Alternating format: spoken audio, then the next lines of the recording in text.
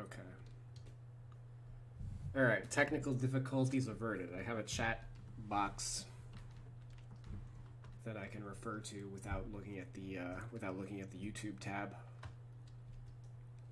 So I can finally get this stream started.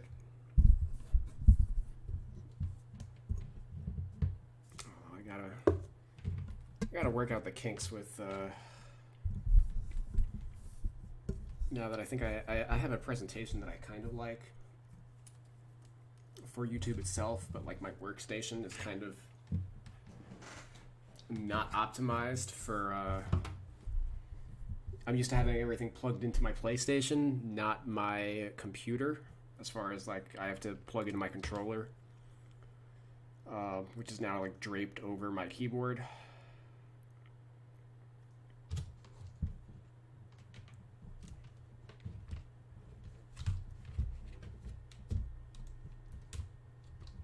But yeah.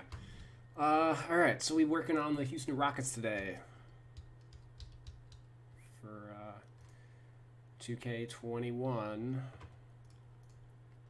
I was working on the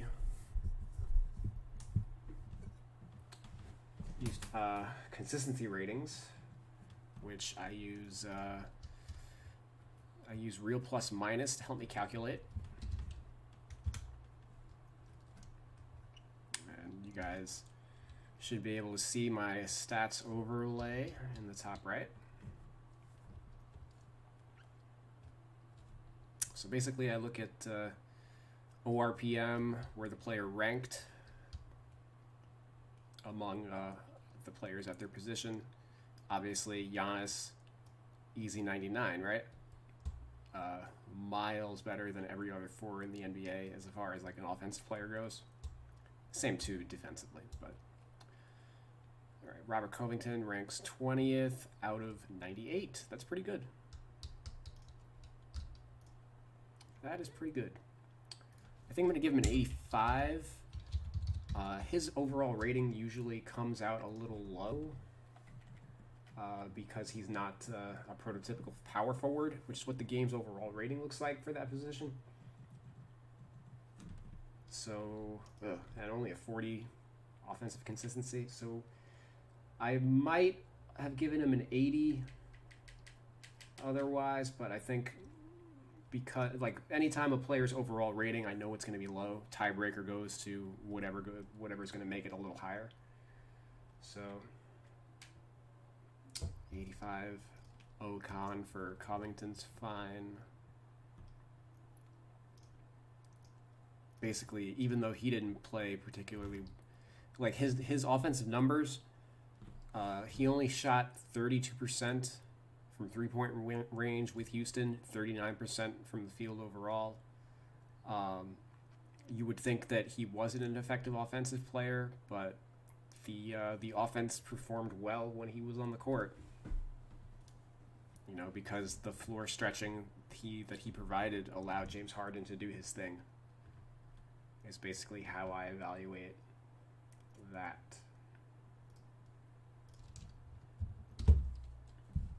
So, and then Jeff Green's 40th. Move this since I'm not using it at the moment. 75.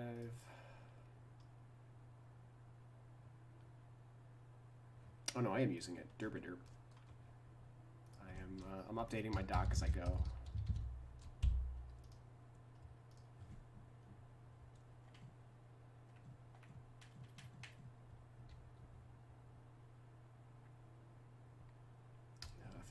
Yep.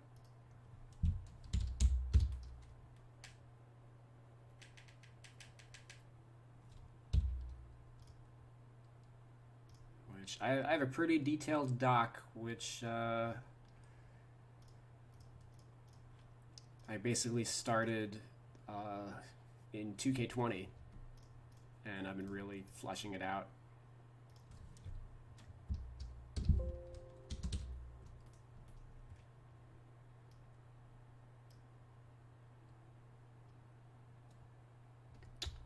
He wasn't on the team. I don't know why I'm drawing a blank.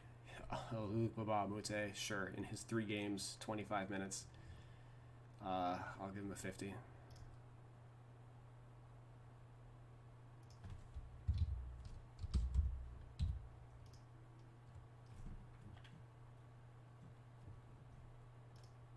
He was an 85 default. Is that true? No, he's a 40 default. That's wild. Okay. Like so.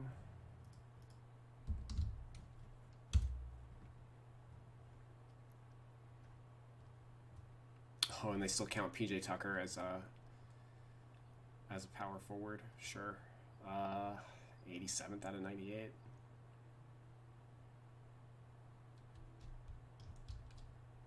I'm gonna give him a 50.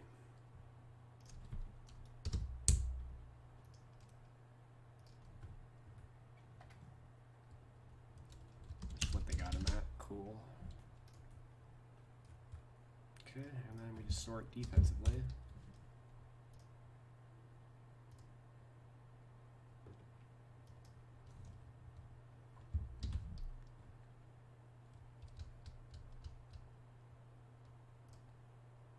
Just 1 second.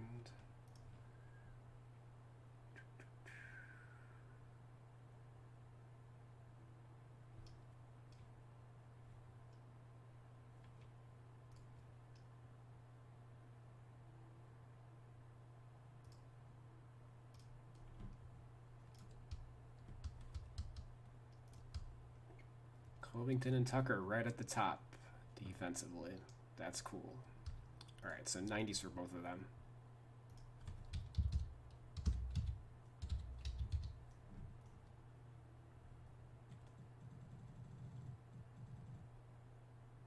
Tucker had an 80, Covington had an 85. Cool, so we boost them up a little bit.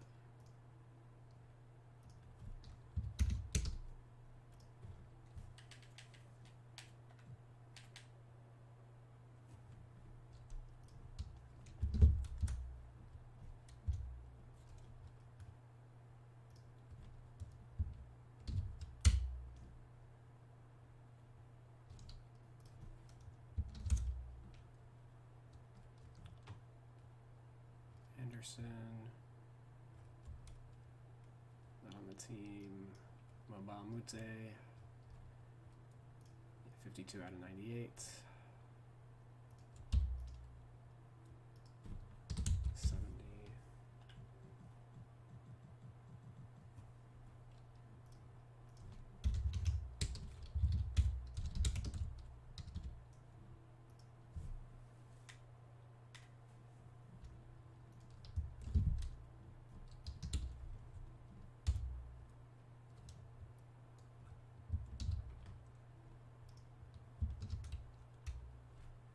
Jeff Green, 81.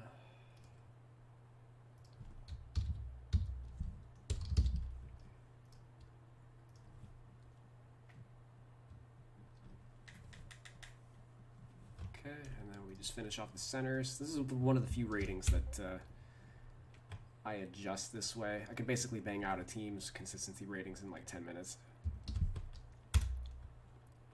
But everything else from here on out, we're going to be looking at the player individually for the most part. Capella, not on the team. And I guess Tyson Chandler would be the only center that gets listed here. 67th out of 72. Yep. Defensively.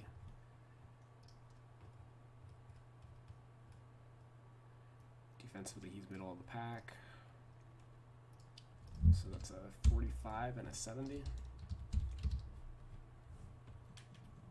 Which they got him at, and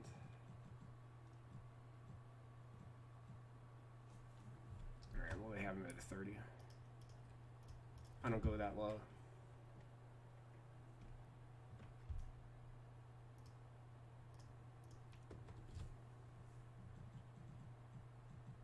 And that's everybody?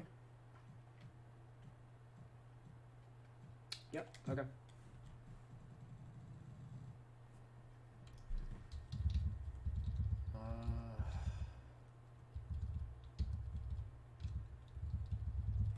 Yeah.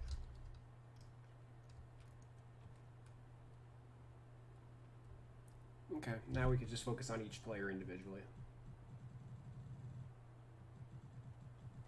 Let's go. Oh my god. So another thing I have to take into account is I'm doing this off of remote play rather than off the PS4, and sometimes there's like a little bit of a lag spike, so the cursor might like fly off into a random direction at some point. That's what's going on. I'm not on crack or anything. I swear. Promise.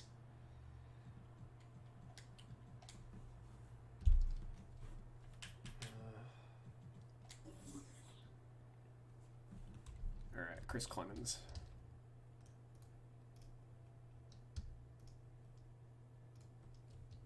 Starting off with his shooting data. All right, 50% on the layups, 27% assist rate. Yeah, 79. I'm gonna give. I work on a 5-point scale for that rating. So like multiples of 5, basically. So 80's fine. Interestingly enough, there's a lot of players that have a 79 in 2K's roster.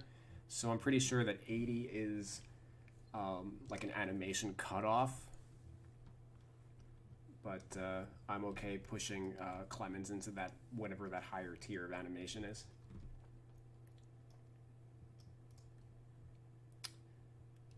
So yeah, 80 layup.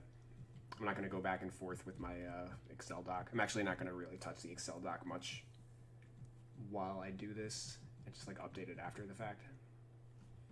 As I say this, actually, I do check on the post ratings and like the defense ratings, because usually and the athleticism ratings to track how they change from year to year. So JK, I lied. I'm just not going to be updating each individual attribute as I go.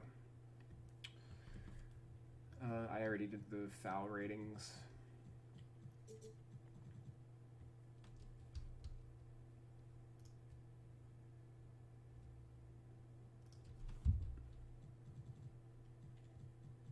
Yeah, this is what I thought. Boom.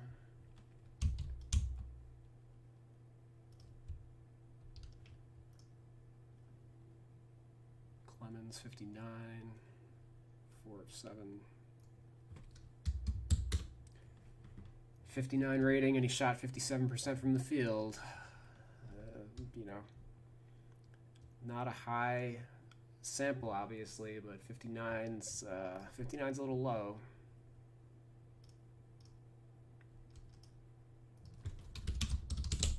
Okay, never mind. I'm just gonna add it like normal. Screw you, people watching at home.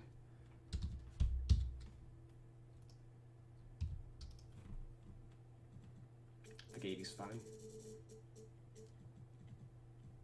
You know, that indicates that he's reasonable on floaters. He's a scoring guard. 1 for 3 from mid-range.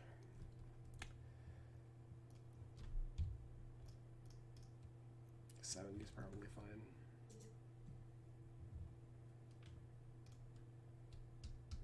And 35% on threes.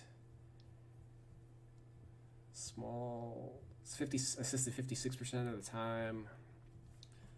39 makes in like 300 minutes, give or take. It's an 81.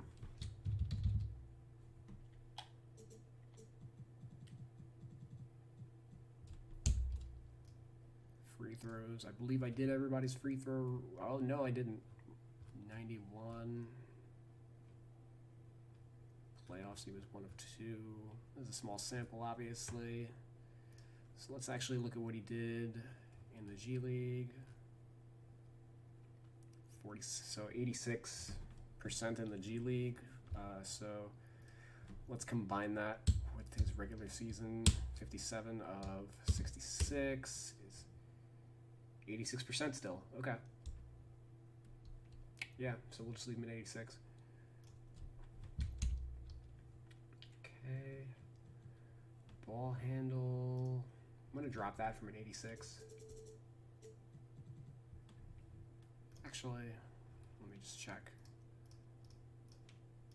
Okay, so in all these other windows, I have actually I think I don't have all my tabs viewable on my on the screen, but I have a bunch of tabs open that have the play type data. So like pick and roll, isolation, post up, etc. Let me actually see how zoomed in they are. Let me increase the size a little bit for the viewer. This makes it a little harder for me to view it, but it's okay. It's still a little small, but I think you guys can deal.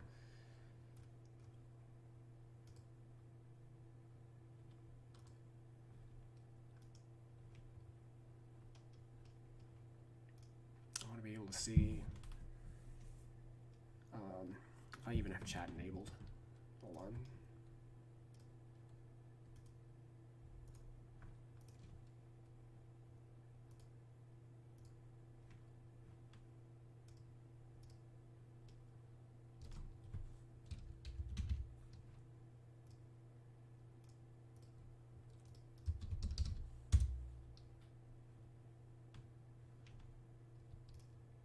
Okay, submitted my little test.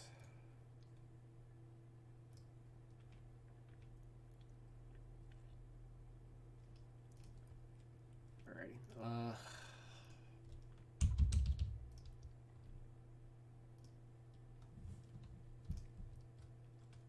So pick and rolls. I'm positive that Clemens had more than 10 pick and rolls in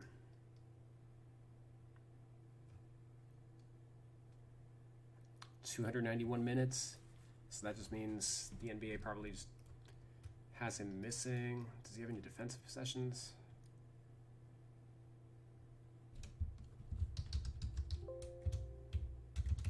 Yeah, he's probably just missing from their database, which is like true of some players. Like for example, Thaddeus Young hasn't been viewable for years in the NBA's own data service or whatever. Same with Chetty Osman. Not his for the last like 2 or 3 years. You haven't been able to look up their play type data, which is kind of annoying. And some of the newer players they miss, but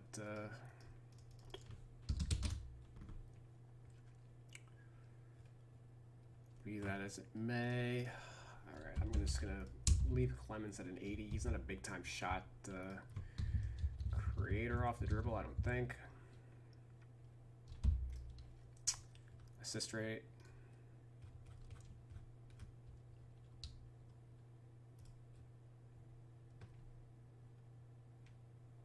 Oh, never mind. There we go. Gross. Yeah, not great. He's like a shooting guard, more so than a point guard.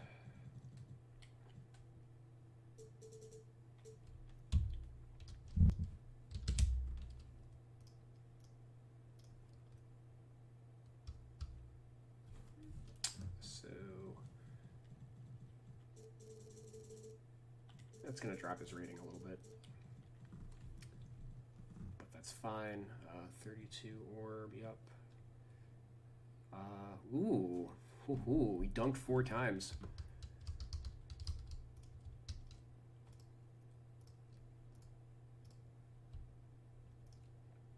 And he had a 25 dunk rating last year, so at least 2K had the good sense to update him to 60, but we're gonna bump him to most likely like a 75. And here's something I actually wanted to do during these streams. Chris Clemens dunk. Rockets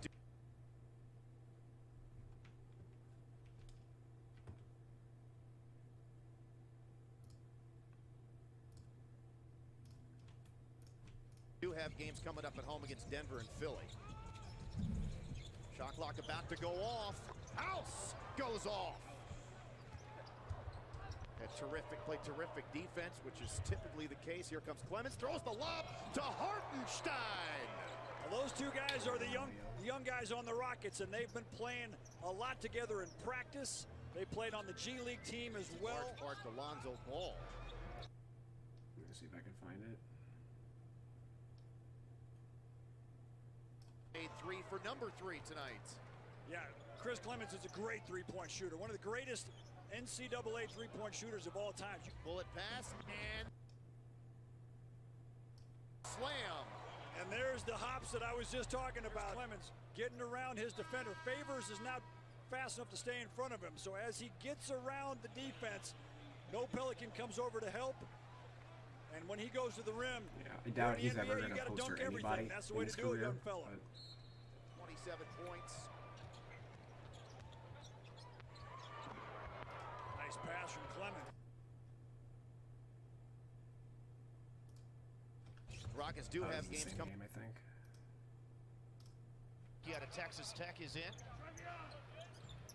Martin swings it to Clemens. Moonball. And he can still drain the deep three. Even though he's not playing tonight, Andrew Wiggins has been as clutch as any player in the league as Clemens steals, scores. Really playing well as a young rookie, isn't he? A great steal. What is that color anyway, Craig? Oh, it's fluorescent. Yeah, not really a like pick and roll green. I would scorer. call it fluorescent green. Like if you turn the lights out, they would just, they could still So I'm play okay leaving successfully. him in like an 80 ball handle. Clemens, number 3. He's got 11 points. He's looking at those fluorescent green jerseys and thinking he's got the fluorescent green light. Hey, the level of play is much higher. Clemens again! 4 triples, 14 points for the rookie. He was a walking bucket in college. And, oh, there's Clemens. He never saw the mouse in the Okay. house. And then Clemens the other way for the slammer. They know about this. They know that Clemens can play the D and rise up. Look at the 5'9" guy go up and hammer with 2 hands. They need an extra big guy. Yeah, all right. I don't mind giving him a 75.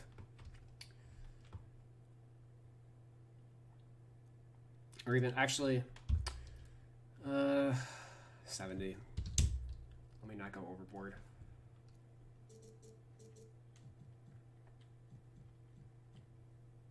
As he's only going to be doing them in transition like that. I don't. The day that he ever gets like a dunk in the half court over somebody, I'll want to throw my headset.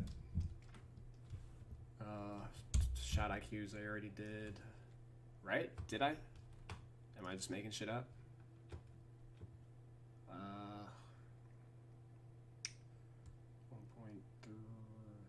No, math is hard. Well, his is an 87, so I mean, it checks out. Okay. 90 hands. Let's drop that a tick. As if I recall, we need to keep his rating lower than Austin Rivers. That's like a goal of ours. Okay. I doubt that any of his defensive ratings changed.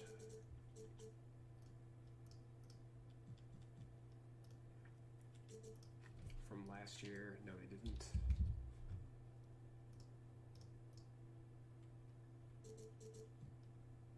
Okay. Nope.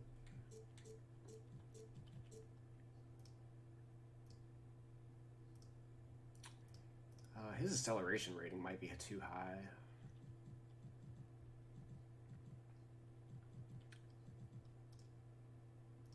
Yeah, I think I'm actually going to drop him there. He's not really a blow-by offensive player.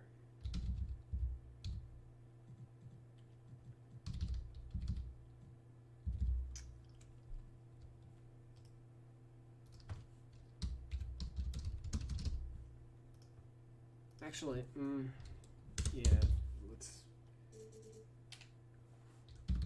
do that. Durability's fine. Okay. Oh, this actually changed, I think. 47.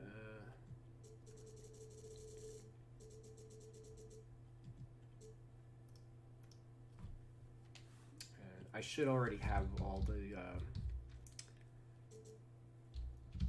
defensive ratings done already. So I'm not too worried about cross-referencing those.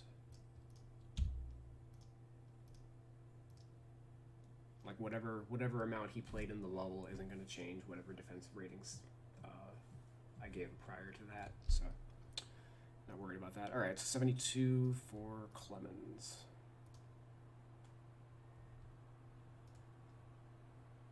What am I basing shot IQ on? I basically have a formula that uses points per minute, assists, and turnovers.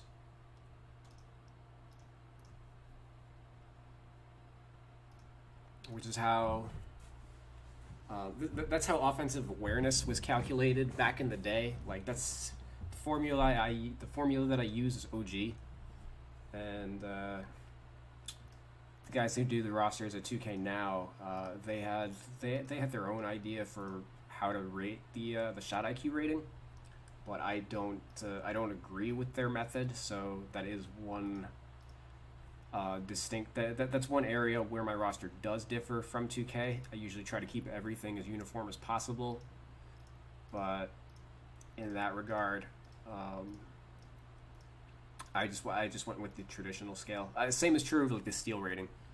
The steal rating, they changed it. They changed the scale about 5 years back. I still use the original scale, which basically has everybody 20 points higher than what 2K has them at. It's kind of a preference thing. If there were ever too many steals in the roster, you would just reduce the global slider for steals. All right, so Clemens. That took a little longer than I would have liked. So, granted, it was the first one. So let's just power through with the rest. Cephalosha, boom. Okay, shooting. Yeah, so he hit 40-something% from 3 last year. This year he was only 28%. Layups 77%. Well, that's pretty high, but small sample. And 60% assist rate. Let's see what he did the year before. 55%. Yeah. Let's see what he did the year before. 60%. Yeah. So this is basically the range I'd expect him to be at. So I think an 80 is probably fine, as that is one of the few ways that he is going to score.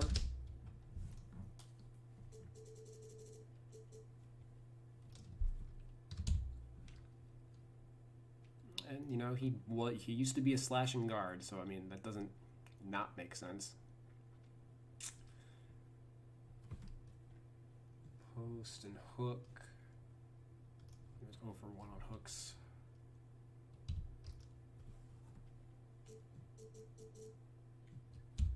Post moves. This is an interesting one because he's a power forward technically this year, but I think that's fine. 30 draw foul. I already did the draw foul ratings. Shooting.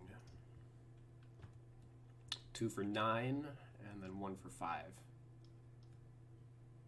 Yeah, wow. So he was, from the rim only this year.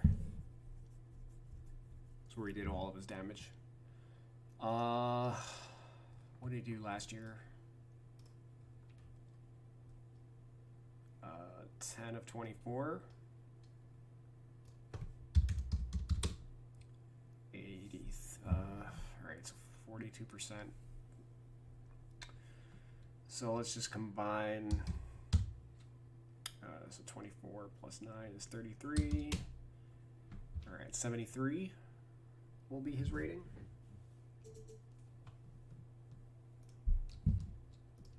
Oh, and you know what? So his ratings are actually fine across the board because I did the Rockets ratings prior to the bubble, and Sefolosha didn't join the team in the bubble. So I'm now seeing that I don't even really have to recalculate.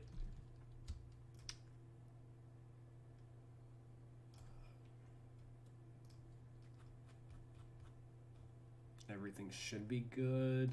Oh, the question is, like, his samples are so small that, like, I definitely combined this, right? Give him an 82. I think I want him to have a low rating. I don't know, like, he's just better for his career. What did I give him in my my numbers say 80? I just went off his career shooting. This is like his career worst, right? Not exactly, but basically.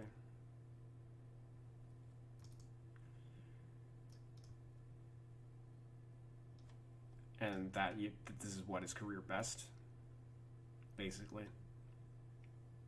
This is also a small sample, but I think it's kind of a tricky player to evaluate. Like, do we want to?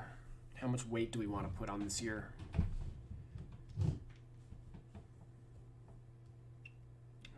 Free throws, 57%, which is another, career 73%. If we go back 3 years, he's 73%.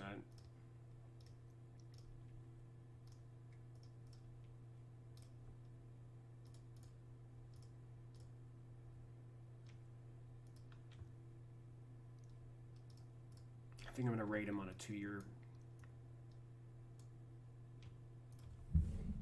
So,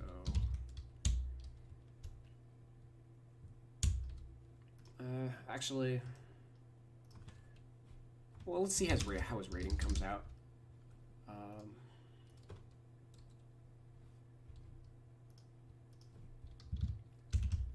I don't want him at a 69. I don't want him at an 82. So let's just go midpoint at 74.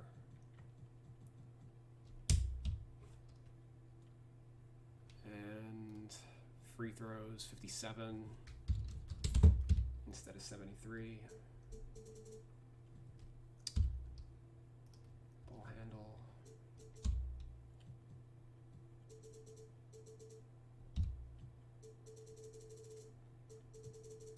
Oh my god.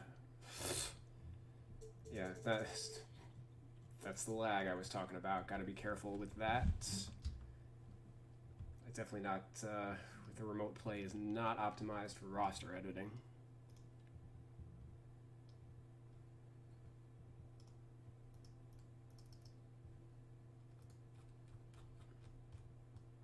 Just checking, yeah.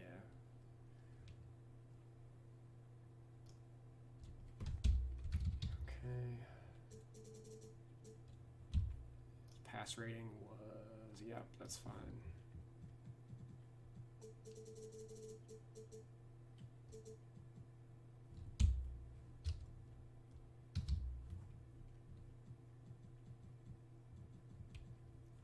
Dunk rating. He's old now.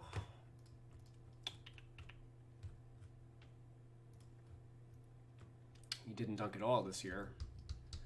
But generally his dunk rating's fine otherwise. Let me just notate that prior to this year I would have given him a 70. But he's either 65 or, like, we could even go to like a 60. I think it's fine. Not going to overthink. He may not even be in the NBA next year.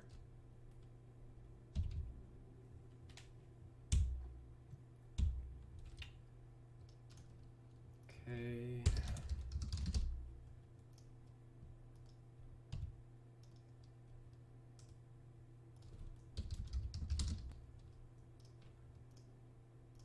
Let me see what he did in the post this year. All right, so 12 possessions only, but he was effective. And the year before that, he was not effective. Not effective. Oh my god. Yeah, okay, so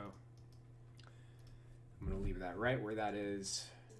And just boost his perimeter defense.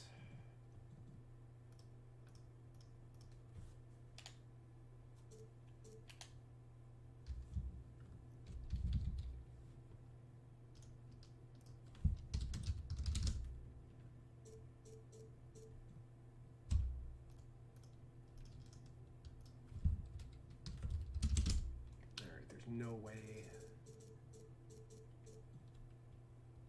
he's that slow.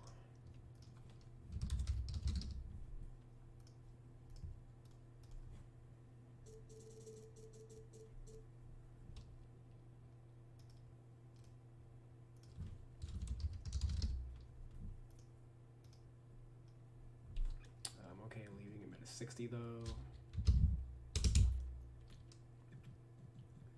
Acceleration.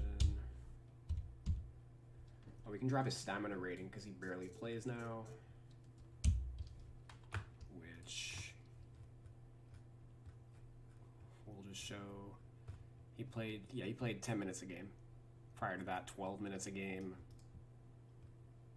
In his starts last year, like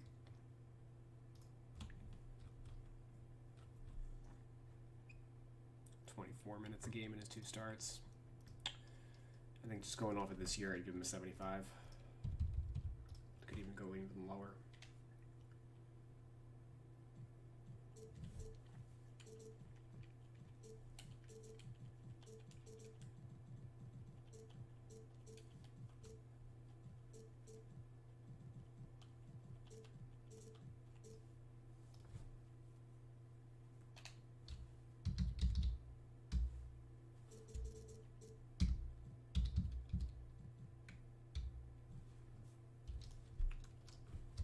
Roll. I mean, he is still a good defender.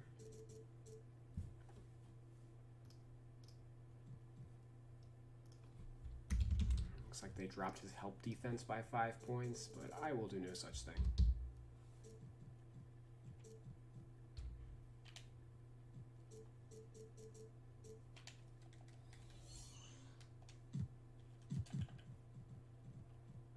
Okay, I'm cool with that.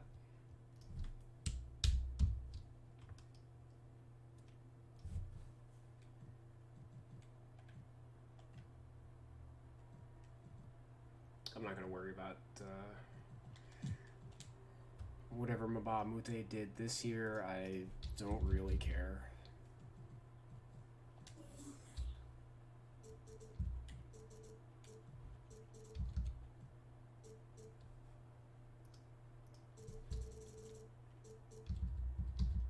And I'm certain that his ratings are just a copy-paste of last year.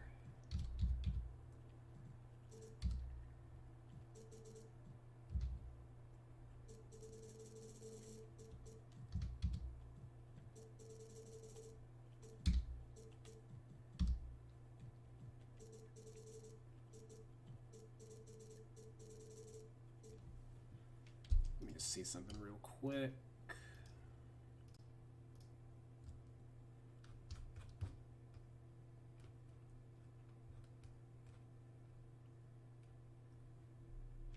Shooting. All right, so I mean, he barely played over the last 2 years, and I mean, because of injury. He was a good dunker prior to that, but probably isn't today. So yeah, we'll update his dunk rating at least, just to reflect his like loss of athleticism. 2018 is a 75.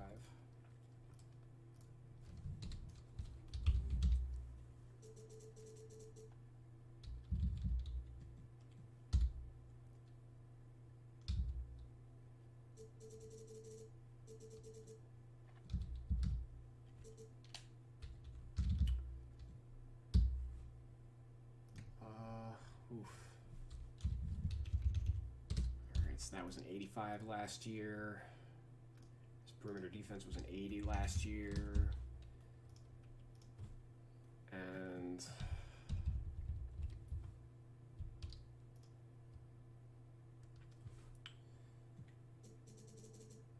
yeah, that's tricky because, again, he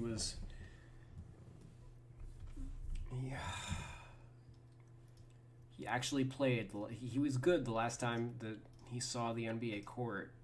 Yeah,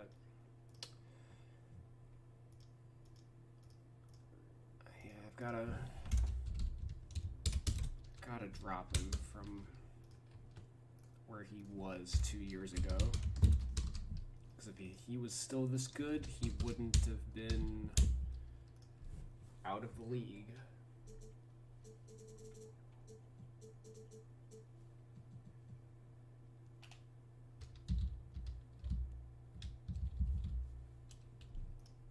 Okay, and anytime they drop a player's defensive ratings, they always drop his lateral quickness also, which I'll also do to reflect that he's older. He should be fine. Otherwise, though,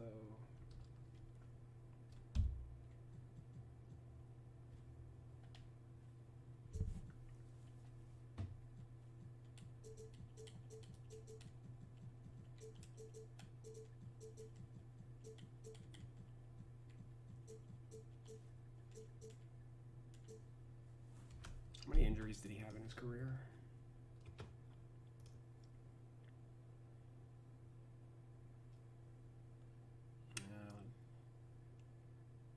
One of these is the lockout year. This one's the lockout year. So yeah, he's pretty stable up until 2019.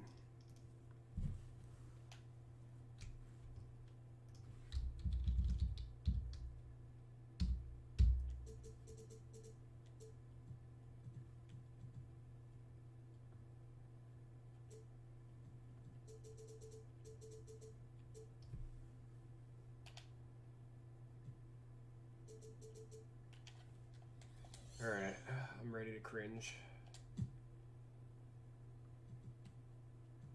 Oh, thank God. Okay, I can deal with that. I can deal with him having the same rating as Thabo Sefolosha, since that's basically who he replaced in the bubble anyway. Fine. Oh, as long as he's not higher.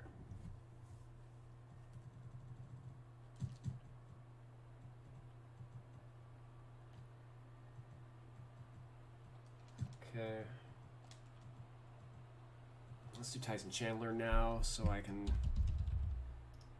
hate my soul a little bit.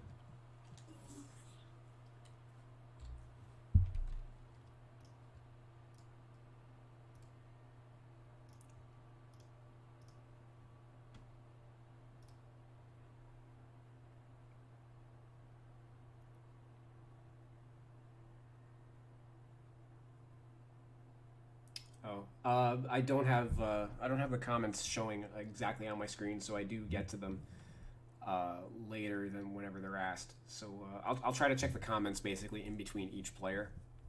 So the question is: are turnovers able to be reflected accurately in the game and simming through ratings? Finally,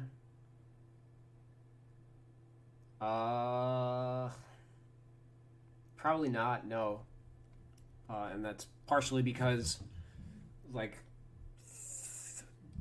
turnovers for the most part in the sim engine aren't gonna. They're only gonna be looking at like steals, right? They don't look at. They don't simulate situations where like a player threw the ball out of bounds or traveled or anything like that. So, or it's just like the random turnovers that accumulate during an NBA game. Those don't get reflected sim stat wise. So they're never really going to be, like, accurately reflected.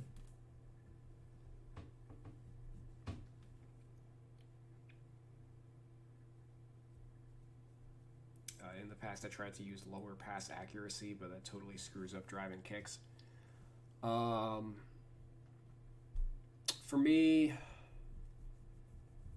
it's interesting. I guess I've noticed that for like a lot of the point guards, I usually have a higher pass accuracy, and for all the non-point guards, I end up dropping. Usually, like a lot of the shooting guards and small forwards, for example, they have like low pass vision ratings, and then like a high pass IQ, pass accuracy rating. And I find I'm usually lowering the IQ and accuracy for a lot of players. Like the IQ rating, they never update that. So that's whatever they gave guys 5-6 years ago. It's still the same for the most part. And accuracy, it's kind of hit or miss the way that they do it.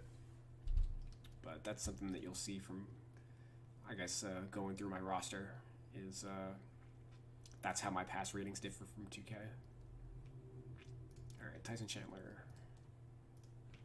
The reasons why I said this is going to hurt my soul is he barely played. He averaged 1 point per game, 2 rebounds a game, but he's probably going to have a high overall rating and high enough to put him in the rotation for the Rockets CPU-wise. So, layups, 3 for 6. What did he do last year? 43%. Okay. I think this is an easy 60. As I mentioned before, we already are going to have difficulty getting his rating low to begin with. Over 1 on hooks. What'd you do last year? 2 for 3. Yeah, okay. 60's fine. 51 posts.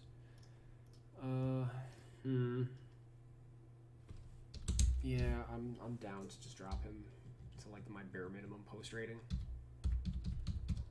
for centers, as that was never really a staple of his game. And obviously he's like, it feels like Chandler's 40 years old, even though he's not quite there yet, but because he's been in the leagues. He came out of the league and he came out of high school into the league, so he's been in the league as long as like a 40-year-old typically would.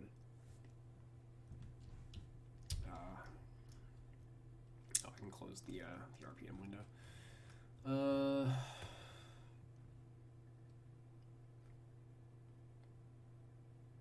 I'm like looking for his shooting zones, and he doesn't have any. They all of the shots came at the rim. So, what did you do last year? 6 for 15 actually last year, or no, 6 for 14. This is an actual mid-range shot. And the year before that, 2 for 10. So that's 6 of 24. No, 8 of 24.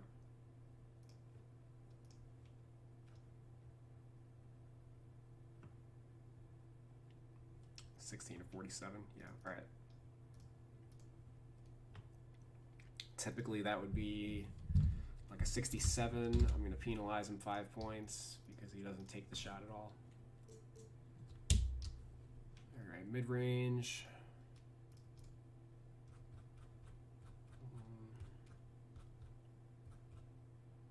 He played so many years that like navigating his page is like very cumbersome.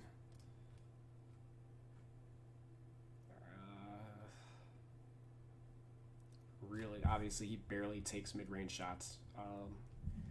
33% for his career.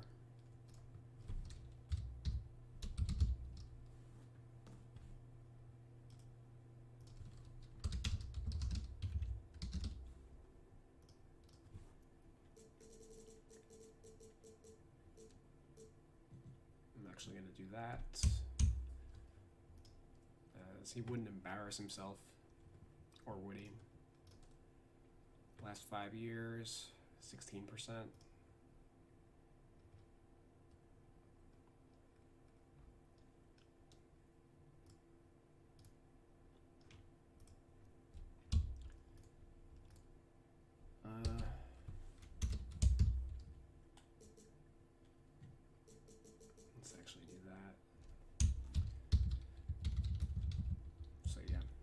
trying not to overthink it too much, but that is how I operate.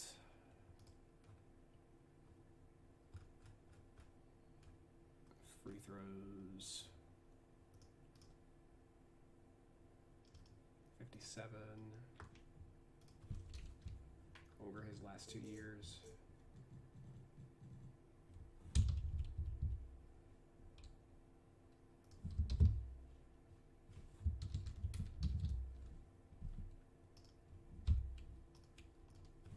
Yeah, so here's an example of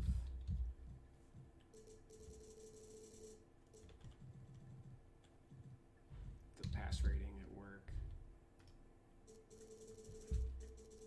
Also, for whatever reason, 2K rates every other like non point guards on like a different pass vision scale, which I think is silly.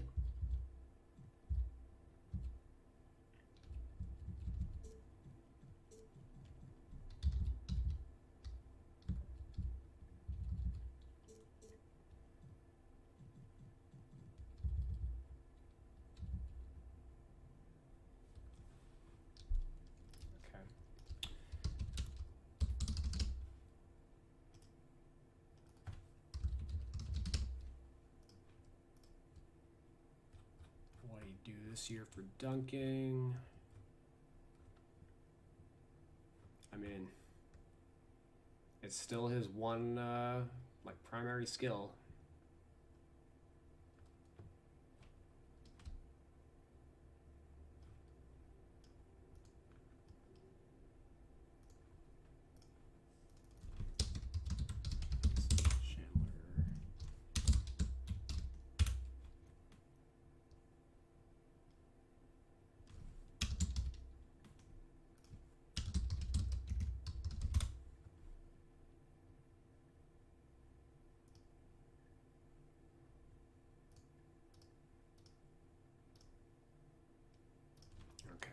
That's why I didn't have sound before on the video, so this should play better.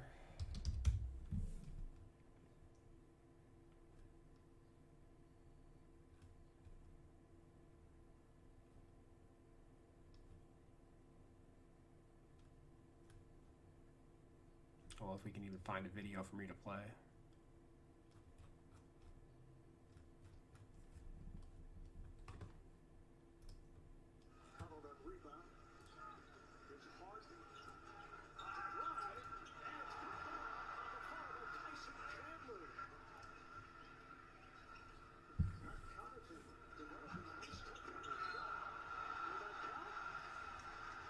That's a dunk.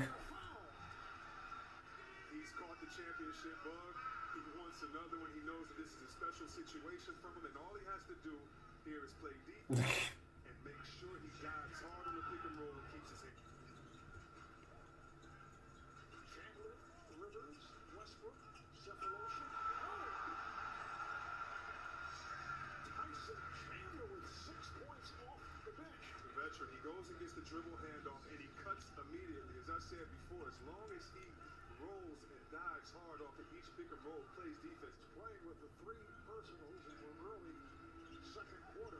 Oh, beautiful lob. Westbrook sets it up. 37 years old, and he's still one of the better dunking centers in the NBA.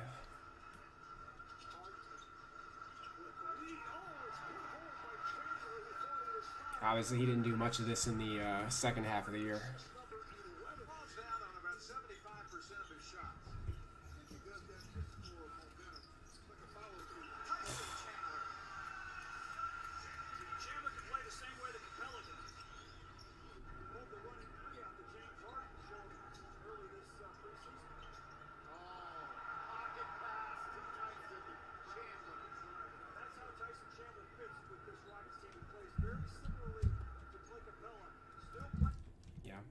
We don't need to watch another 6 minutes of that, but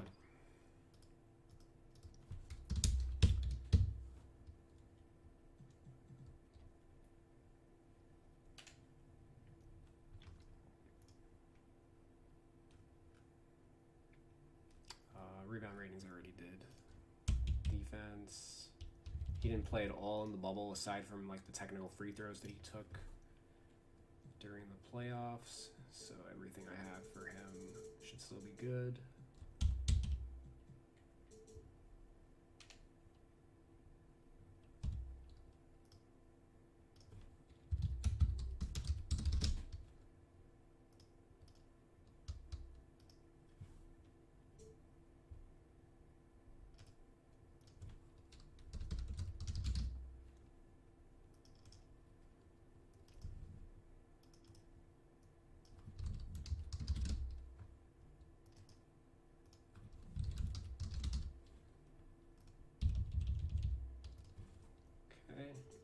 We did see that he's pretty slow in his old age,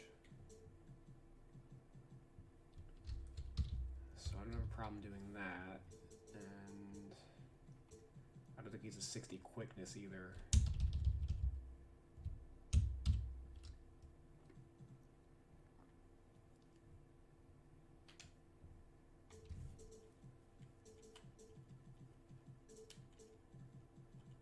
Hate these durability ratings.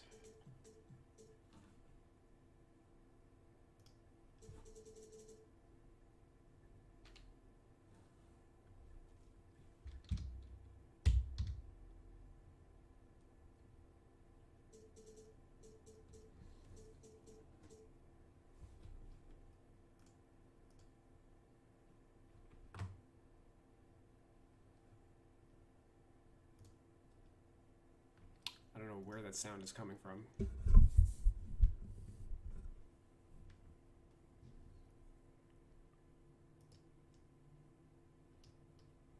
I guess because it's I changed the speaker source, so now it's coming from the computer somewhere. Oh, from a remote play maybe.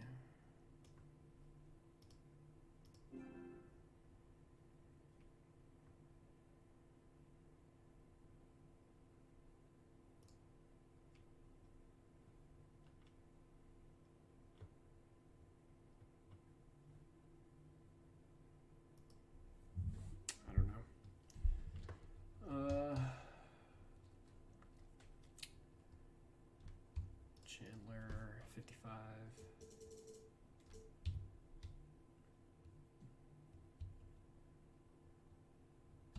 Already to consistency.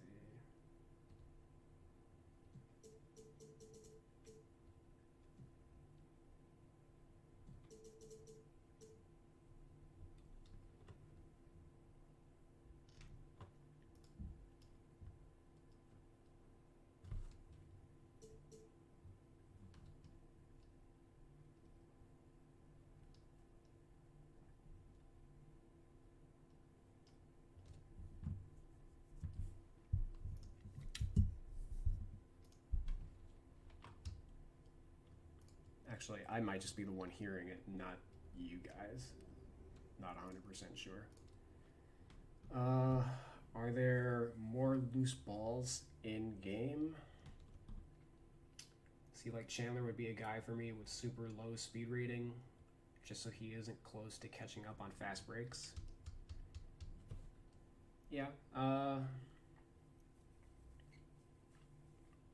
mean, we saw there, he's pretty slow in the half court. 45 might even be a little too high for him. Maybe he's supposed to be a 40. I wasn't paying too much attention. Like, he's definitely not like a threat so much in transition anymore compared to where he was earlier in his career, but I think he's still more of a threat than like a Brook Lopez, for example.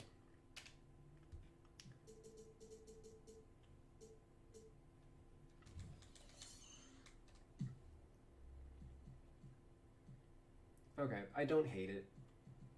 74 is fine. I hope. I guess we'll find out. You know, so basically everybody that's above Chandler right now needs to stay above Chandler.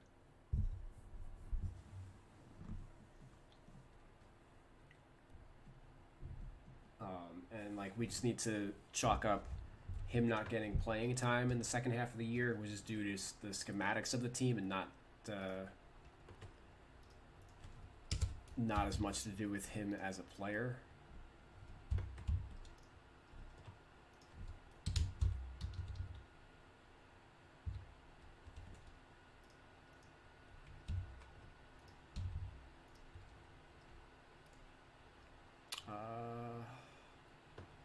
William Howard and Michael Frazier. William Howard did not play in the bubble, right?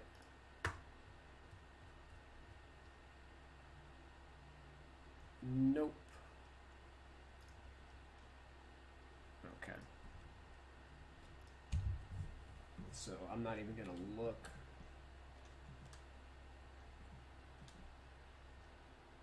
We're just flying through him. He only played 13 minutes. I've already looked at his numbers in the G League to come up with this.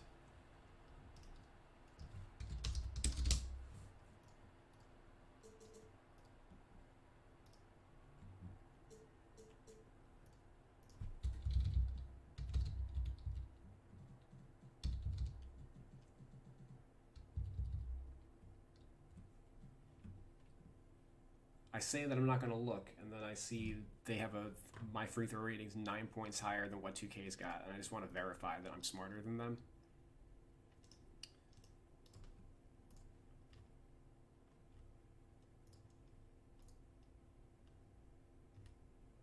Yep, 82% in the G League. They're going off what, his college stats?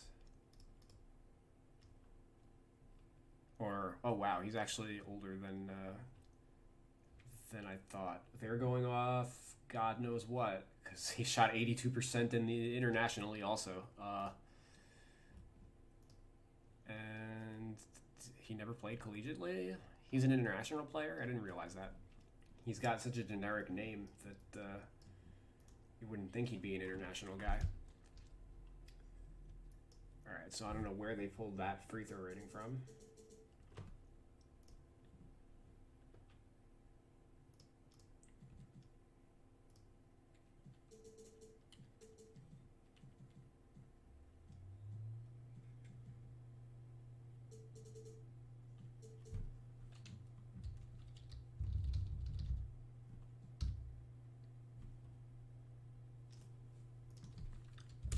.34 interior defense for a small forward who plays a little bit of small ball four.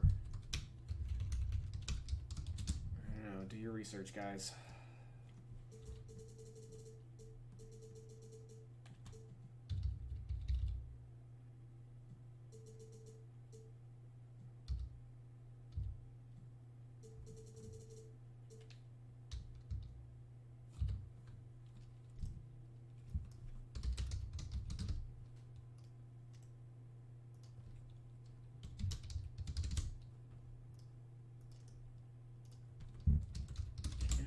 Like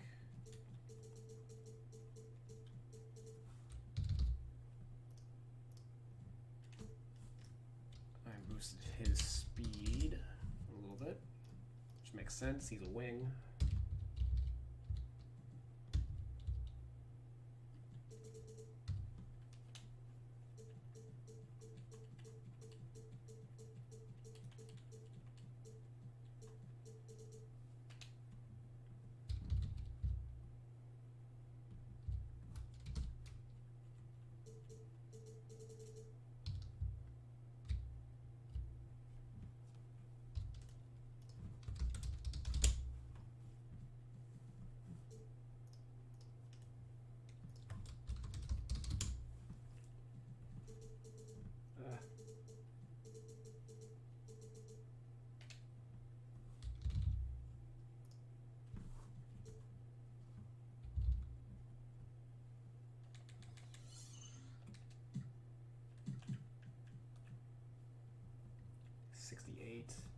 Realistically, he's a small forward. He just played the four with the Rockets this year because they were on some D'Antoni crack.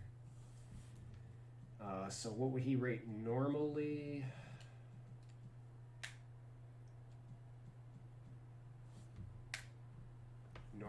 is 71. That makes sense.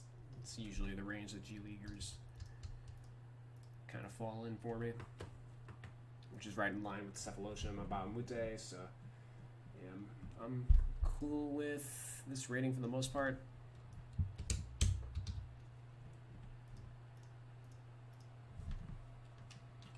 Okay, let's do Frazier now. Frazier did play in the bubble. I think he played a couple playoff games too.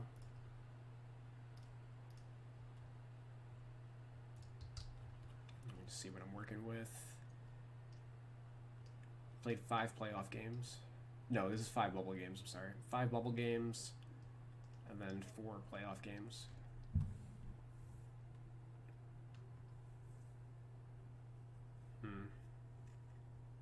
I never hit more than 1 shot in any of those games, so there's not going to be any like highlight tapes on them.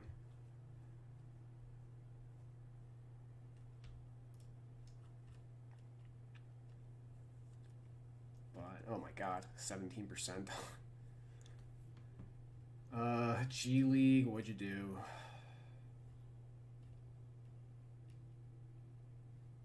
I mean, he shot poorly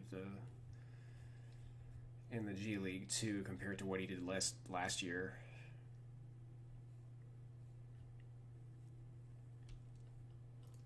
Yeah, he didn't take a step forward at all this year.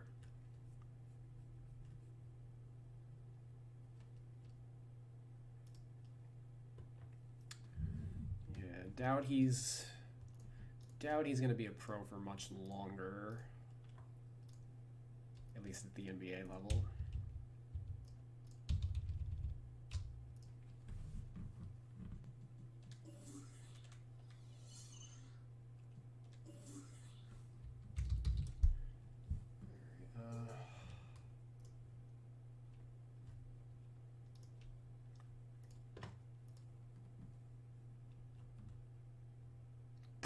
Two for 7 on layups. Yeah,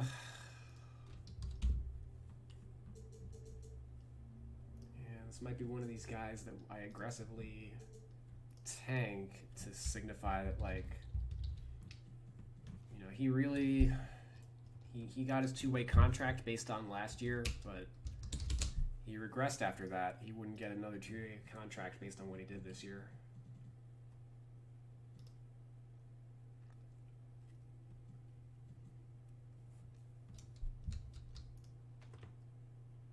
For 1 from close, didn't take a mid-range shot, and then 20% between regular season and playoffs. Like,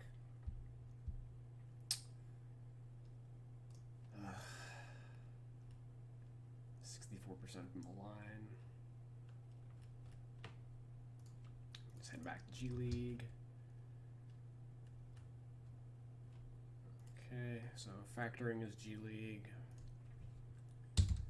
55 of 116. No, that math is wrong. I'm looking at 2-pointers, not 3-pointers. Derp. Alright, so 44 of 135. So 49 of 155 is 32%.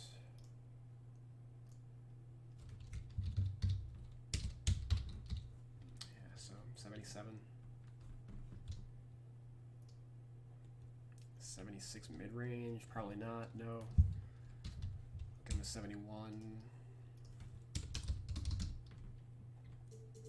Especially since, I mean, he played for the Rockets too, who don't take mid-range shots, so maybe I should even drop him further than that, but I don't know.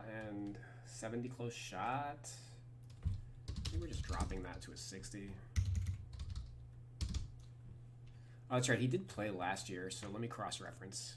Oh, no, he didn't play last year. He was under contract last year, but he didn't play any games. All right, so that's all of his data. Yeah, I'm not... 64%, so 9 of 14, and what'd you shoot this year? Free throw rise. Oh my god, he didn't even get to the line this year. Like, just a bad year overall. So 21 of 34 is 62%.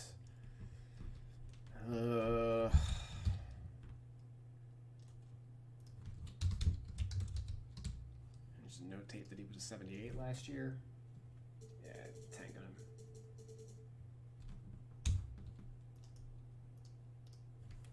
He didn't play enough that he's going to have any play type data, so no need to check. 55.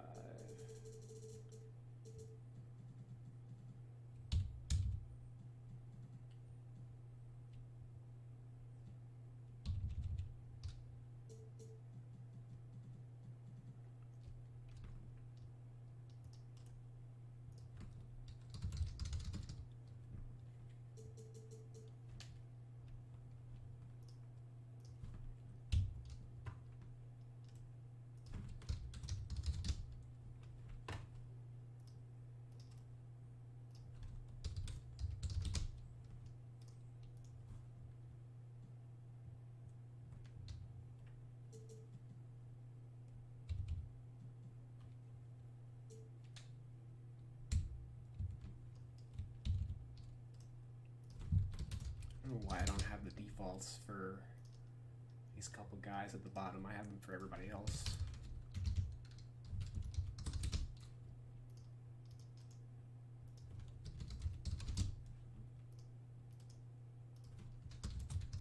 Which is the only thing that's holding up this process for the most part. Is my data collection.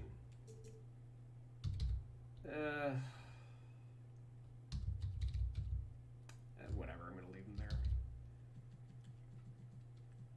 It's gotta have something good, right? 85.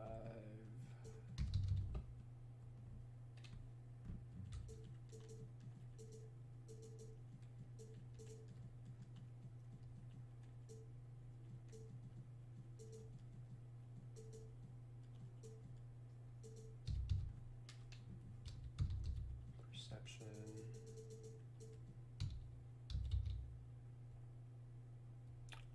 And his, he didn't show up in RPM, huh?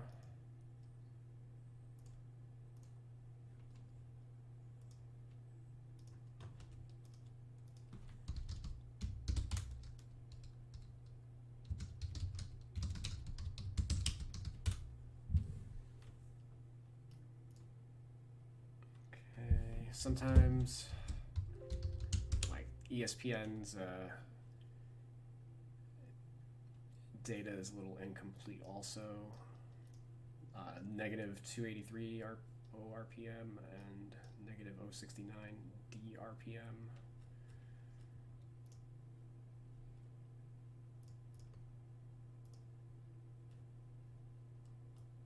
So let me just see where that ranks.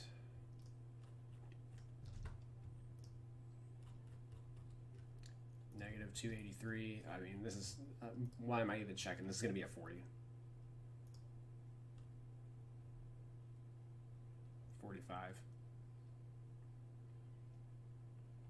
Oh, he was listed. Why didn't whatever, I guess I just missed it.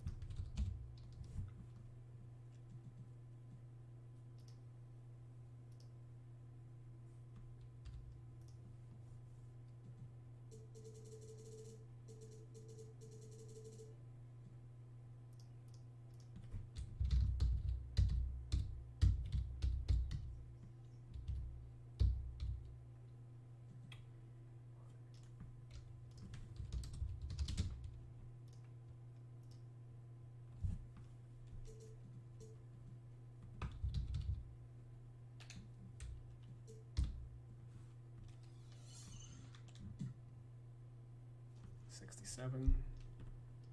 3-point shot creator. Yep, fine with that. Basically, it would have been like a 69 last year or something like that, but Kind of played his way out of the NBA.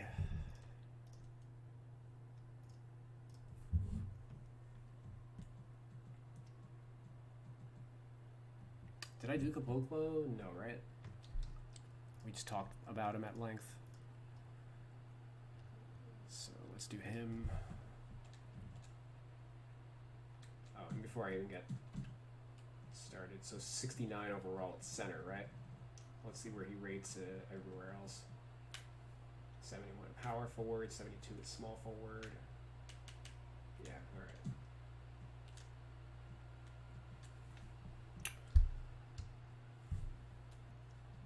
Oof. Yeah, that's true. Oh, did he play in the bubble? Because I probably don't have to go too crazy.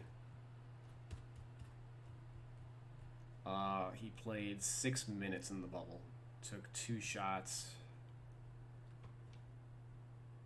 Oh no, sorry. This is the playoffs. 6 minutes in the playoffs and 24 minutes in the bubble. 26 minutes. 24. Math. Scored 11 here. 2 for 5 on threes.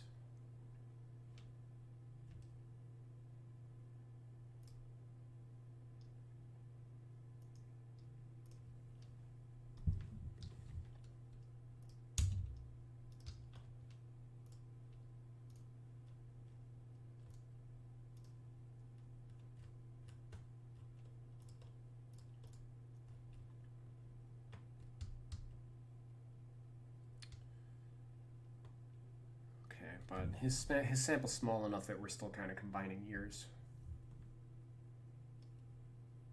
So layups 54% and 54%. Okay.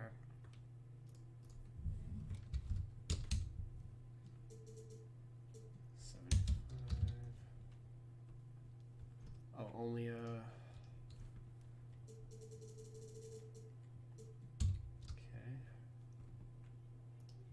Hook 30. Yeah, so one of the reasons he rates low is because his post ratings are in the fucking trash. Power forward, center in today's NBA. And it's like, even if he doesn't post up, you just can't have a center with a 30 post rating.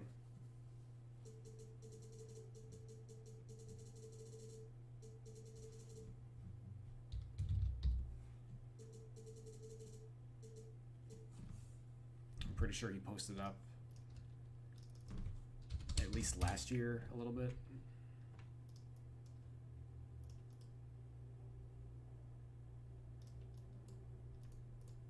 Or some year.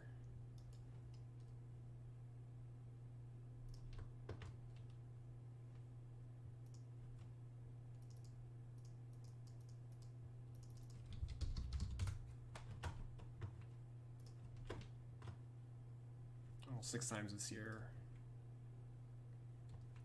15 times last year.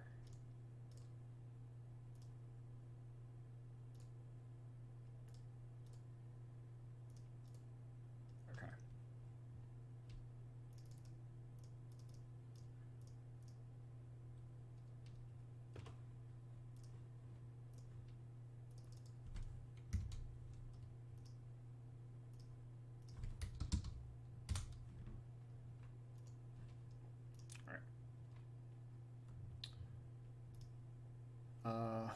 So probably just the 60 actually.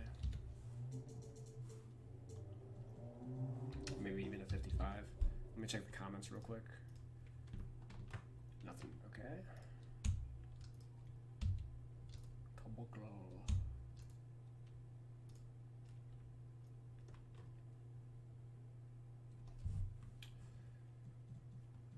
5 of 13.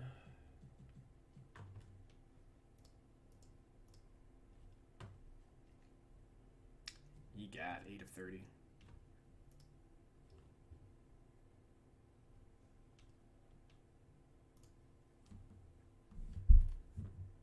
So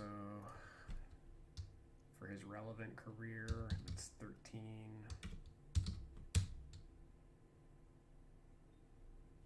Of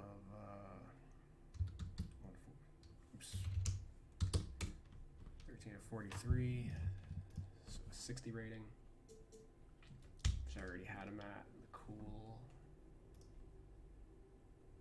Caboclo Clothes, 3 for 3 from mid-range this year. Okay. Or no, that was last year. This year, 2 for 5. So yeah, you can hit that mid-range shot. 6 for 34 on threes this year. Though compare 6 threes versus 48 is such a wild drop off.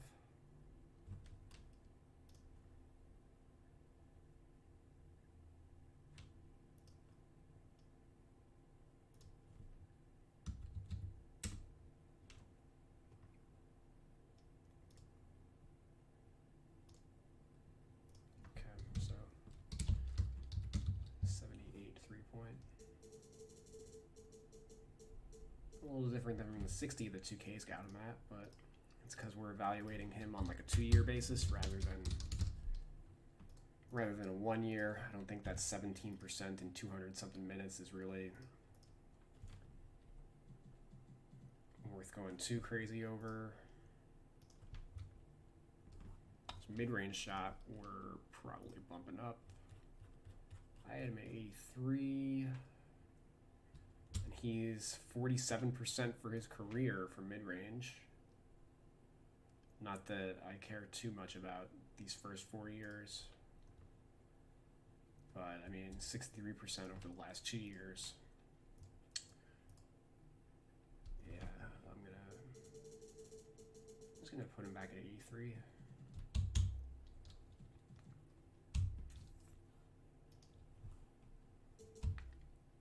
Doesn't create his own shot. Not a playmaker.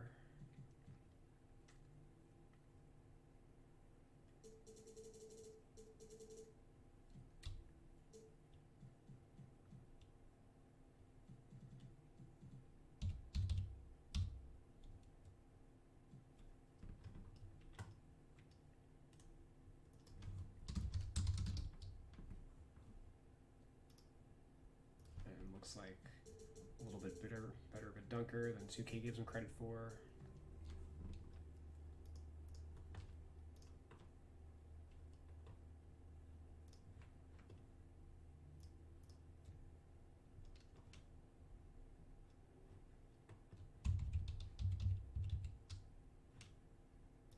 What was his dunk rates? Yeah, I mean, 10 dunks in 200 minutes. Yeah.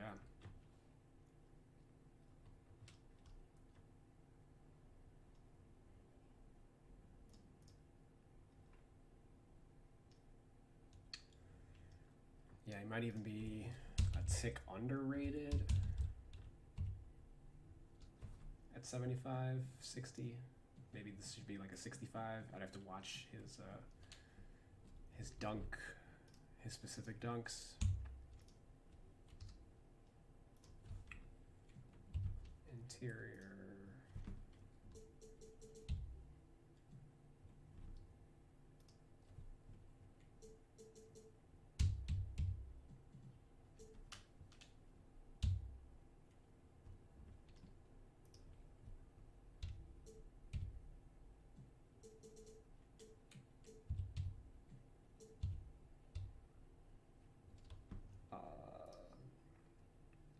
Yeah, 70 is probably fine.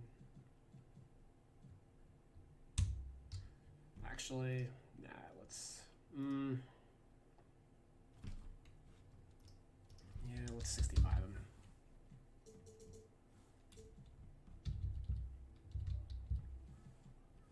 As I think at this point he's kind of proven that he's not really a threat in the half court.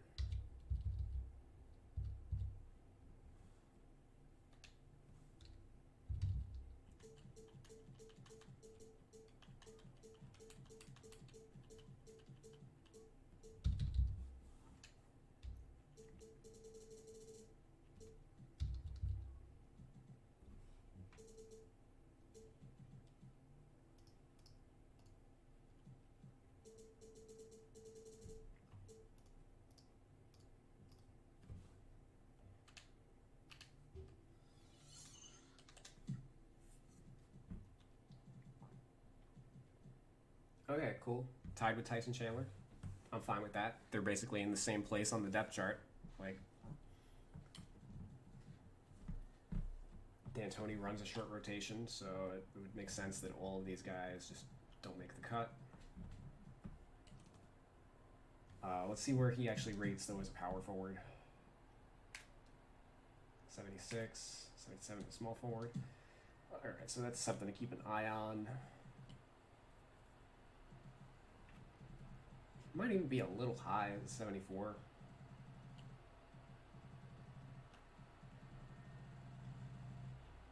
This is higher than I thought he would be. Wonder... Well, I guess his three-point rating. I mean, he's a center, though. Like, I doubt this is gonna change. Well, it did. Oh, okay, yeah, he's like literally on the line of being a 74. So if I wanted to drop his rating a tick, I could just do that. Let's actually see his turnover rate for this year. And for the rest of his career, actually.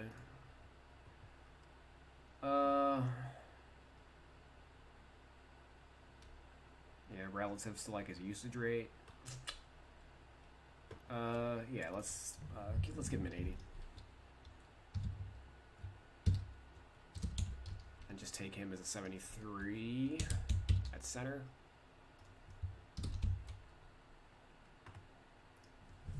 Does that affect his power forward rating at all?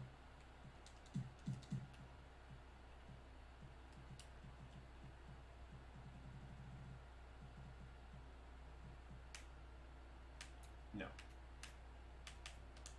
Okay.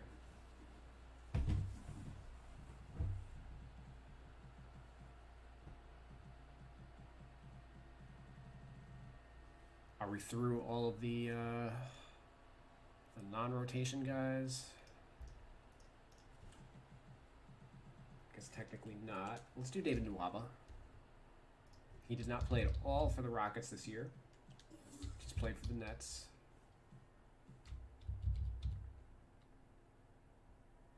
And, oh, you know what? I actually have to find him on the RPM page.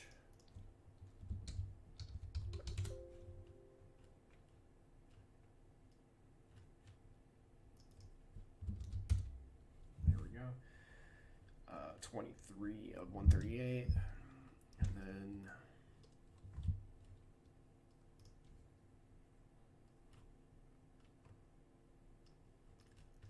three.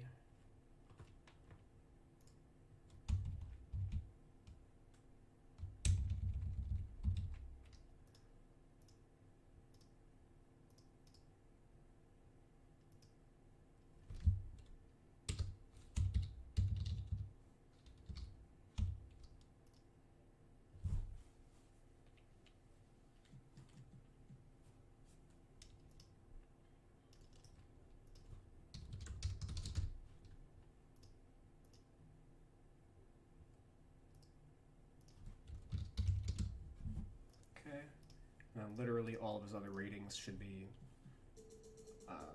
fine, as I gave him a rating update when he was on the Nets.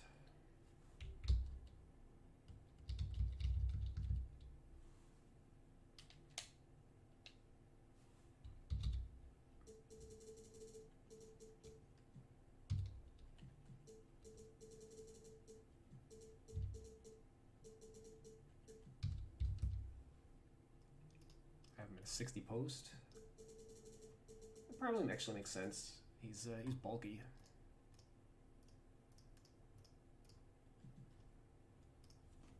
Let's cross-reference.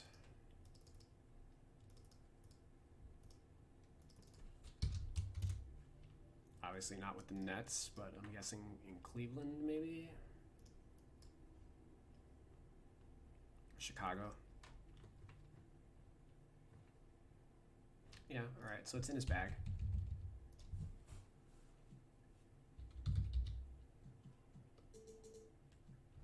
Ooh. Okay, so 76 default for mid-range. let's see. Nope. Nope, definitely not. Definitely not. This is part of the problem with 2K evaluates this the 10 to 16 foot shot as a mid-range shot. I evaluate it as a close shot. So they're looking at his 2019 stats where he shot 9 of 16 from here as like part of his mid-range stats. Nope. Nope, nope, nope.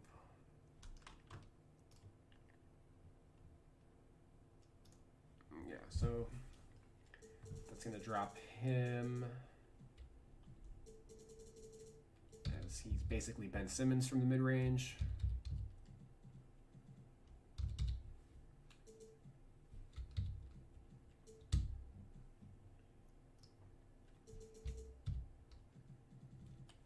Ball handle boost up.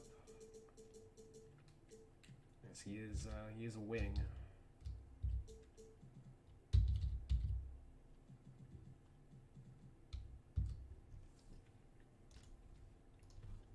Okay, he's also a pretty good dunker too. I don't know how, like, until he takes the court again, we're not going to know how to adjust his athleticism ratings. But prior to him tearing his Achilles, he was pretty athletic for a 6'5" guy. Like, he was playing power forward as a 2 guard before that became like a thing. So that's why him joining the Rockets made so much sense. He's basically the long-term replacement for Thabo Sefolosha.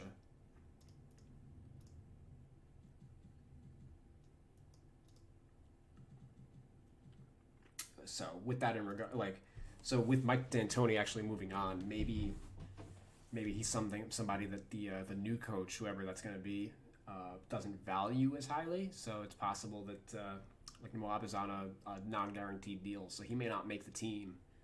But based on like, you know, how they were running things prior, like during this year, he makes a ton of sense for what they were doing.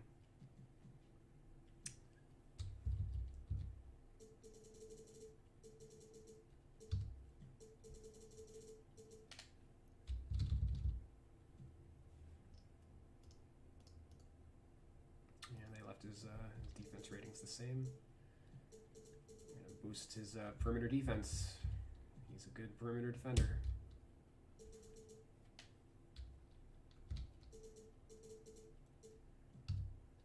Also a pretty good athlete, again, with the asterisk of pre-injury.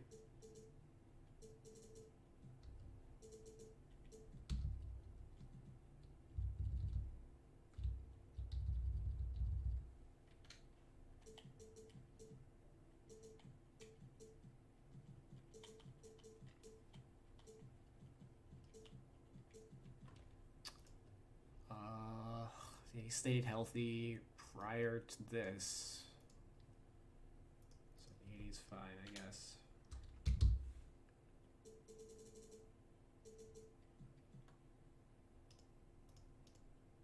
All right. They actually lowered his help defense rating by 3 points. I will lower it a little more.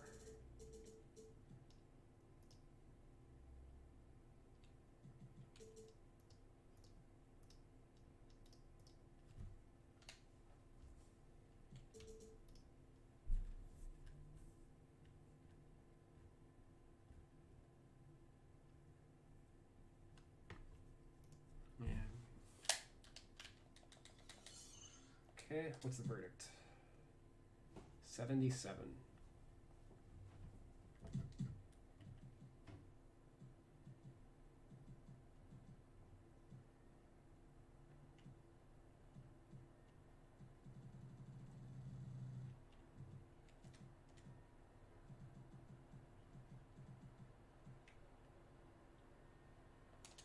Okay. So we're just doing that. 76. I'm okay again. This is all with the asterisk of how does he come back from injury. Based on how he played with the Nets prior to his injury, this rating is more than fine.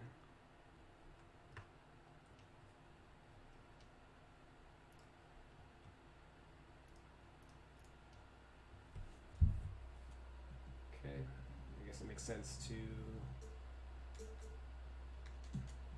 check out DeMarre Carroll now, since that's his primary competition for minutes, right? I don't expect him to be back, but stranger things have happened.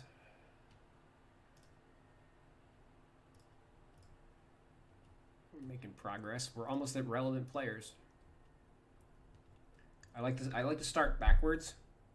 This is very important. So, I mean, as much as it sucks for you guys at home, the reason why I start with the shitty players first is so that I feel motivated to continue. It feels like we're making progress. If we start with the good players first, by the time you get to the bad players, you don't want to keep, like, why would I work on these players that that barely play? That's how you end up with doing things like 2K, where they only focus on like the top 5 guys on a team. If you're going to focus on an entire team, you have to change your mental approach to how you tackle the problem. So I like to work backwards for that reason. And that's something that, again, I've been doing this since 2003. So, that's how you complete a roster. 17 years running.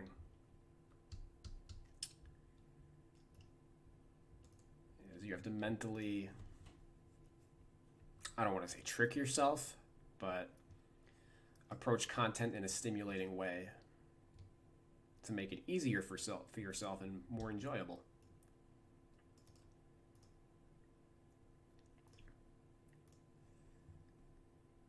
Carroll's another guy that, like, small sample, like similar to the Caboclo thing, where his sample just kind of really doesn't matter. 24% from 3, but the prior season 34%.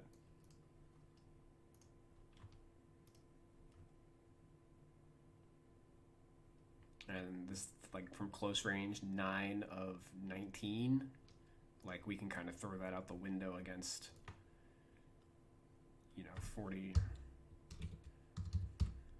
41 of 131. 31%.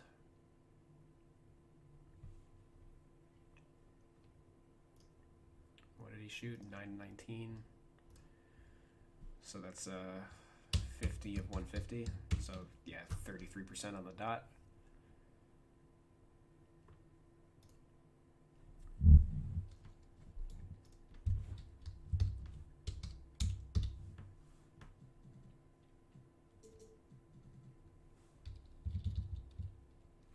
Layups, 52%, and 52% last year. This year 50%, so same-ish. So we're actually gonna 70 him.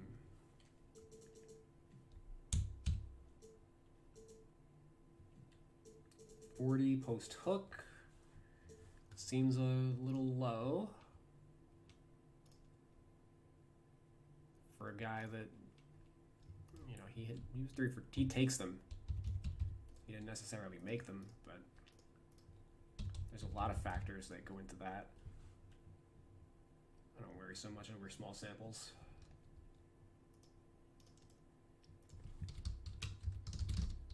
Okay, we are going to drop his post rating though.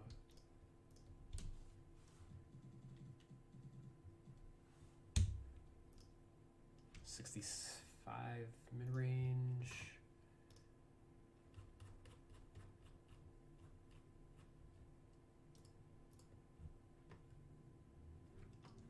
Obviously, he didn't even attempt one this year.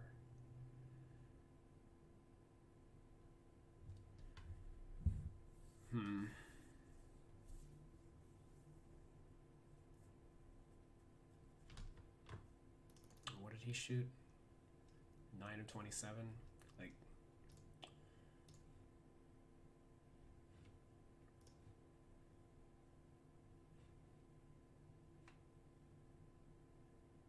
Okay, yeah, those were the years where he was actually good.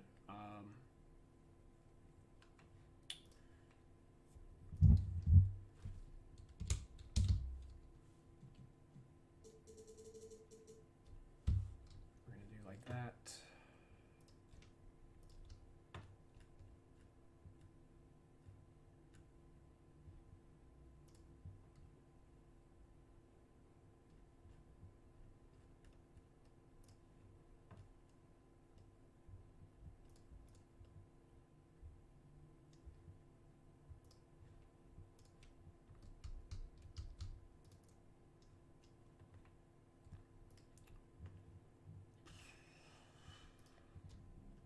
'79's fine. Again, focusing on not terribly worried. I'm not worried about his small sample in 1 year.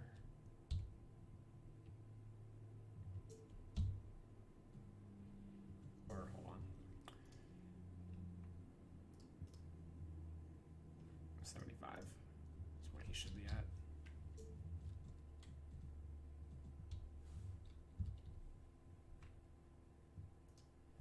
It was 60. I actually have him 70.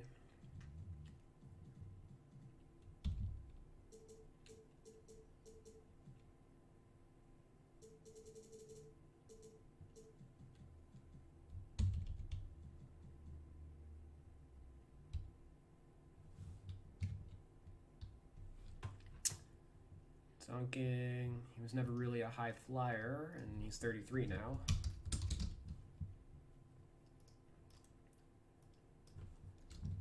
I've gone through and watched tape on people's dunk ratings before. Oh my god, lag.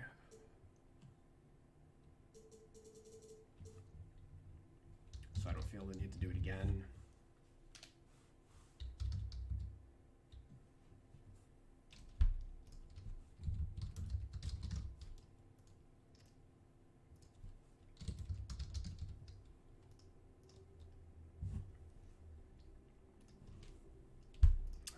Let's actually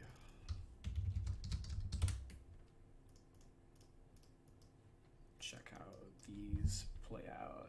All right, didn't qualify.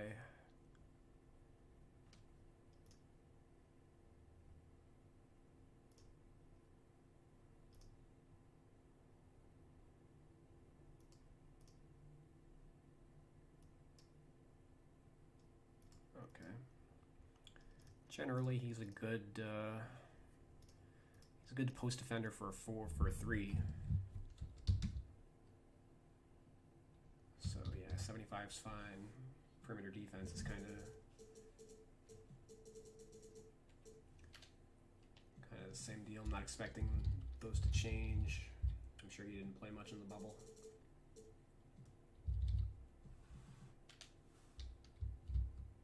Okay. Lat quick.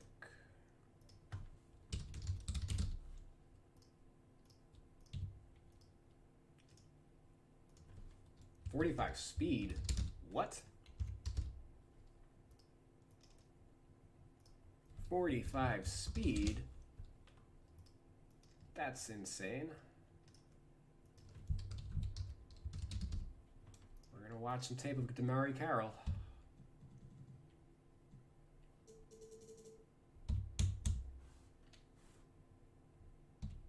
Let's just finish off the rest of this garbage.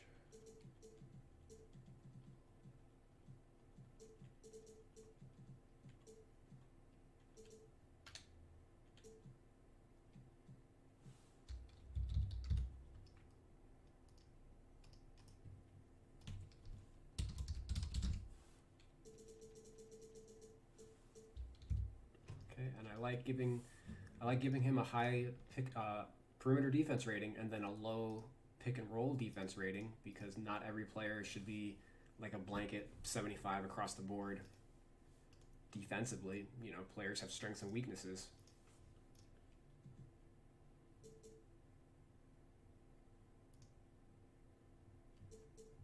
Oh, I'm looking at the wrong guy. Okay. So that helps distinguish Carroll as defender strategically in the game.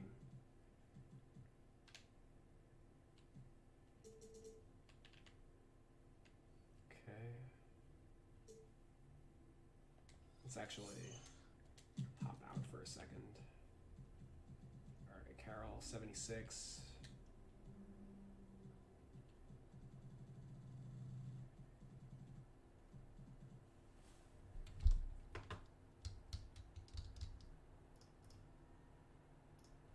Find a video.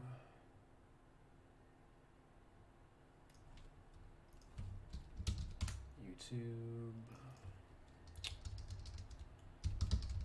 DeMarre Carroll.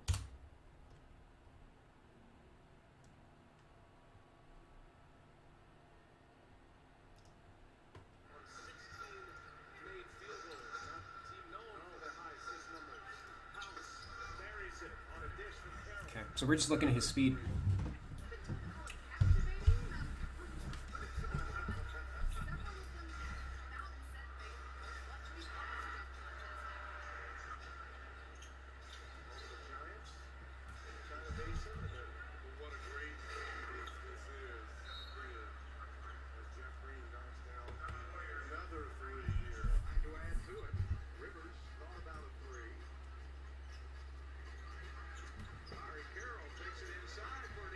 Does that look like a 45 speed to you guys?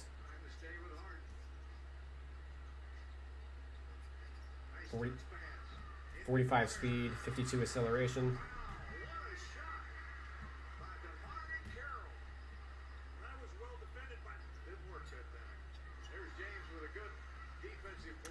There's your 45 speed in transition.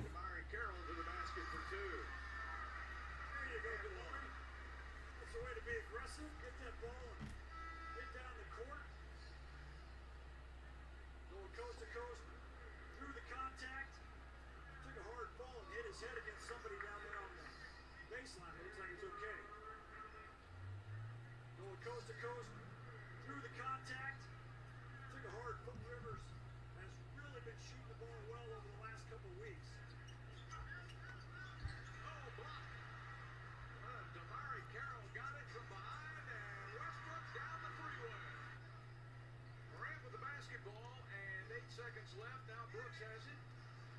Inside is blocked. Up ahead, Rivers will fly a three, and of course he hits it. Daryl Morey, kind of like that shell game, you know, when you're moving him around there. He moves a lot of rockets in and around the lid to put him on the roster for a nice game. Austin Rivers just put him on skates. Talking about putting them on skates. Well, if you're over 6'7", the outlook isn't very good. DeMarre Carroll with the steal, but misfiring on the three. The field. Here comes Westbrook.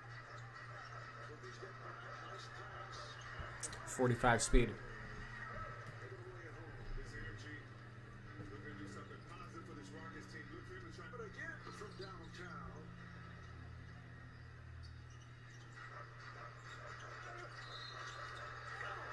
Yeah, okay.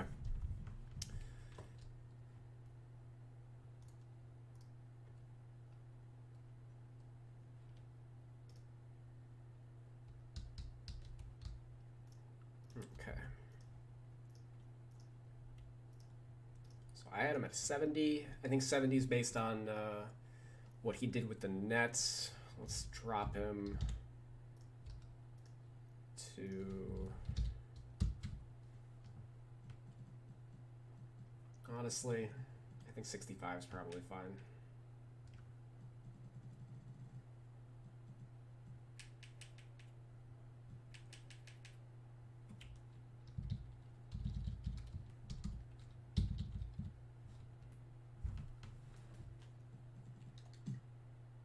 Okay. Also note that he only has one badge. I'm going to do the badges after I'm done with the ratings. That's actually a pretty fast process. But, yeah, all right, 76 for Carroll. Another guy on the outskirts of the rotation. You know, we got to make sure that PJ Tucker has a higher rating than all these guys, and I guess Daniel House also, Ben McLemore also. Like, Carroll's probably a point higher than I would otherwise want him. Maybe, hold on. Lineups wise, he split his minutes into the 3 and the 4. Traditionally, he's more of a 3. He played the 4 the last couple of years with the Nets, but then collectively played more 3 this year. Let me see his lineups, because if we can get away with putting him at the 4, then that's probably fine. But like, the Rockets are also sort of loaded at 4. Like, these two guys don't play, and this guy was in the bubble, so. Nwaba obviously was hurt, so I mean, like, he's like the 3rd string at each forward position, basically. But just looking at his Rockets lineups, 1, 2, 3, 4. 1, 2, 3, 4, 5. 1, 2, 3, 4. 1, 2, 3, 4.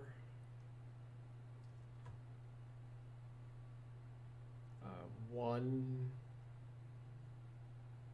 2, 3, 4. 1, 2, 3, 4, 5, whatever that is. Yeah, I mean, he definitely split his time.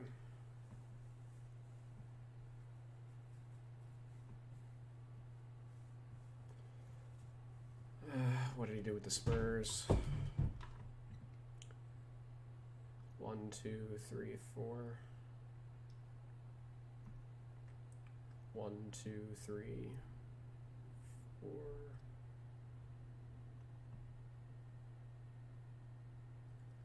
1, 2, 3, 4.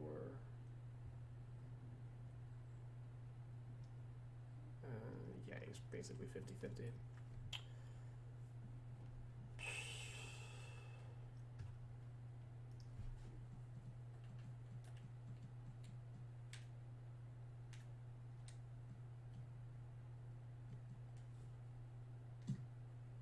Yeah, we're going to leave him for now. And,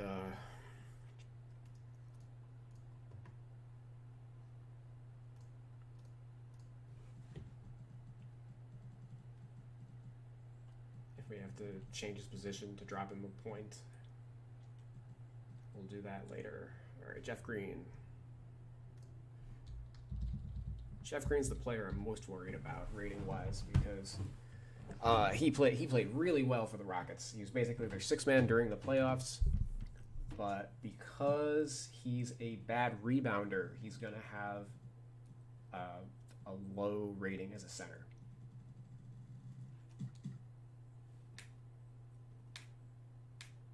Like, you know, he's rated high. He's definitely not without skill, but the formula just overweights rebound rating.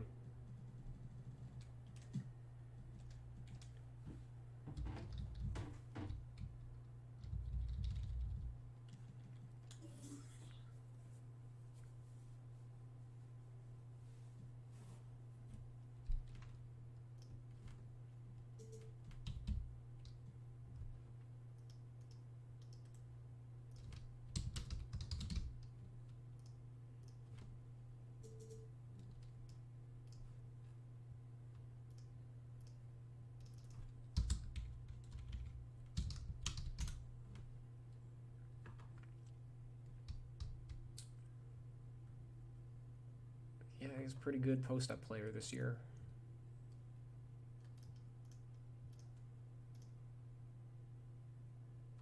Historically pretty good in general.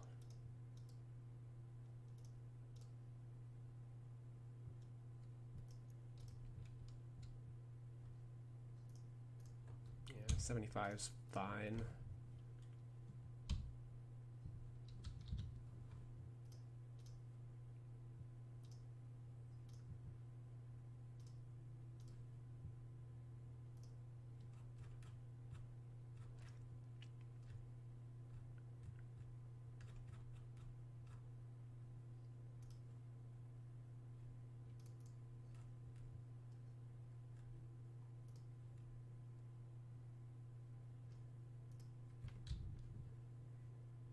Supposed to be a 65. Okay. God damn it.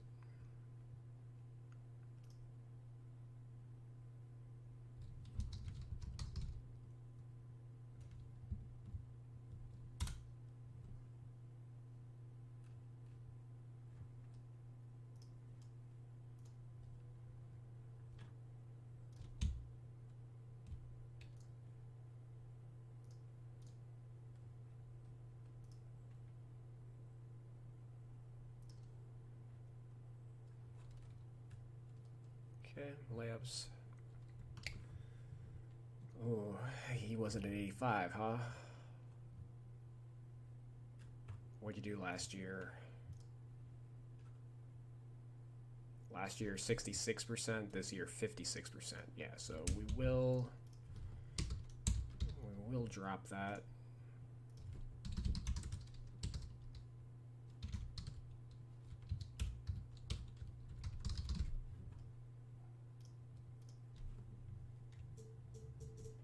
Sucks because that's gonna hurt his rating a little bit, but probably raising his dunk rating a bit. That means,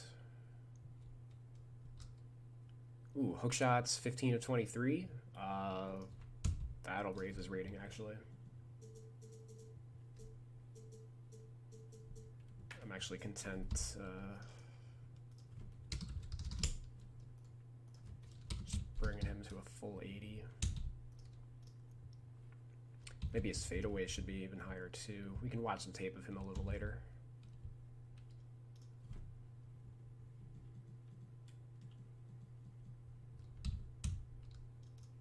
All right, Jeff Green, close range, 60 of 140.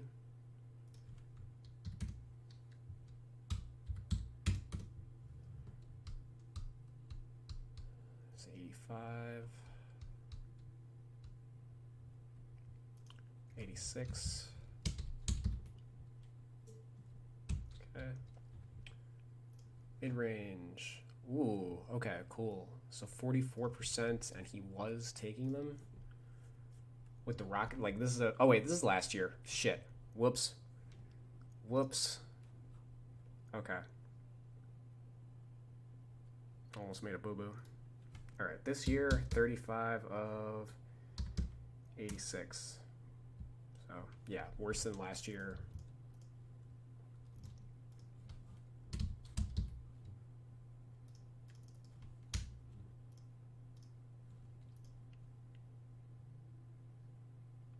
Okay, yeah, that dead giveaway. Like, why were his mid-range shots so high when he played with the Rockets? This is like an 82.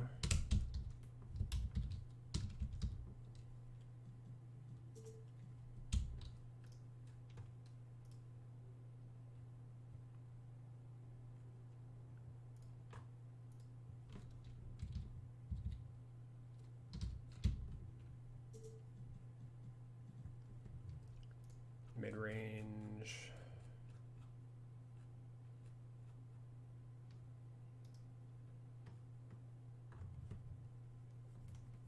So this 44% is an aberration.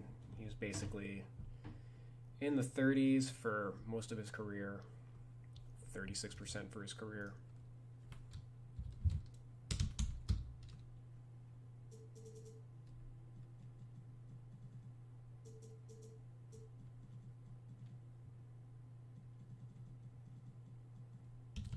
Ball handle 74.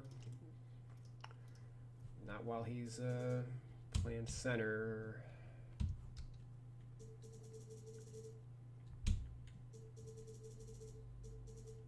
And to be clear, 70 ball handle for like a power forward is good.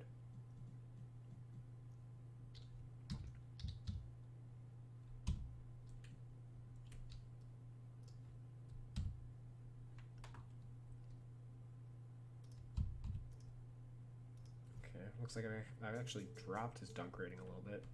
Just 5 points standing, which is fine.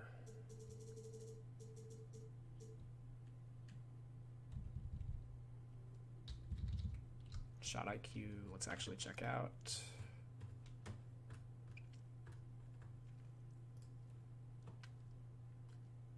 Pretty sure I did these yesterday though. Yeah, indeed a 77. Alright, so just my doc is a little outdated. Okay. So far it's not looking great for improving his rating. 69 post defense though is going to go up.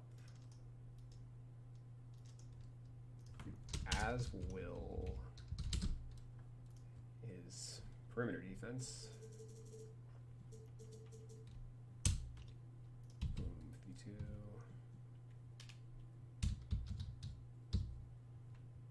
Alright, Jeff Green.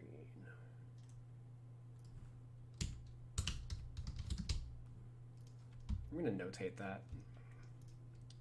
We can watch the tape on him to evaluate his speed and stuff,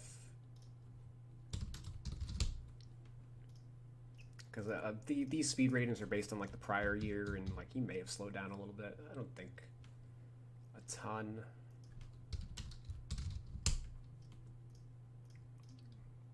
But I do think they're at least reevaluating. Certainly, I think he's faster than what 2K's got him listed at.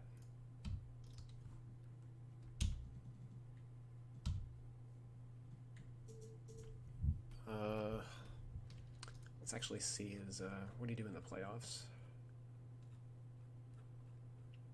I don't think he started any games this year, but he played 28 minutes a game off the bench.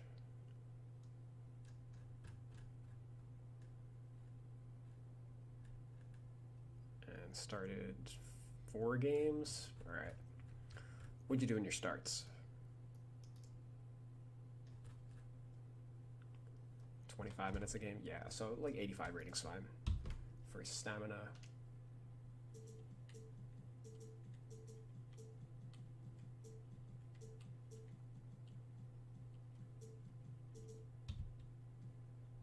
Okay. They have him at a 75 durability. But aside from the heart condition, where he missed the entire year, he's actually been very durable for his for the rest of his career. Like this, he didn't miss to injury. He was off. He was unsigned. So yeah, since his illness, and even before his illness, like he barely missed time. He missed a couple games with Orlando in 2017. That's pretty much it.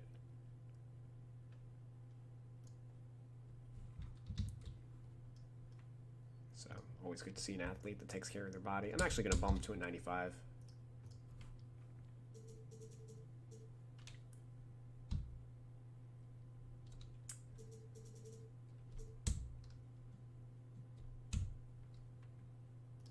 The durability rating does count towards the overall somewhat slightly. So when Green needs every little bit that he can get. 68, and then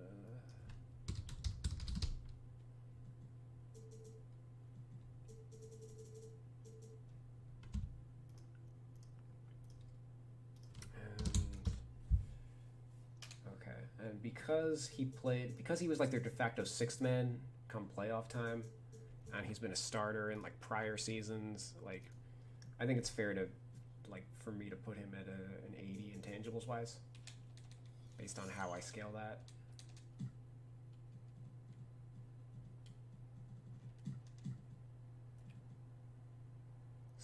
Hey, all right, he's higher than Tyson Chandler. That's one.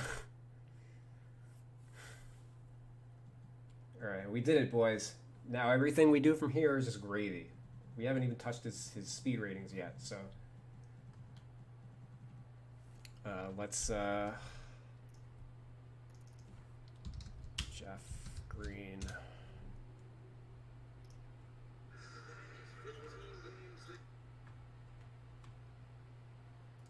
Jeff Green, his first game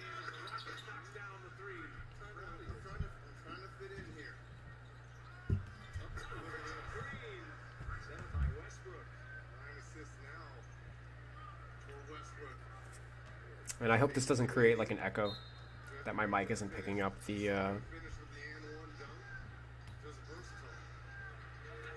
my computer.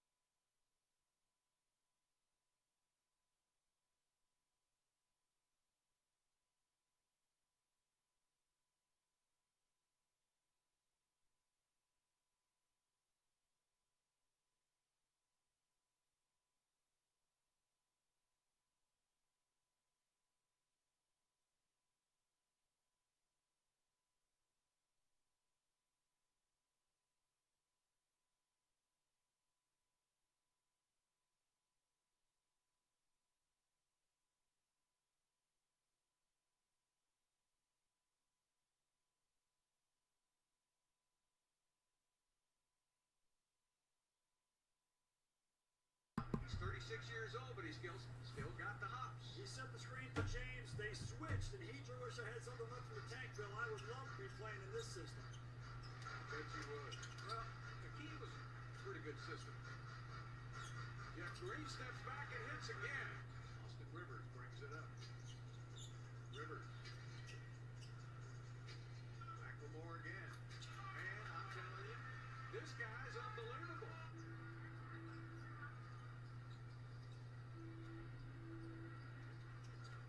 Jeff to the basket. Man, it was a traveler double team. Look at the screen there from Eric Gordon. For Jeff Green. This is a play to get him a free run to the basket. And he is the Timberwolves. They combined there for a bucket. Green with a quick Lovely. Okay. I was waiting for... He hasn't really done anything in transition yet. I'm just way ahead of the pack there. Rivers tries to make it 11. And he does. turnovers already for the Grizzlies. Westbrook back outside. Jeff Green with a three at the buzzer. Science. Now you have scientists in there with computers and all kinds of sensors. Oh, it went in. Great pass by Jeff Green. Says he's going to get an assist. Ran with the basketball, and 8 seconds left. Now Brooks has it. Going inside is blocked. Up ahead, Rivers will try a three, and of course he hits it. 37 minutes a game. Westbrook is up to 36. And DJ used to be up there high. Jeff Green with a three. Oh, a good hustle, but didn't come up with it. Melton, good pass. And that was even a better block, wasn't it? As he rejects the dunk attempt, right? Look at how high he is. His head is up there around the rim. You know, with the rebound. Up ahead. Inside to Green. Green gets it back outside to McLemore. And when he doesn't dribble, that's the prettiest three-pointer in the league. He's getting a chance to play some serious minutes here. He's on a 10-day contract. Saw that small ball replay. The floor is so wide open for Westbrook when he wants to go to work. Jeff Green knocks down the 3-foot. St. Louis's finest foul. Missed it. Got it back. Battling. Green with the block. Out of bounds. Coming back the other way. Smart. Tatum kept it alive out to Brown. Spins on a dime. Got it blocked by Jeff Green. Got to defend here. Next turn it over. Green by himself. Got to defend here. Next turn it over. Green by himself. Yeah, Portis made a nice decision there to not go after Jeff Green. Okay. Actually, let's see him torch the Knicks some more. Covington an open look at it. Good. Good pass from Jeff Green, too. He was trying to pass it to the corner. Was winning about that much. Okay.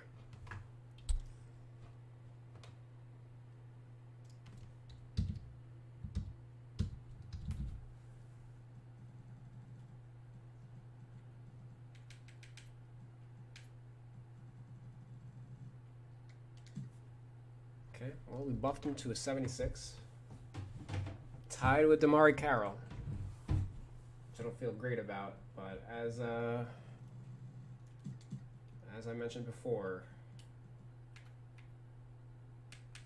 that's the issue. Well, we've kind of fixed the issue because we didn't raise his overall rating at small forward or power forward, only at center. So we did something right, and I'm guessing that a lot of that actually had to do with updating his post rating.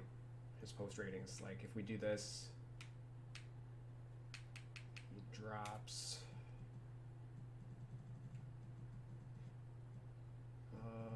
How far away is he?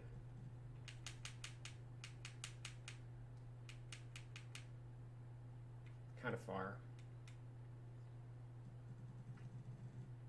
Yeah, I don't think it makes sense for me to sit here and like kind of tweak his way up. Probably, my guess is once we get to the badges, that might add another point for him. And doing this probably hurt. Oh, that actually, yeah, it drops his whole archetype, or changes his archetype when he's in 85.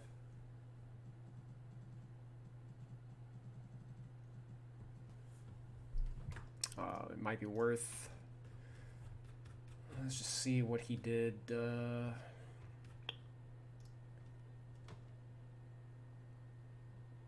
to the season. Oh, okay. Actually, dunk rise.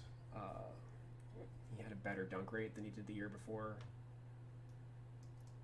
And from the dunks he had during that video.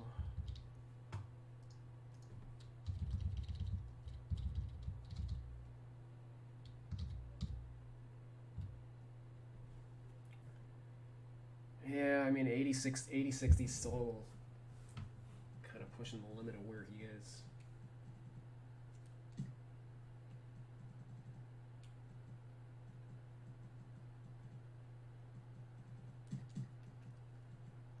I think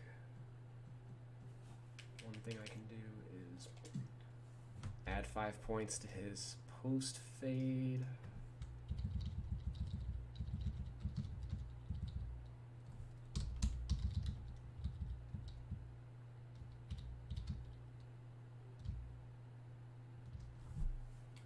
We'll move on from there, see where he's at once we do the badges. Let me actually, what do you do in the playoffs?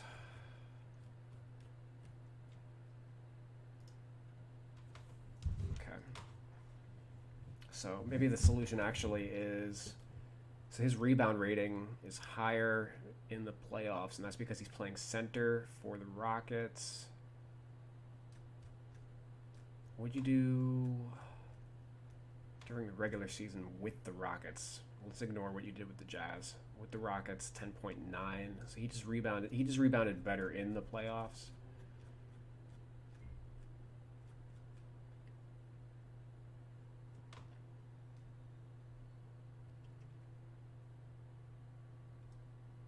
He shot the 3-ball well too.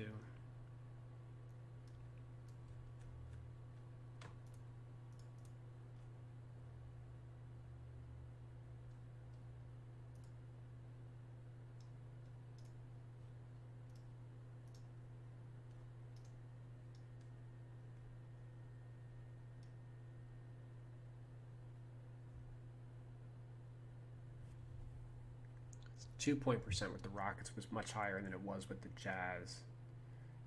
Oh yeah, like if you look at his shooting, tale of two seasons for him.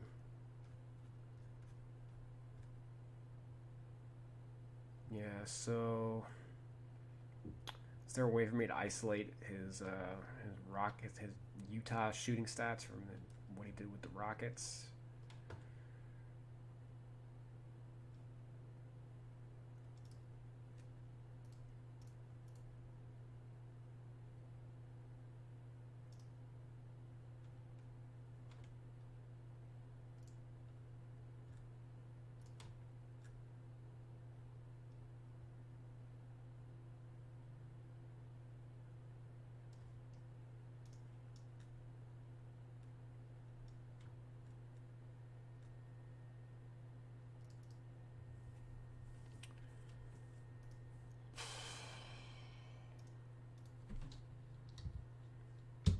Tricky.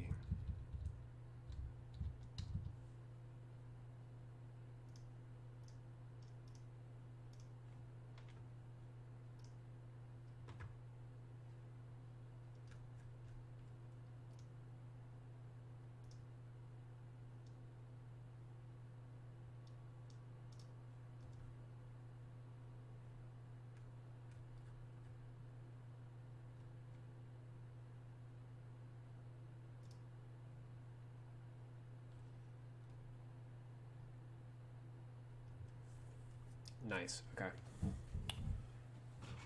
So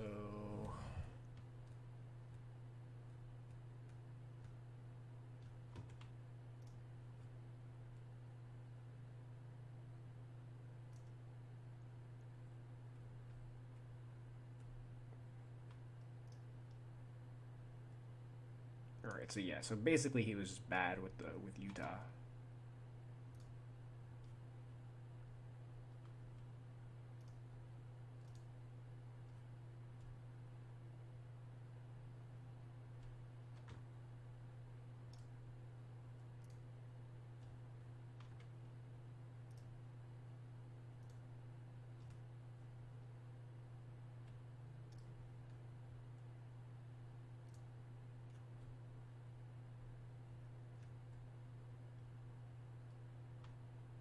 Okay. I'm willing to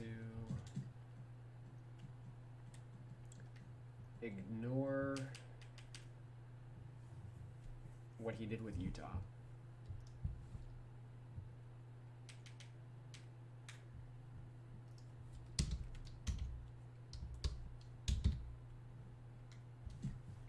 Okay. So that changes his player type. Okay. Alright, so he's much closer to being a 77 now.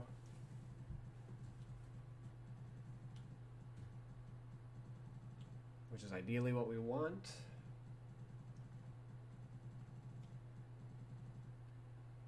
Maybe mid-range shot.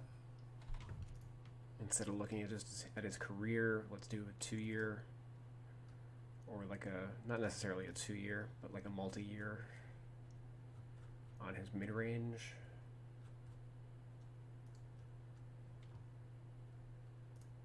So on a 2-year, it's for 43%. 3-year, it's 41%.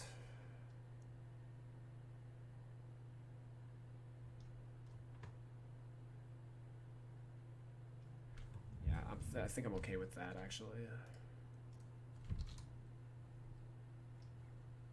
What was it exactly?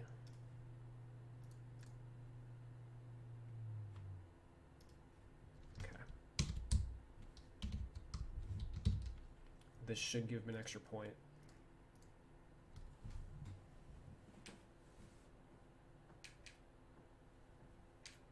Also changes his player type, which I have no issues with. Okay, and maybe we could. That definitely changed his rating though for his other 2 positions. 80 and 82. Sure, I'm fine with him being like an 80 power forward. Oh shit, that didn't save.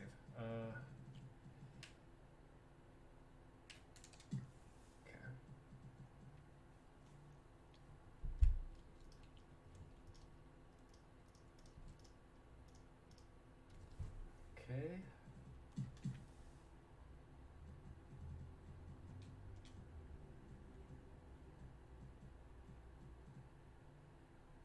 So we still have, we got Tucker, Covington,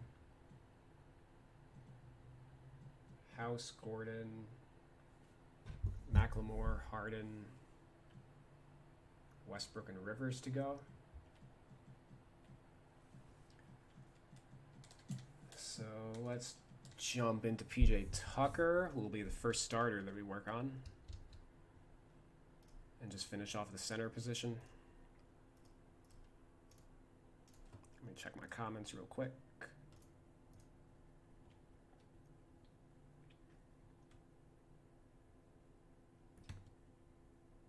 Houston was cheesing like users in prior 2Ks, putting their wings at center. Yeah, that's true. I remember I used to put Gerald Green at power forward back in the day.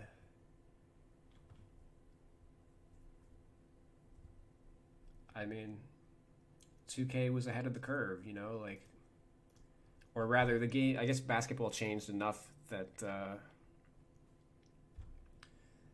once 3-point shooting became like video game efficiency, then there, you know, it just doesn't make sense to have bangers in at center anymore, right? And once strength doesn't matter as much at at the front court positions, then yeah, you're basically just playing guards, right?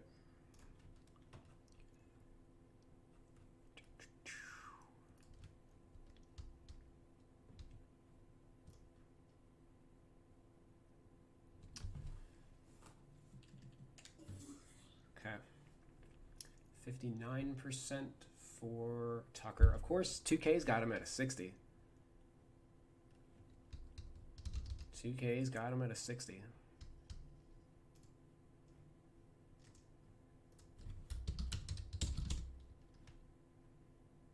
I think we are giving him a 75.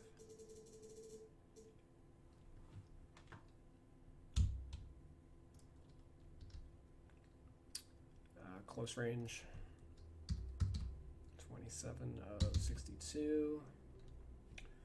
87. And he was 6 of 11 from mid-range, huh? So his the close range, he's got a good floater, I've noticed. He does take it. What did he do last year? Yeah, kind of the same thing. 1 for 5 last year on mid-range. This year 6 for 11. Okay.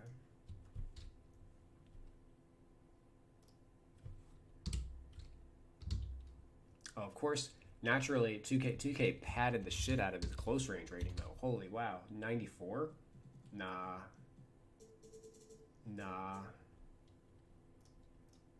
Like you're reaching now.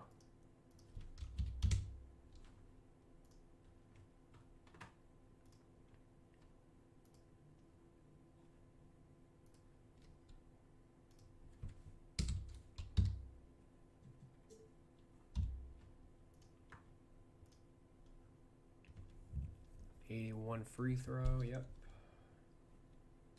Mid-range.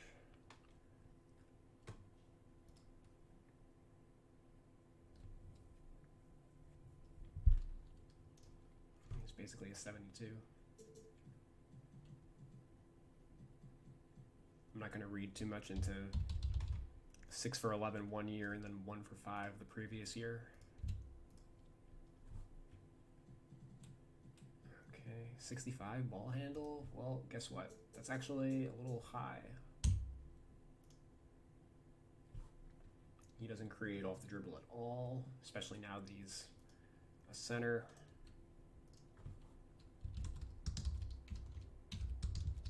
What am I doing? I don't care.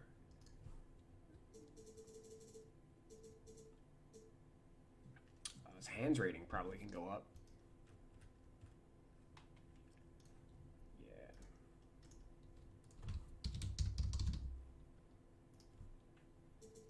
Let's make that an 85. Dunk rating, oh boy, 60, nope. Did he even dunk this year? He did not. He 0 dunks in 2,500 minutes.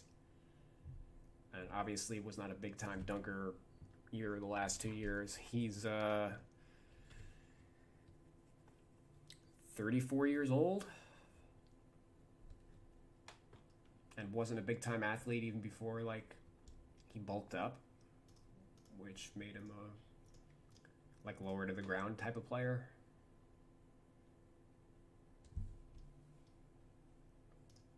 Yeah, even if bad thing is this is going to hurt his rating.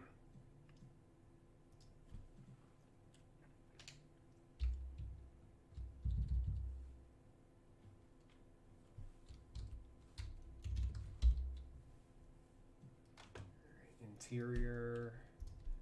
They dropped his post defense rating this year. What kind of crack are they smoking at the 2K offices? They dropped his on-ball defense rating also. Okay.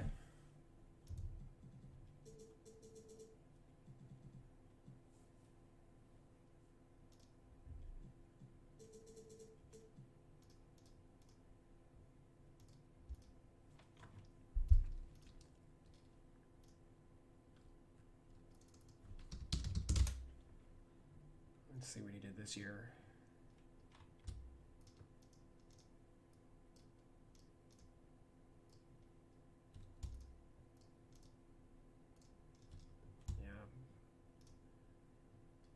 He's good. Not the lockdown that he was earlier in his career, but still effective.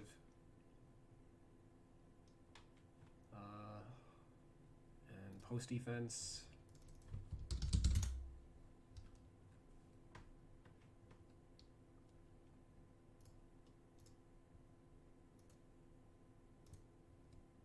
Nah, we're not. Nah. They can kick rocks. He's still good.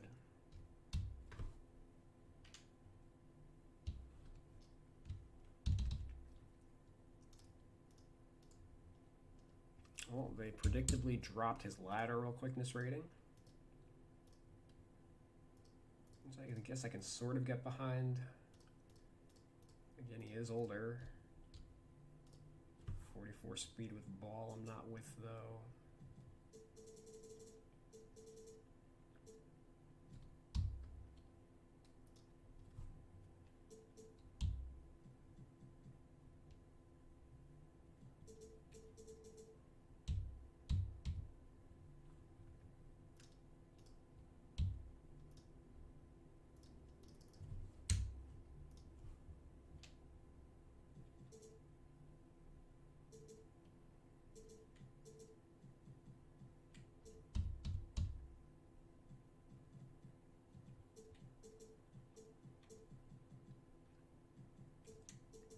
Might be boosting his durability rating.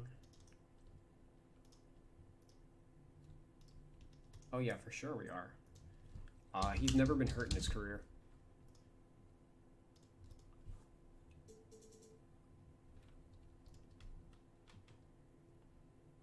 He played, yeah, I mean, he's played 82 games in 3 out of the last 5 years. He played 81 in 2017. I guarantee you that one missed game was probably due to a suspension or something like that. And then 72 games this year in, what'd they play, 72? Yup. So he hasn't missed a game in 3 years. He's missed 1 game in the last 5 years. 99, for sure.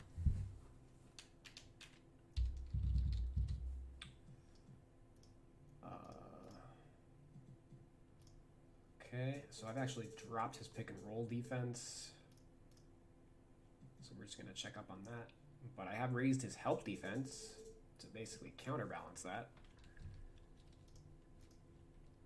And I'm just curious.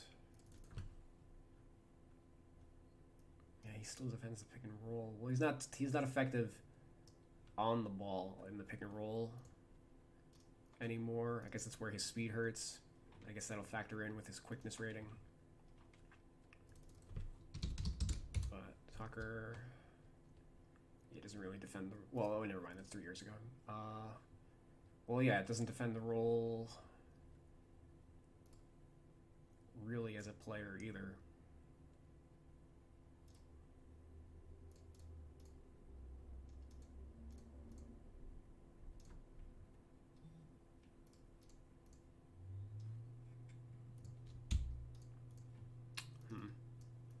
That's interesting. Actually, let me see.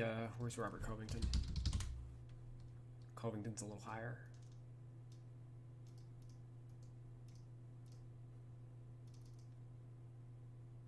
Let's actually just see the entire Rockets team. Alright, well, it seems schematically they don't get attacked in the pick and roll like that.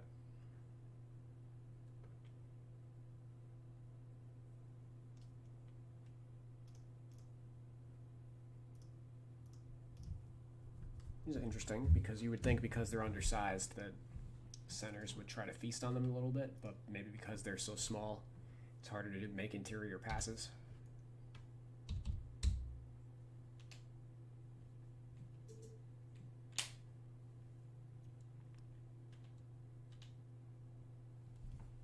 So,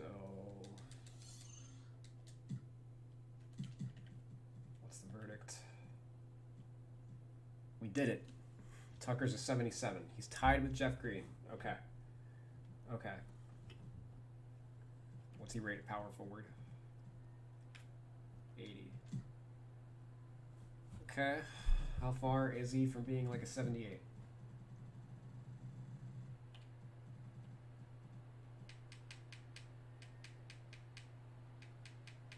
Pretty far.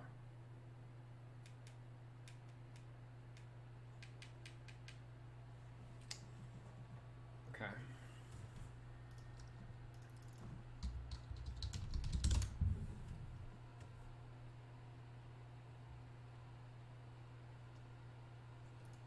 Let's actually watch some of his defense.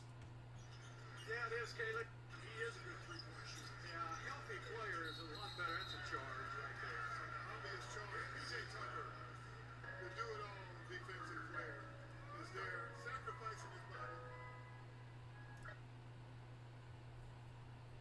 I don't want the music for copyright purposes, so we're going to mute that.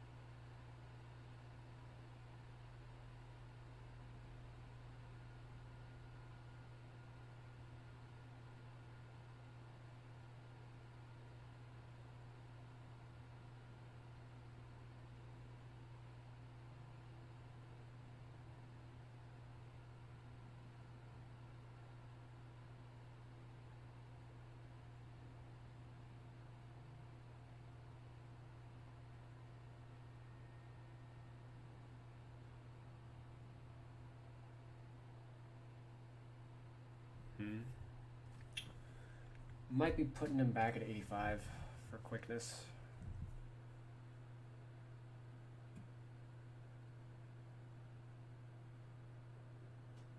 Yeah, okay, I don't have any problem with that.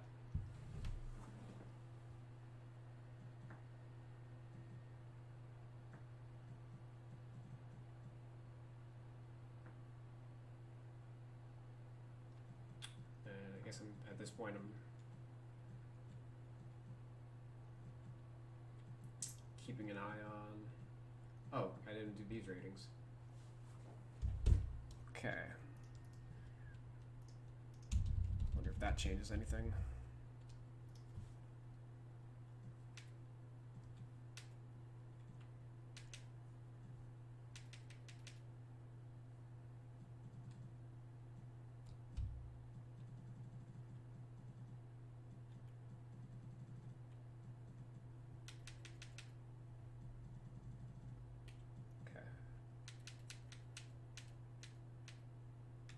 Alright, well, he's closer. He's closer.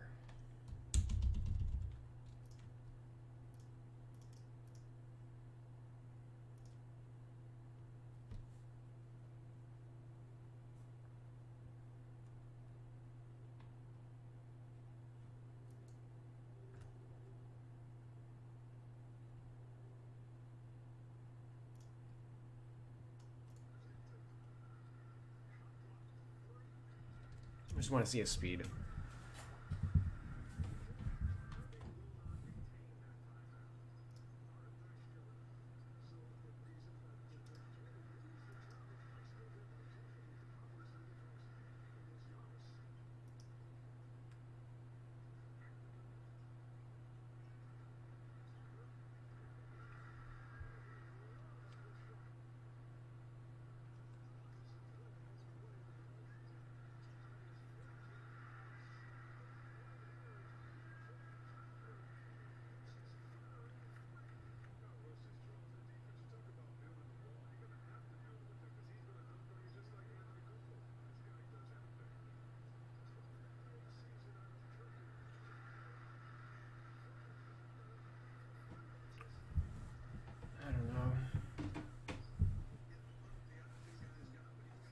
I think I'm okay with Jeff Green still having a higher speed rating.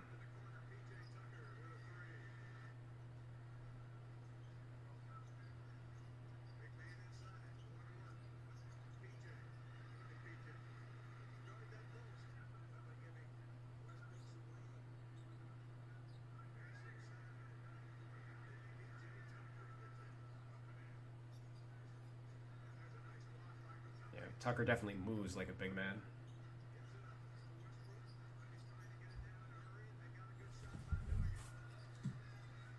Okay. We can hopefully... Oh, yeah, because corner specialist is probably going to go up. Yeah, I think we can make it up that 1 point with the badges.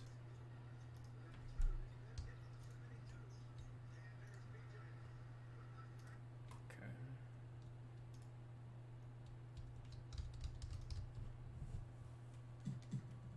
Alright, centers are done, so I guess let's go to the front court. Do Robert Covington now.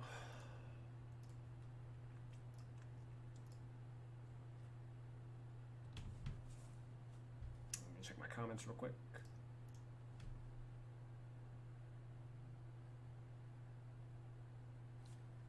I find it amazing how you're parsing synergy, b-ball ref, and your own variables to make your own overalls. Yep, I mean, and streaming and trying to hold up some kind of interaction with you guys, right? Ideally, I want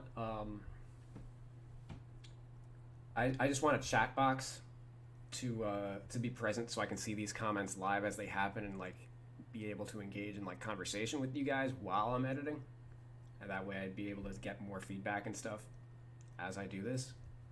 That's the long-term goal, and I have to kind of figure out how to execute this. I just kind of threw the stream together and figuring out the best way to do it, you know, trial by fire style. They switch all their pick and rolls so they can't really get hurt by roll men. Yep, that is true. I think having Clint Capella could have made them a force. Covington didn't improve on their template, in my opinion. Imagine Tucker on LeBron and Capella on AD.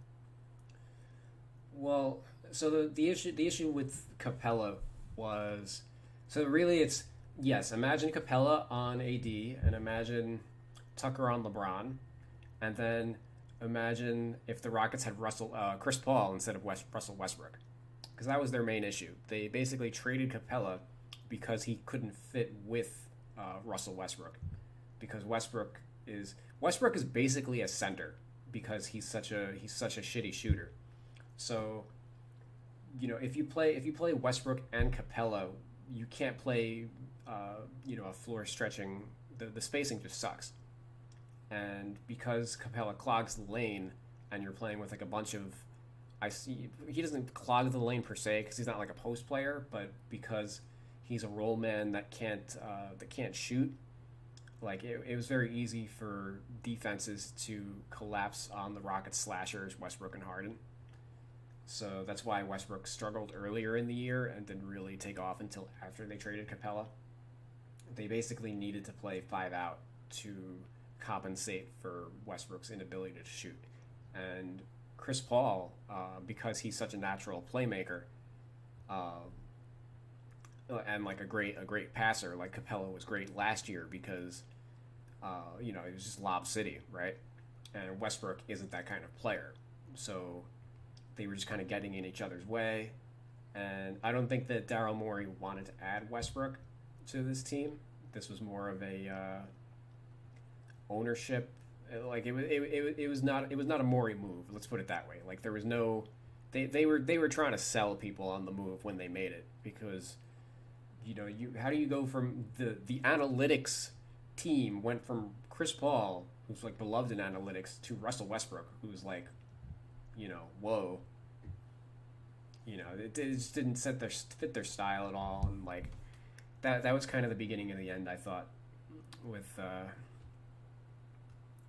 writing was on the wall as far as being able to put together like a normal team. Because offensively, Westbrook is like a point forward. Basically, like, he's athletic Evan Turner.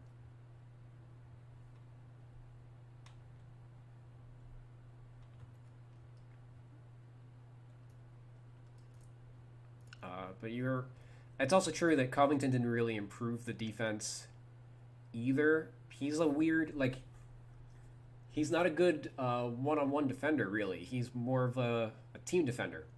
Like, if you isolate on him, he doesn't look good defensively when he's stuck on an island. But,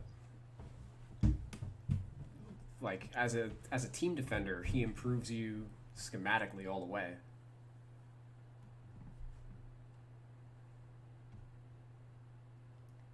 So Cove, it's an 83 3-point. What do they? He's a perimeter defender. Now he's an actual shooter. They recognize him. So they changed. It's funny. 2K, I think, changed their rating scale a little bit for threes. They basically docked everybody a couple points, and but they didn't change the way that their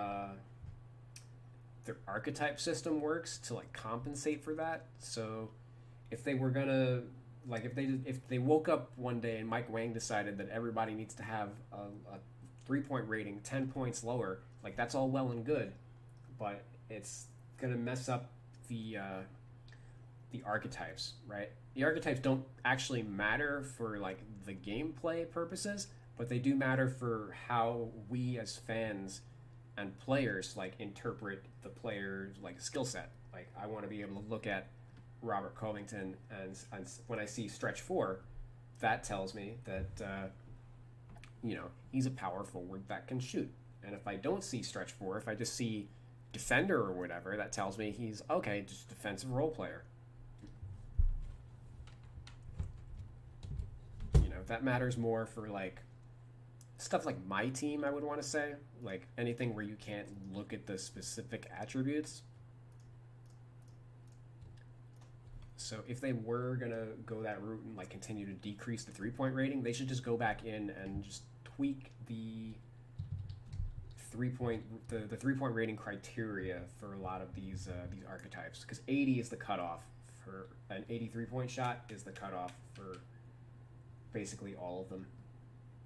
So here we see Stabas Sefolosha as the perimeter defender because he's a 74 3-point.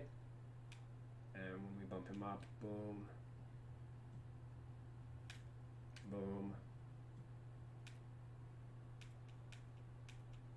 William Howard is not a perimeter defender because he didn't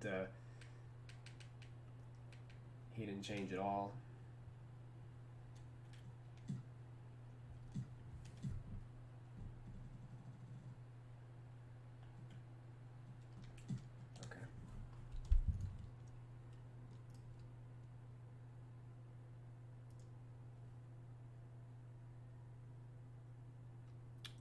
Felt that the coaching staff could have staggered the lineups better to avoid Capella and Westbrook on together.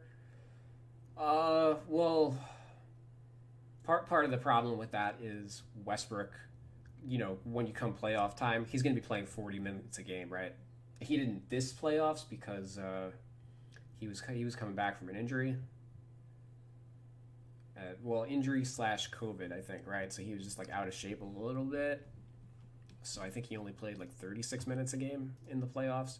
But even still, he's somebody that you would expect is getting the lion's share of the minutes. And like, if those two guys don't work together, like, what are you going to do? Capella makes, whatever he makes, $18 million a year, let's say, off the top of my head.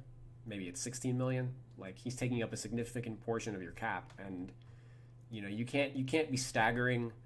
Like, he's paid to be one of the 4 core guys on the team. And if you have to stagger those guys, it's just not going to work. I like Capella. He's going to play. He's a perfect fit with Trae Young in Atlanta. I'm pretty excited to see how they work out. But I don't like. I think Jeff Green ended up being like a very good fit for what the Rockets were ultimately trying to do. And like in a perfect world, like, I mean, Mike D'Antoni in general prefers like if he could run Boris Diaw out there for the rest of his career at center, you know, he would do that.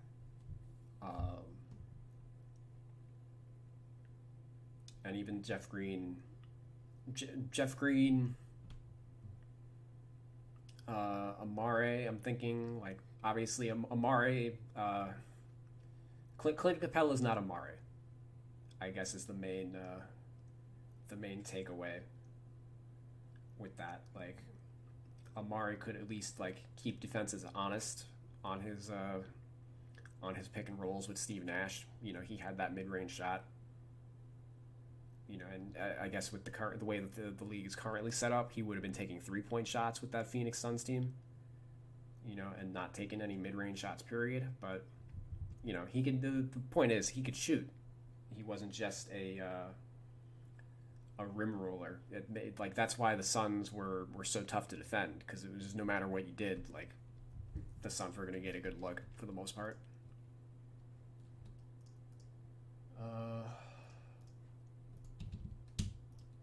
All right, so the one thing that I do need to work on is, and it's very difficult to, like, I'm staring at a screen of numbers while trying to have like a basketball discussion. It's very difficult to work on ratings and carry on like basketball discussions, because a lot of this stuff is, you know, it just requires so much focus. Like, you're staring at tiny text on a screen. You know, I need to get better at, like, this is where having chat on the screen would help, where I'm able to like read what you guys are saying as I'm working, like in real time, rather than have it be like a start and stop kind of thing. All right, attributes, because then we'll really start banging shit out once I'm able to do that.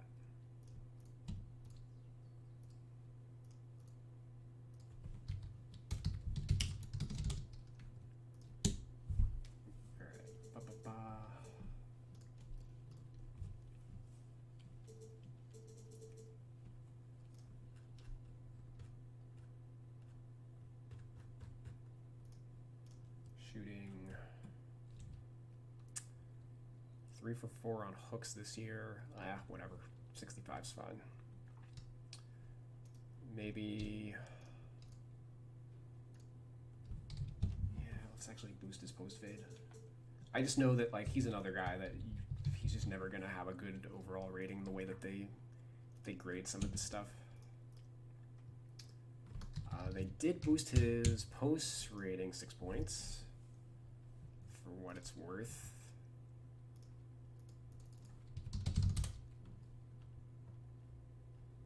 That was defensively. Offensively.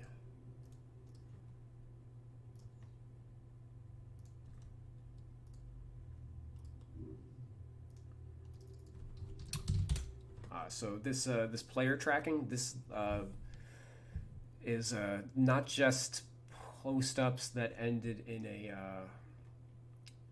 a shot or turnover, basically, or a foul.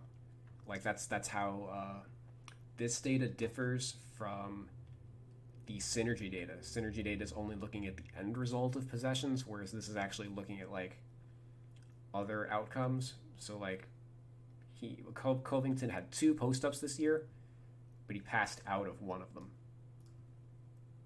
And that's something that they actually list, oh, he's got a pass percentage.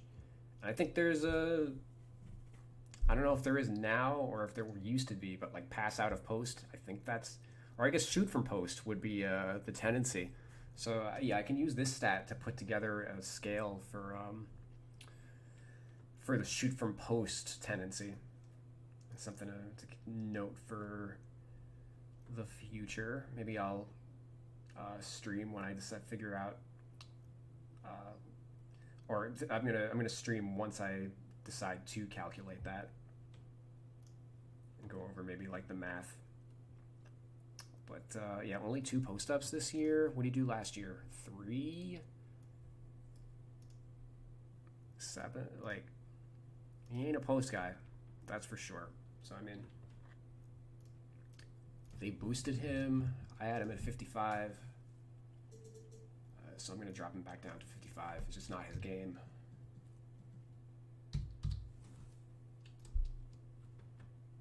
34 of 82 from close range. 41.5%.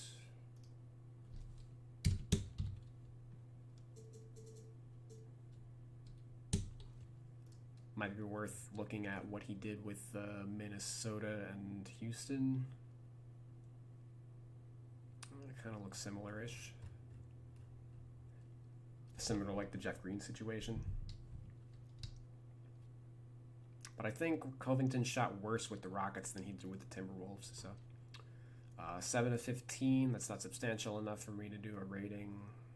And this I already did is like an 83. 7 of 15. Well, that might raise his mid-range rating.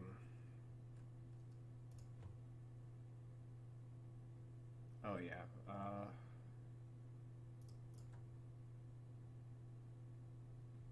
It's 42.5% over the last 2 years.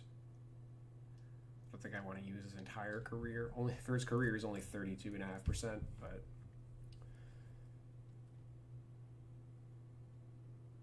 let's go. Let's look at the last 3. 35.5. I mean,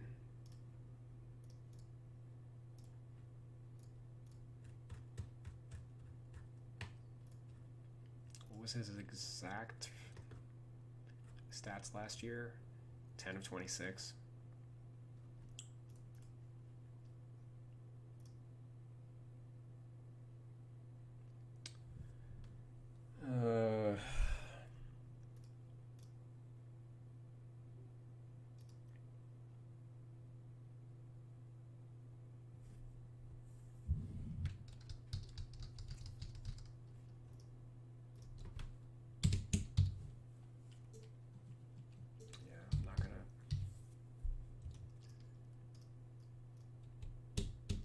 I don't want to give him in like the 80s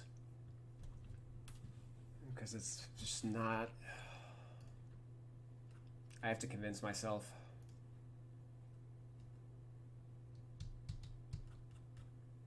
What's his assist rate? 86. Yes, these were all catch and shoot.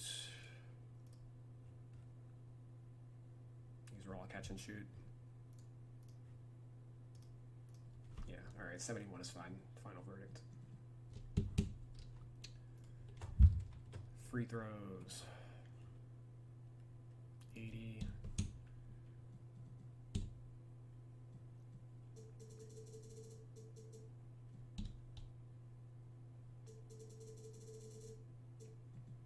Passing. Accuracy.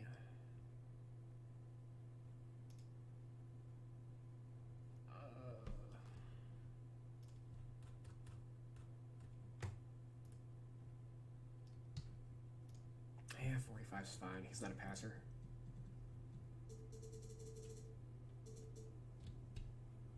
Ooh, 70 hand rating. Okay, we can bump that up.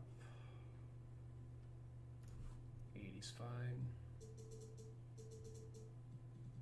Dunks. Not a dunker, just like PJ Tucker.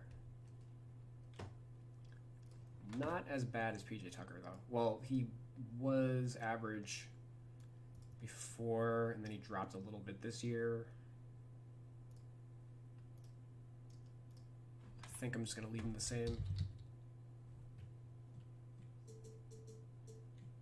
Or at least I should say the same as what I... Well, 65 driving dunk is fine.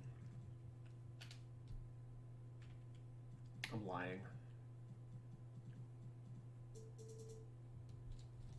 I'm lying. 60 is good. Okay, interior defense. Well, they had the good sense to bump him up 13 points post defense. And then perimeter defense, they actually dropped him 4 points.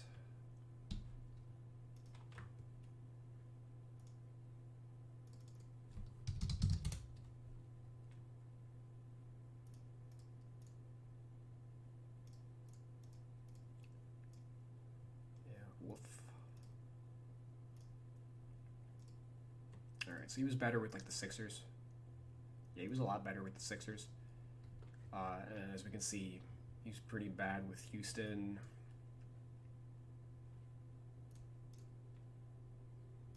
But I'm not going to read too much into that. I think an 80 is fine. As again, like I look at all of the I look at synergy on a multi-year basis, never on a single year, because there's just too much fluctuation. But over like a 3 to 5 year period, like I found that it's very consistent. And then post defense. It was actually better with Houston. Huh. Well, that's a small sample.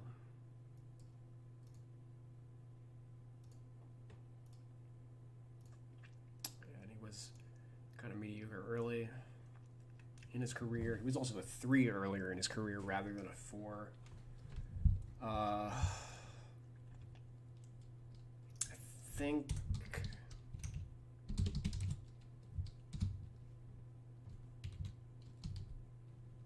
I am gonna boost him by 5 points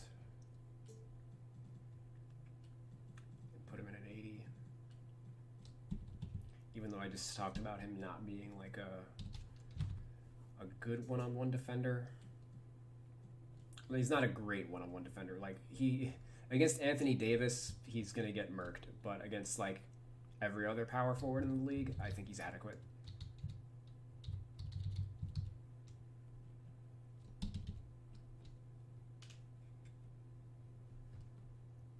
Okay. They dropped his quickness by 5 points. I can actually get behind that. Shouldn't have been in the 90s to begin with.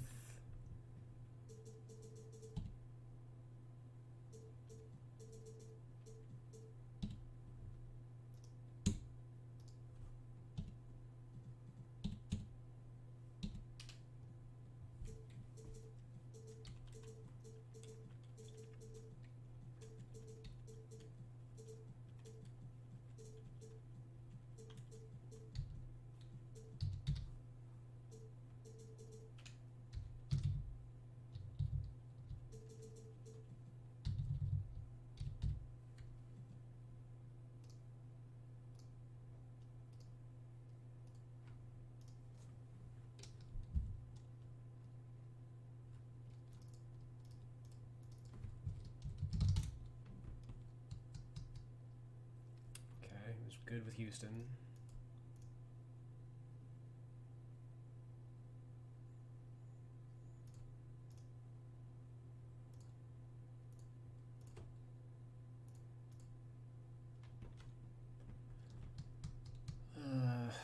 But average with Minnesota.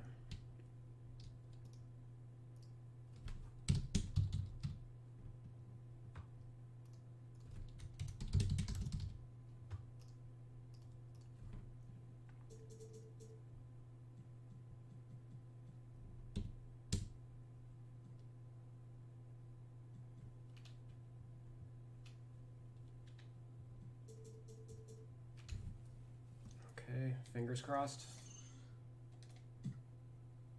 81. I like it. Yeah, way better than these guys. So Tucker's an 80 at power forward, and Green is an 80 at power forward, so he rates higher there. Let's see how he rates at small forward. 83. Yep, okay. Hype.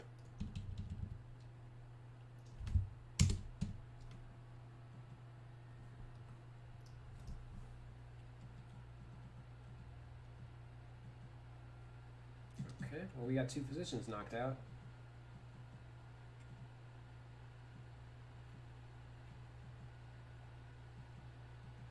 I guess let's do house.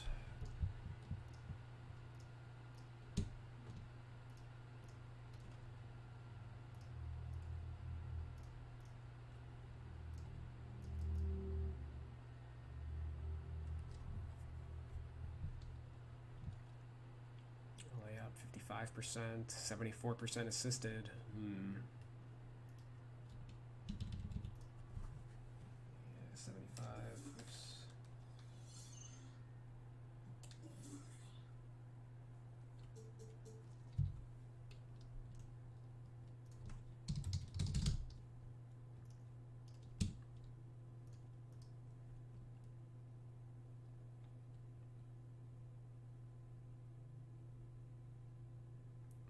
That's fair. I will focus the conversations on the numbers that are on the screen.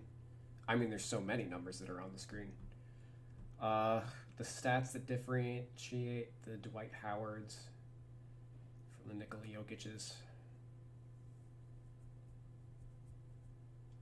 Yeah, I mean, Dwight Howard's a player that I kind of mortified to work on this year, because last year he was, I still had him in the 80s.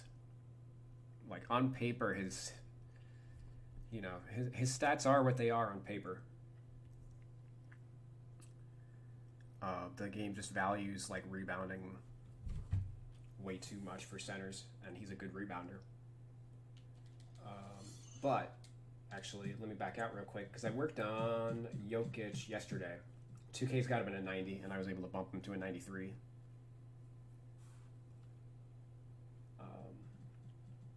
The 95 driving layup is a very key rating, in my opinion, because we're dropping his dunk rating from what they have it at.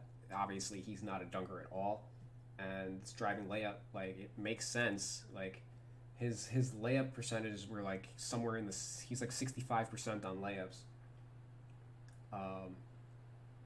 which is like kind of LeBron tier. And most big men normally, like, obviously Jokic is one of the craftiest finishers in the league. To compensate for his inability to dunk, most centers usually aren't good at layups because they're able to just throw it down on or out muscle, out athleticism the smaller defenders or whoever. But I think this is an important rating, because it's not normally one that you see for centers in this game. It's definitely a distinguishing factor for him, and it's certainly, I can't recall ever giving a center a 95 driving layup rating in my 17 years of doing this. So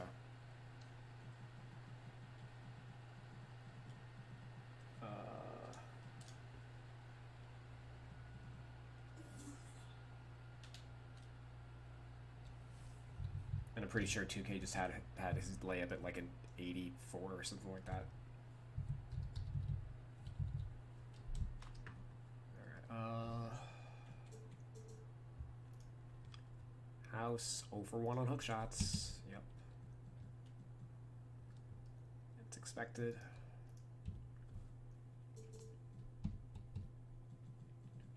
Okay, close shots. Let's see. 13. Oh God. 13 of 64.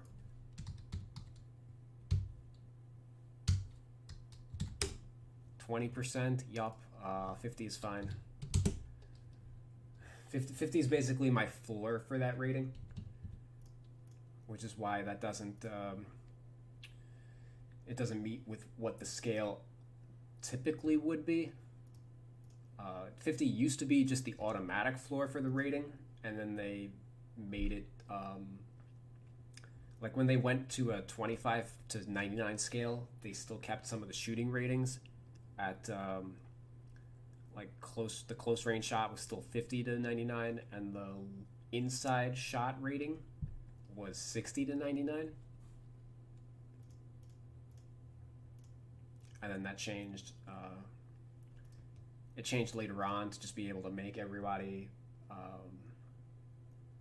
You can go lower, but 2K rarely does, and I don't think it's worth it to go any lower than a 50 with this rating, as these are already like the hardest shots in the game. A lot of the times guys shoot this poorly because like you're heavily contested.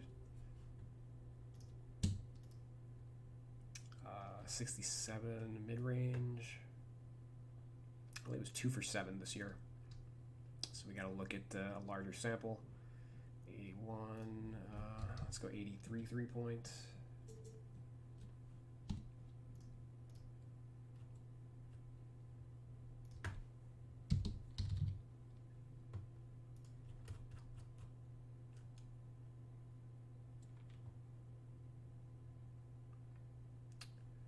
Yeah, 28.5%.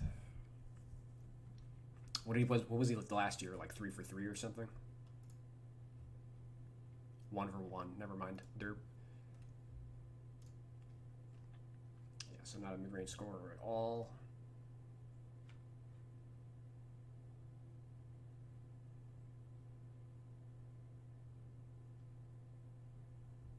Probably 3 makes in 3 years is my guess. Yeah, we'll just 57 him.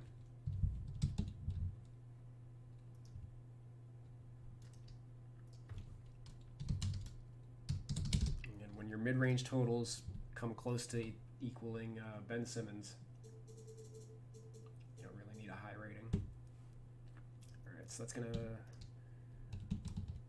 yeah, that really sells at home. He's just the threes and layups for Mr. House.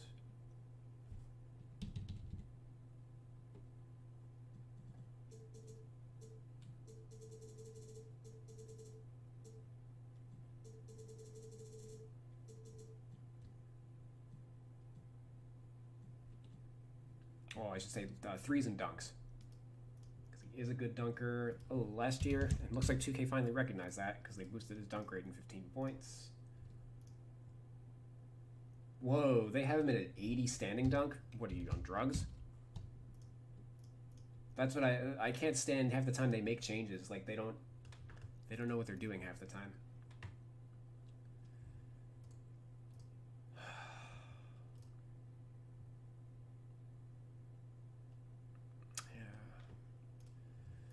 Alright, we're gonna have to watch some tape on Daniel House. Or I guess we don't have to, but I'm going to sell the point home that like why would a small forward have an 80 standing dunk relative to like everybody else that you have on the same scale?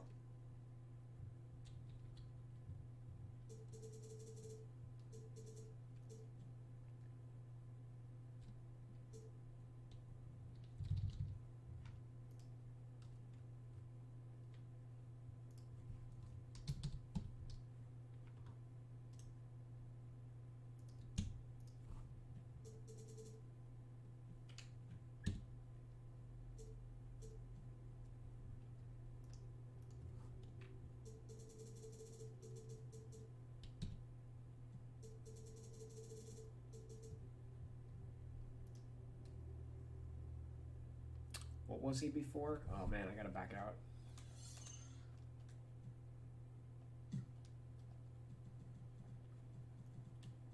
Which, sorry to do that, but I do notating those default changes is important to me. 60. Okay, so they boosted him 5 points. I just want to say it out loud so that I know for when I talk about it in 2 weeks on whatever forum or on Twitter or wherever, that I have something to mentally jog my memory.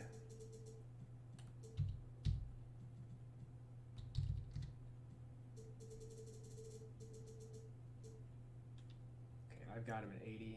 I'll check that in a second.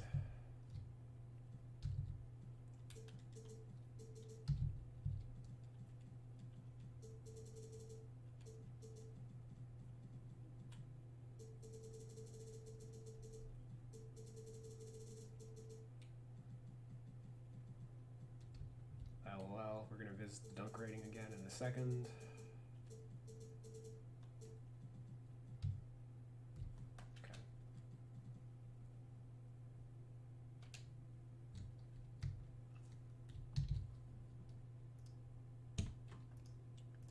boosted his quickness by 3 points, but didn't touch his speed rating.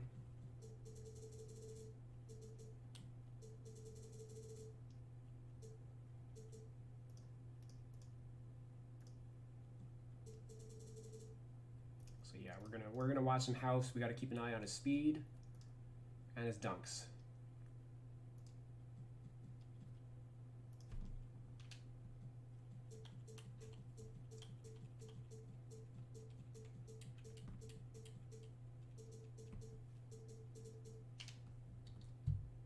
Oh, 48 pass perception, huh?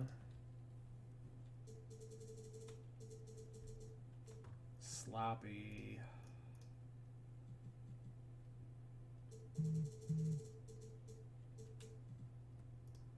Help defense, 65.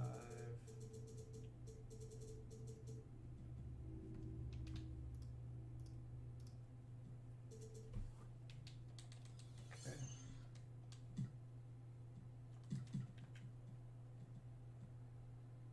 Only a 74. Think this probably hurt him. Oh, well, he's at least on the cusp. But this is interesting in that they added. I can see Nawaba taking his PT if he's anything like he was before. And we did the consistency ratings a couple hours ago, and the House was like the second worst in the second worst small forward consistency wise after Kevin Knox. So that that definitely drags down his rating. But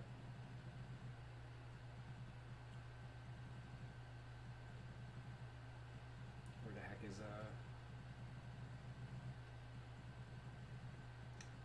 the dunk rating? Okay.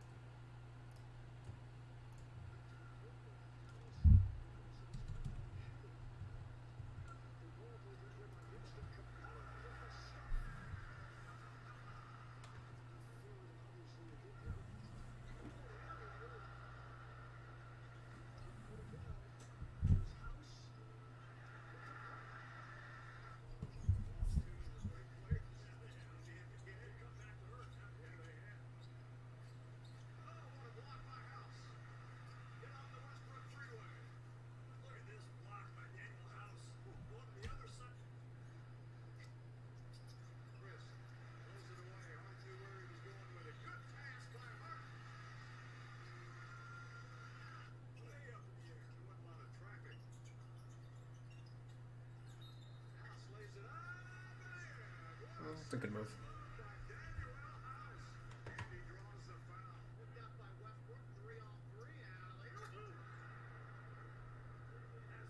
It's a driving dunk.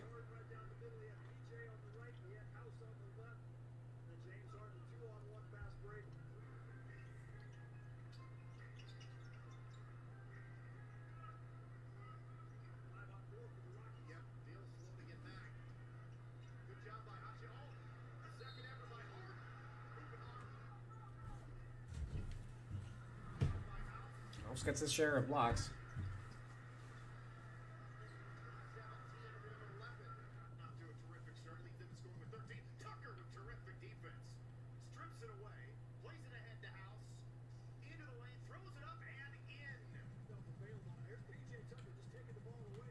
Speed rating. Let's tentatively put that at a 75. Oh yeah, I don't think he's as fast as like Nwaba when healthy, or Eric Gordon.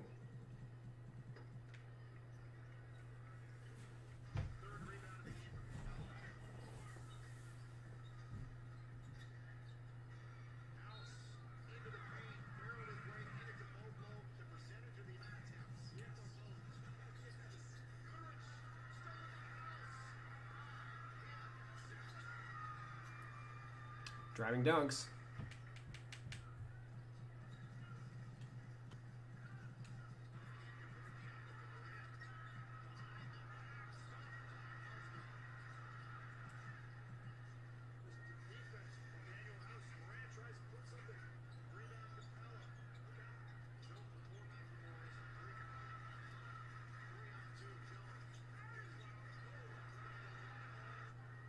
All right. Another mental note: he's getting chase down artist by easily if he doesn't already have it. Doesn't have it. Yeah, chase down artist, easy.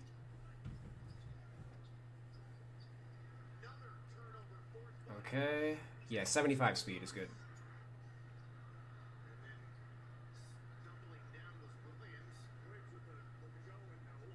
At this point, I'm just watching to see, like, I know that there's no, like, there's no way that he gets an 80 standing dunk.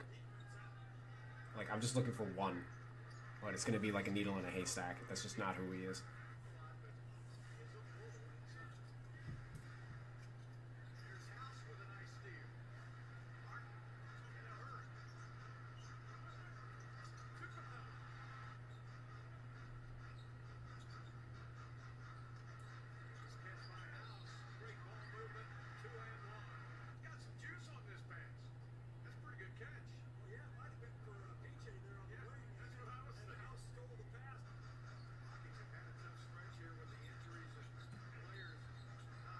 Yeah, okay. I've seen enough.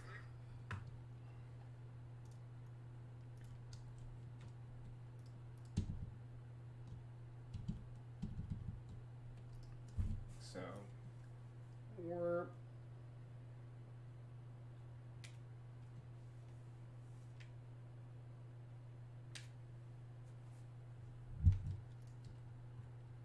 What did you do dunk-wise this year?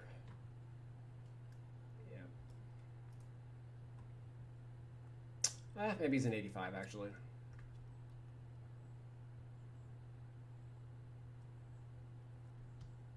Oh, leave him at 90. You can make a case for him either way. And then...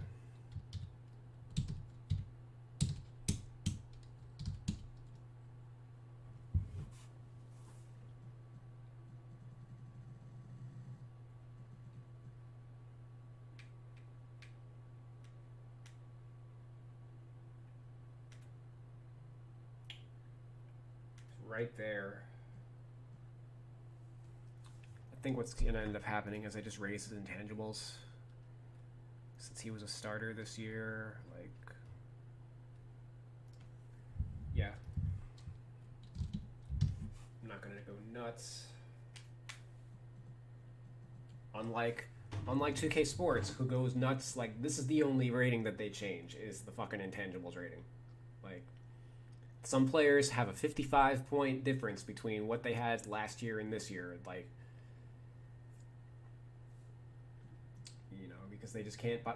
I'm going in deep. You know, I haven't checked how long this video is running, and we probably still have, like, if I had to guess, another 2 hours to go before I'm done. You know, granted, I'm not working as fast as I normally would be because I'm talking out my decision points, and if I was just by myself, like. If I was just by myself, I'd already be done. But this is the only rating that they change. And when you actually go through and actually adjust every, you know, fully adjust each player, then you can make a decision like that to, like, tweak a player's overall, rather than just, like, rely on this as, like, you know, the Mad Hatter attribute where, we need Dwight Howard to have a low rating. Better give him a 25.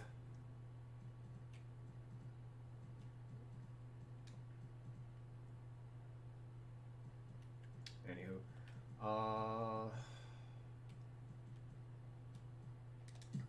so 75 I'm okay with for House.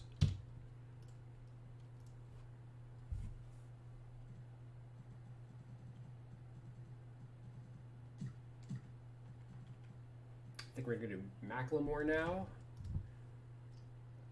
as he was pretty comparable.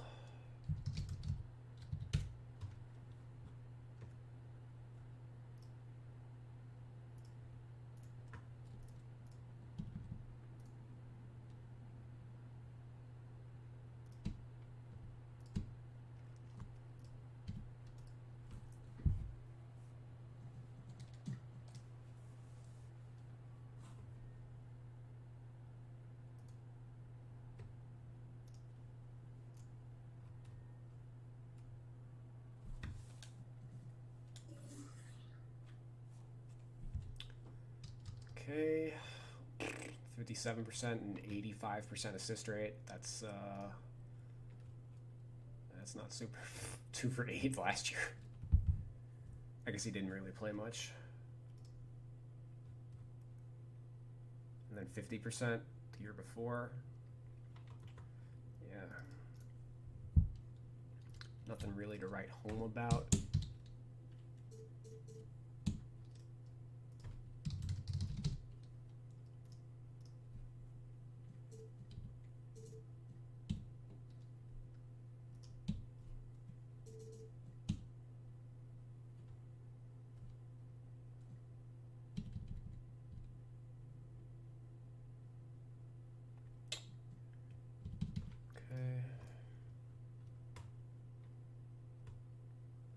Close range, 7 for 21.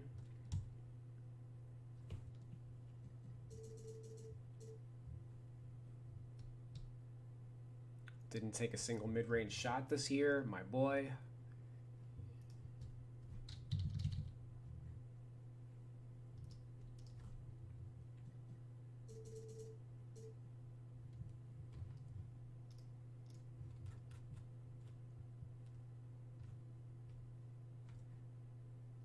%, for his career, 40% in like recent years.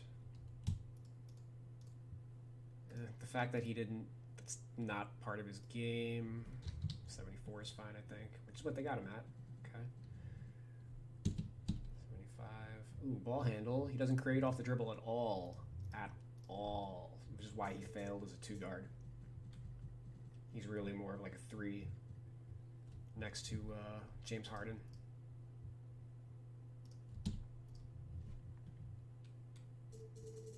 In fact, I think there was some game where he scored like 18 points, I think, without taking a single dribble.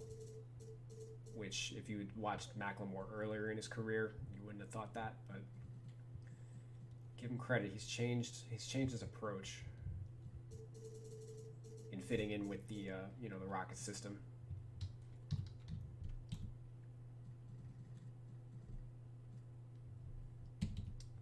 Okay.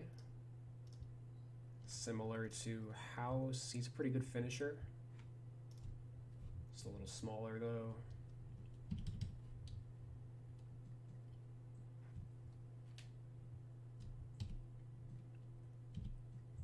He's not the same defender.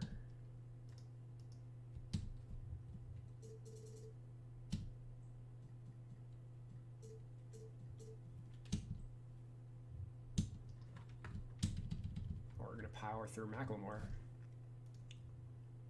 Okay, they did boost his quickness. I'm going to boost it a little more.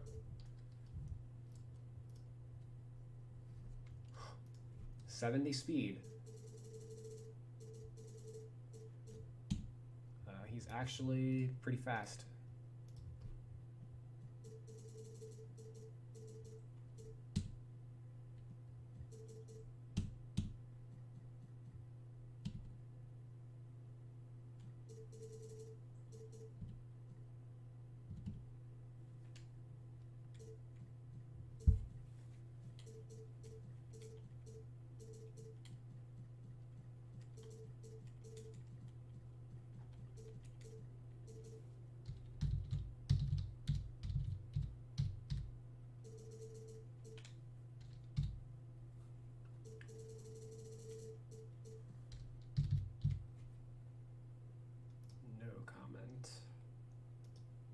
boosted his help defense a considerable amount.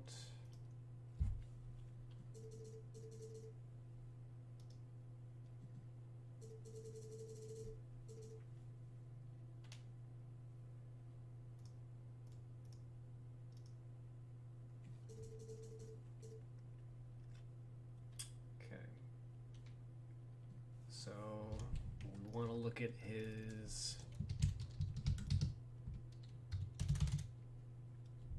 overall speed. Oh, we can just look at every dunk. Wide Leonard in the lane, throws it away. McLemore to the basket. Well, might drop him a little bit. Next 33 games start tomorrow night as the Rockets put the wraps on this 4-game road trip. Triple J, Jaren Jackson Jr. is doubtful for the Grizzlies. Oh, another back cut, and Ben McLemore will not miss that. That's how you make sure you make your layups. Go up there and dunk it. Hero picked up good defense, and that's even better defense. Up ahead to Russell. Russell gives it right back. Well, I mean,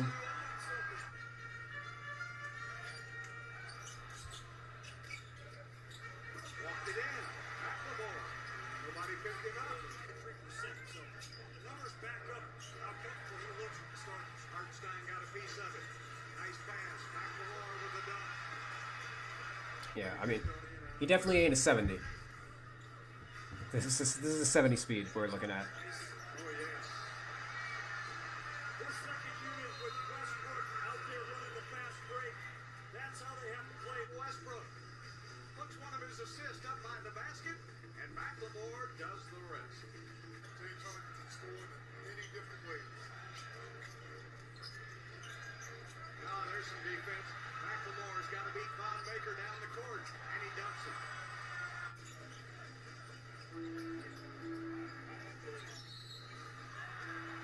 Counter. Nice play. Setting a nice screen for Ben McLemore. Curls into the paint. That's the way used. Pick up Westbrook in the backcourt, send the double team. The Capella to McLemore results in 2. Now here's Capella with the ball in the middle of the offense, and Ben McLemore coming in from the baseline, skying up high. Those aren't easy passes. No such thing as a big enough lead. Hasn't been all that big anyway in this game.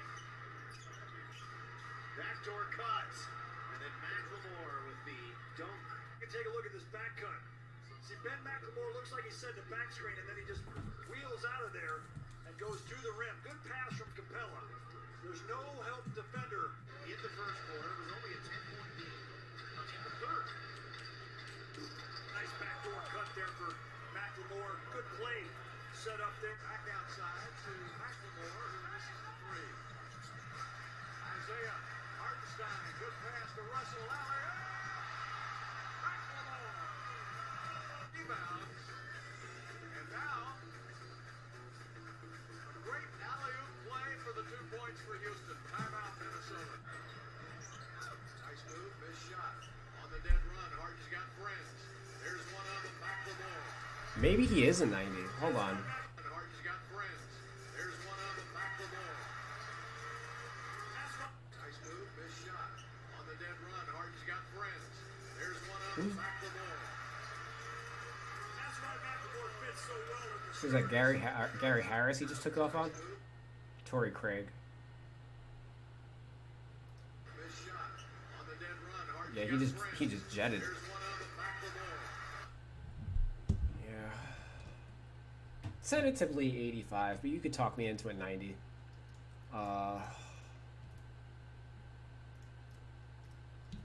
Kind of frustrating though is that his rating is only a 74. I'm sure it's higher at small forward. Yeah, 76. And ideally, I want to get him on par with like Carroll and Nwaba, so that they don't play ahead of him. Even though, I mean, they technically shouldn't because these guys are all have power forward as their secondary position.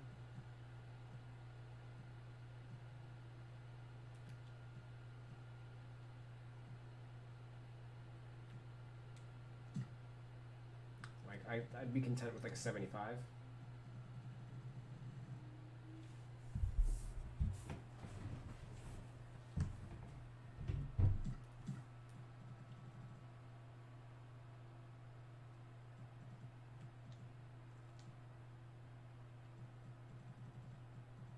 Oh, also, let's just do that every little bit, right?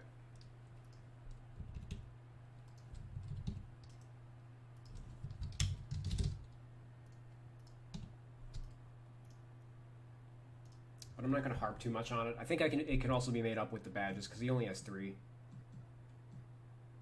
Yeah, he only has 3, and obviously he's a great. We saw he's a great dunker in transition, so like fast break finisher, lob city finisher, things like that. Like,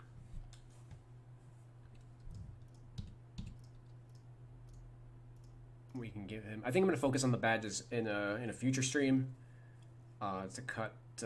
As I know this is already running a little long, because in order for me to fully do them, I do need to do the tendencies, and I'm not willing to sit down and do them as of yet, because a lot of things like alley-oop rate, for example, there's an alley-oop tendency, so based on the player's alley-oop rate, I could figure out what tier badge he deserves for like lob city finisher or like things like that. So. We're just going to do some ratings, but we did notate, a handful of players that could certainly get badge adjustments. Harden probably should have more than 43 off the top of my head is my guess. But, okay, so that leaves... All right, so out of all these role players, the only one that I'm unhappy with their overall rating for the most part is Macklemore. I want to get him just a point higher. So let's do Austin Rivers so I can double my disappointment. As I'm sure he'll come up with some... He'll have some terrible rating due to him not being a passer as a point guard. Okay, that's a 83-point layup. Well, his assist rate's lower, so 80's fine. 37 of 104 from close range. 35.5%.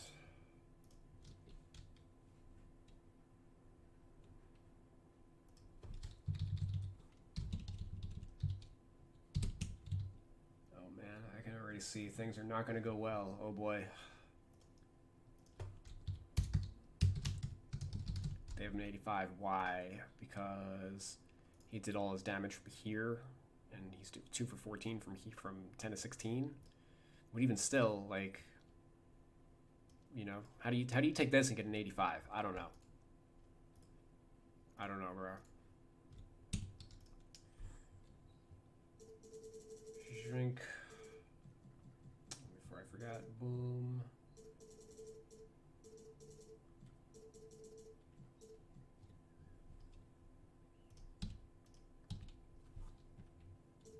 He's never posted up in his career.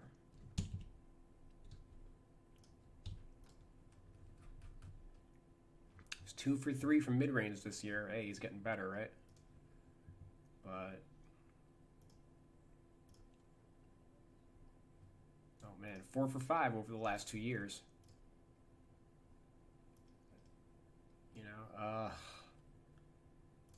41% over the last 3. Maybe that's what we need to do. Like, I don't know, because he's just not a mid-range scorer at all. And obviously he plays for the Rockets, so like, what's the point of even giving him a high mid-range rating?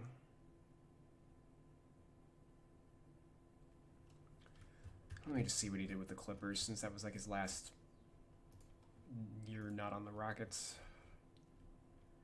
6 of 19 mid-range.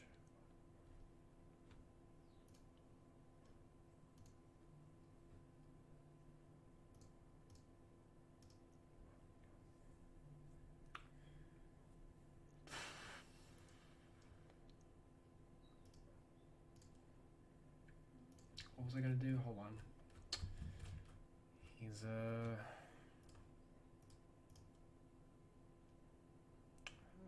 just 78.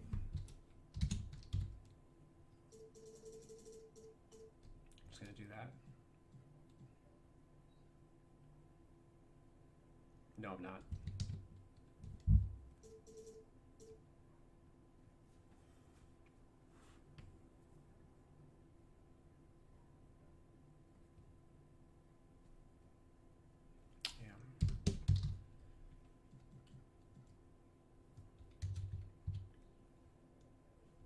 Ooh, 86 ball handle.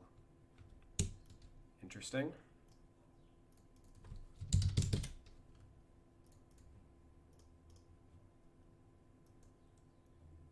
.86 ball handle, huh? Just to give you an idea of how much Rivers isolates. The top 3 isolation players in the league all play for the Rockets.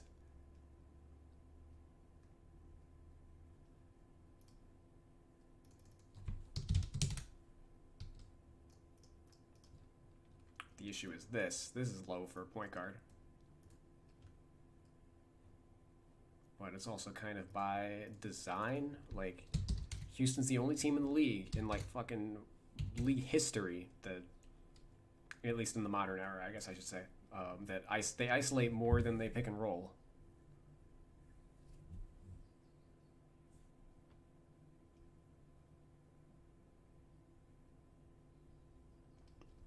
So I'm gonna 90 him.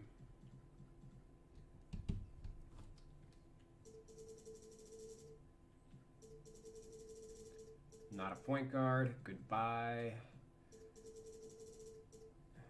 Goodbye rating.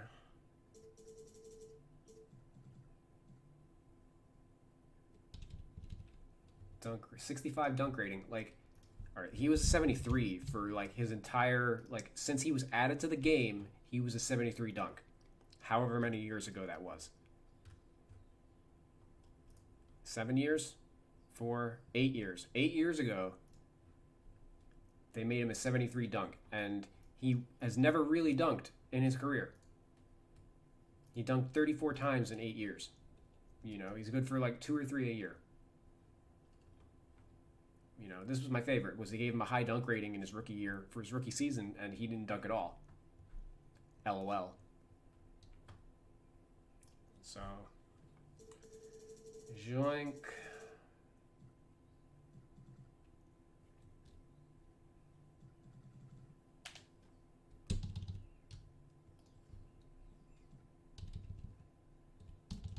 So hey, 2K's doing something, right?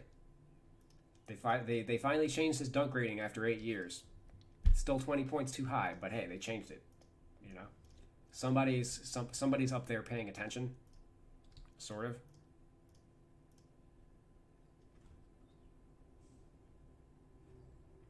This is why I don't like my criticism of 2K and like their roster team is not like but trust me. Everybody who says, oh, 2K doesn't do anything from year to year, they're fucking full of shit. They do. I'm the one person that notices because I keep a log of all their changes on a year-to-year basis. Like, they do stuff. The problem is they don't do it every year. Like, you know, a lot of these ratings that they're finally changing, some of them were from the first time in, like, years that they adjusted. At least they finally got to a lot of them this year. So I'm not going to, like, criticize them too heavily for, like, you know, like Austin Rivers having a dunk rating 20 points off from, you know, where I would have it based on what he actually does on the court. Like, I'm not gonna beat them up too much over that, because at least they're trying, right?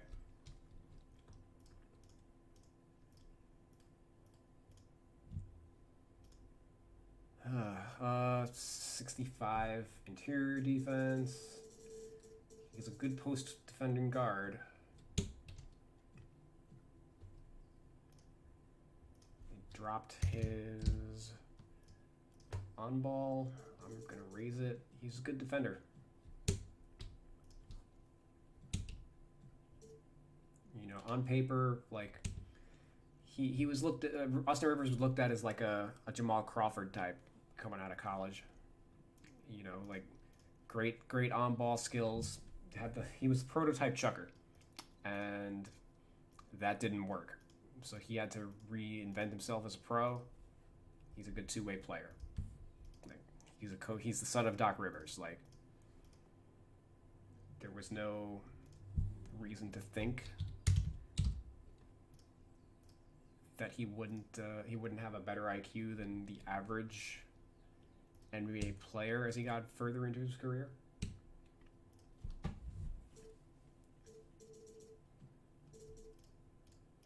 Okay. So he's not like incredibly fast, but he is quick. That's why we give him some 85s in the acceleration and lateral quickness.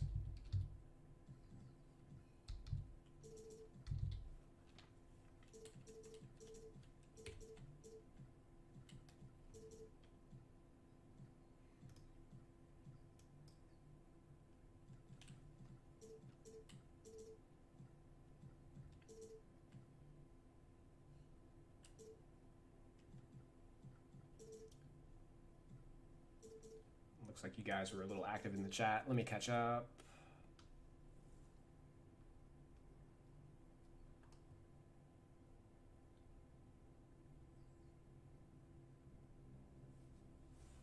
Watching these highlights makes me think we missed something in the Western Conference semifinals due to the COVID violations.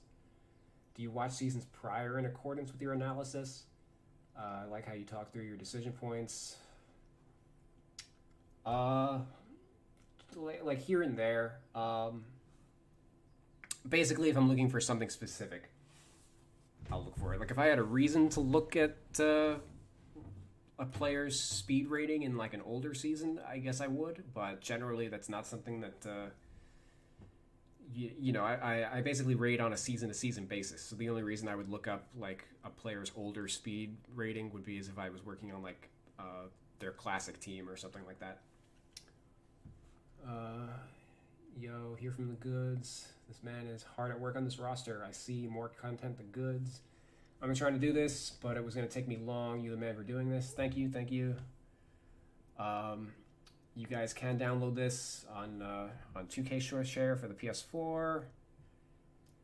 I've been working at about a team a day, at least when I actually do work on the game.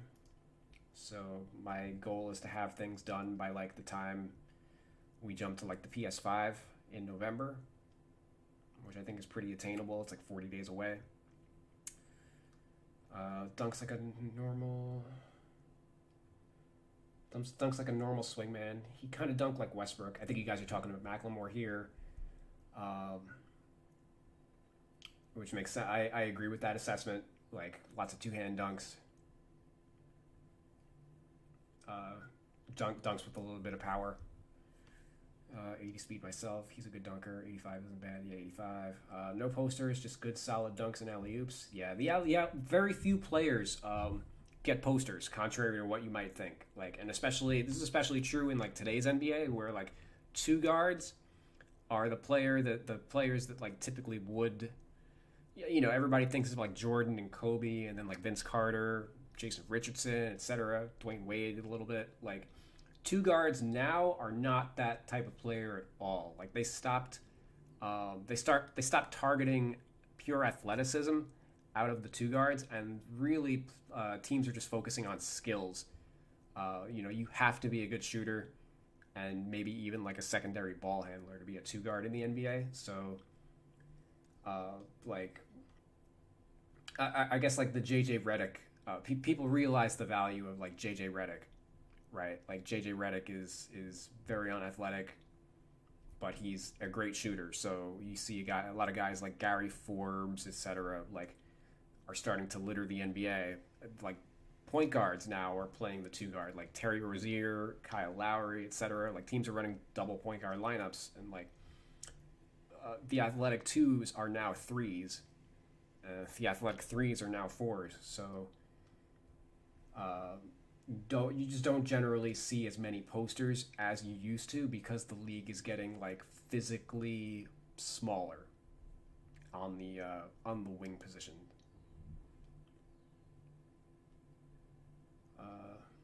How would you calculate mid-range for a team like the Rockets? So for any player that doesn't have a high sample of mid-range attributes, or sorry, a large sample of mid-range shots, I should say.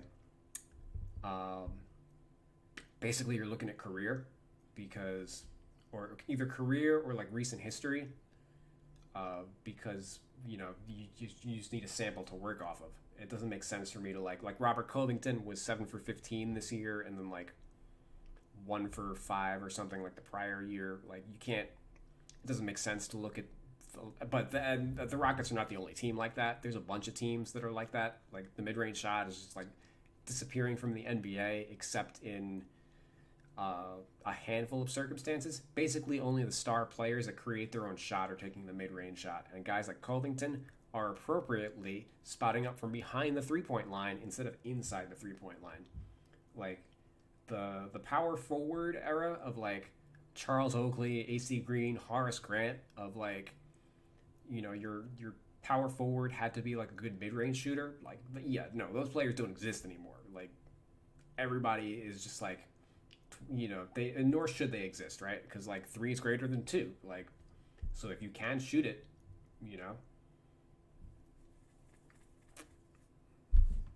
that's the biggest distinction between like the older teams and now is like guys like Oakley. 20 years ago, he was a great mid-range shooter, and he was okay from three-point range. He would have, I think he would have been able to make the transition, and then you're looking at like maybe a cross between Marcus Morris and like an actual good defender, or not a. I mean, they're both good defenders, but like Oakley's a better rebounder, I guess. Whereas Marcus Morris is more of like a small forward, power forward. But anyway, let me finish this off. Rivers.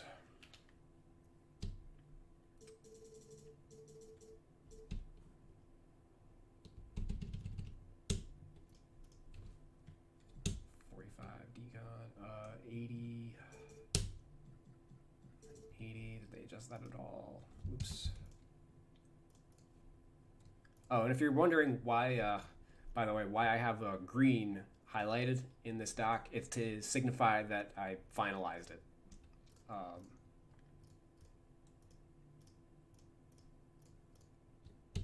At least my ratings were up to date pre-bubble, so like any tweaking that I'm doing is something that happened in either the bubble or the playoffs.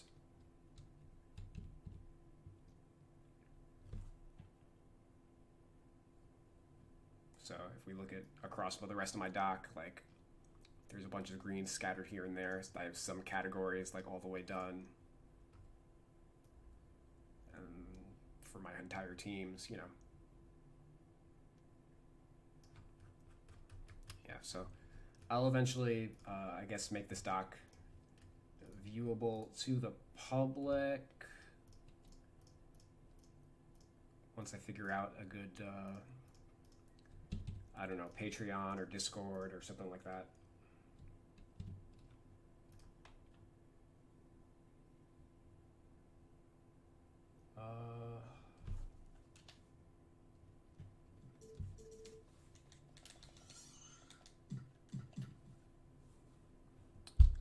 Woof, only a 74.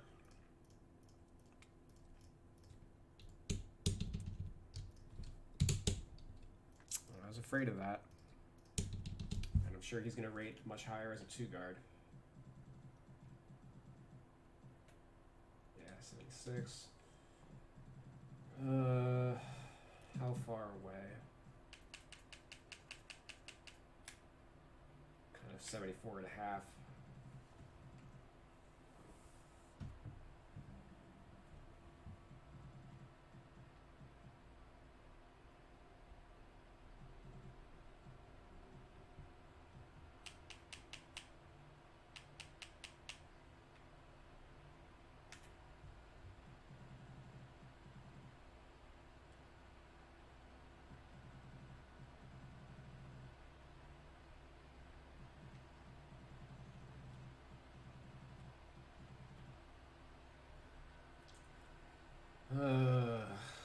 here, huh?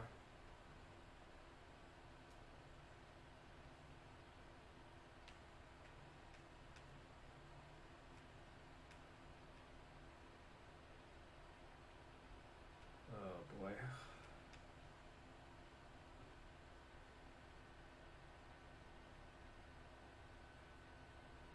I like his archetype, two-way three-point shot creator. That's for, you know, despite him being a 74, that's a lot of words in his archetype. Like that's, you know, it's the 2K formula sucks.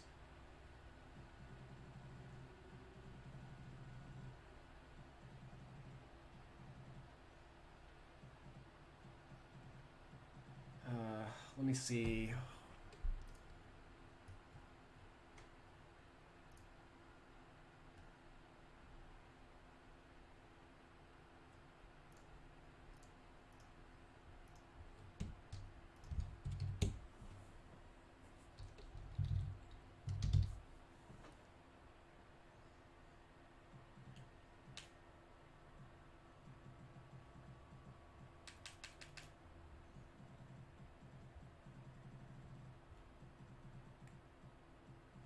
I don't think Austin Rivers is faster than an 80.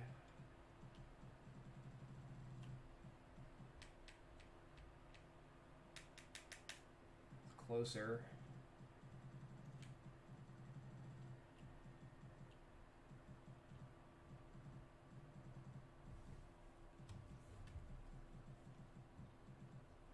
What do you do in the playoffs?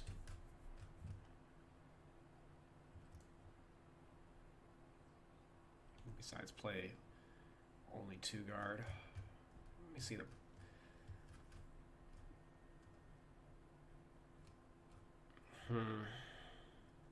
Maybe the trick is just changing his position. I mean, so this is actually a kind of a lie also. You have to sometimes ignore basketball references, lineups, which I'll showcase in a second. It's basically a shooting guard small forward here. Playoffs. 2 guard point guard. Playoffs. Oh god, 5.5 PER. 43 true shooting. Yeah, I mean, I think he played over Ben McLemore in the play. Like maybe I am changing his position. Is the thing. But the problem I have with that is I don't like the game is going to make Chris Clemens the primary backup rather than James Harden, the way that this shit works. Like, I do think that Harden is basically the backup for Westbrook. Like, Rivers comes in for Westbrook, but he doesn't have the same role as Westbrook. The only time he's ever a point guard is when Harden's not in the game. So, yeah, let's look at the lineups for this team. Maybe I'm just supposed to adjust. Maybe compared to prior seasons.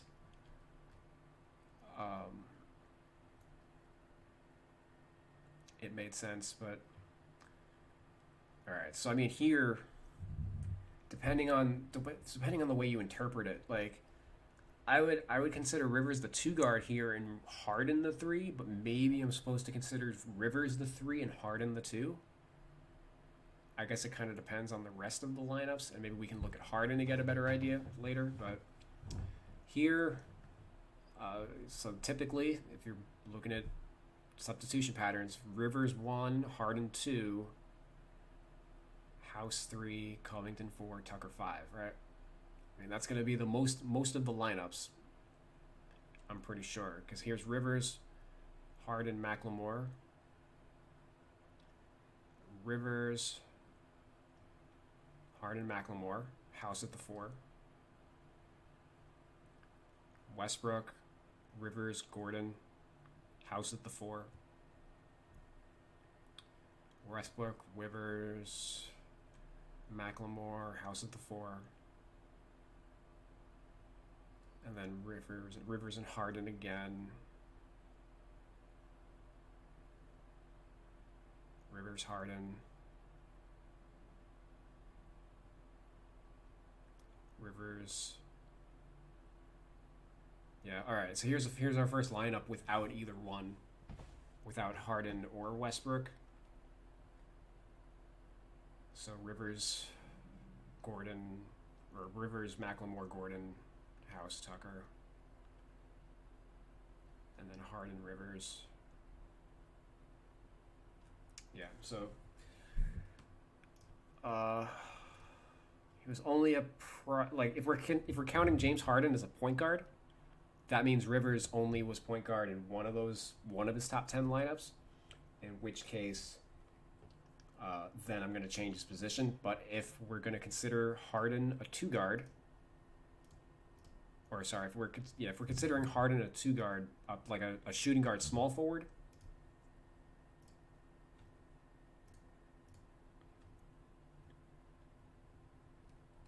like, I don't know. So Westbrook, Harden, House. Westbrook, Harden, House. Russ, Harden, McLemore. We're going to count Mac as a 3 here. Even though you could kind of argue that Harden would be the 3. Harden's a bigger player. Harden guards bigger players. It's really how you want to interpret it. Russ, Harden, Gordon. And this was their playoff alignment, right? Was Russ, James, and Gordon. And I have Gordon at the 3, as he basically played over Daniel House. So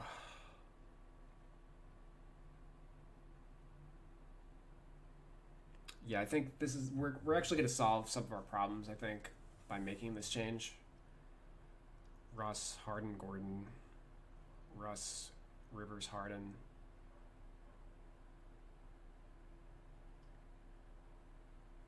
Harden, House.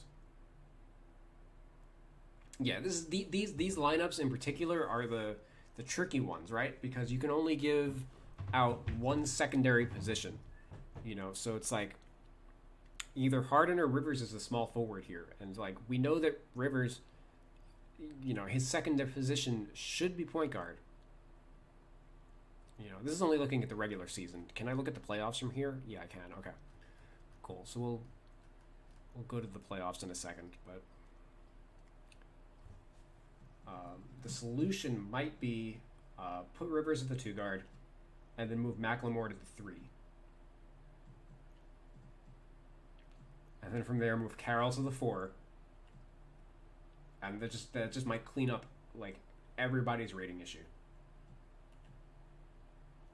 And fuck it, we'll put Mbah a Moute at the 5 too. Like, I don't think it matters for all intents and purposes, but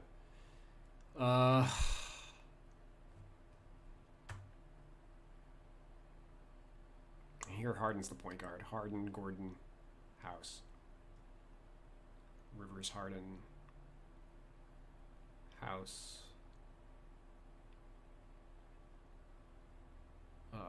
Russ, Harden. Okay.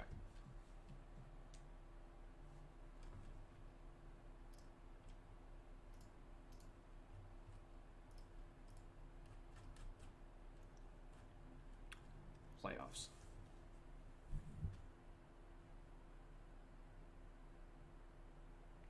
Harden, Rivers, McLemore. Harden, Rivers. Yeah, that's the thing, is he didn't play with Westbrook.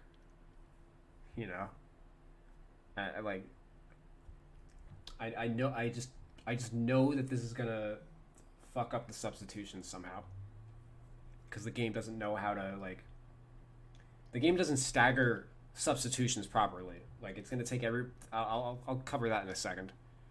But Rivers, well, he's a point guard here in this lineup.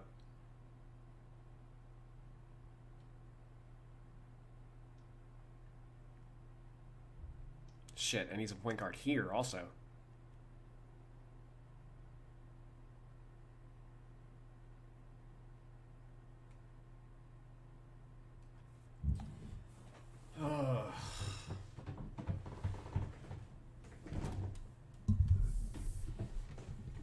You know what the issue is?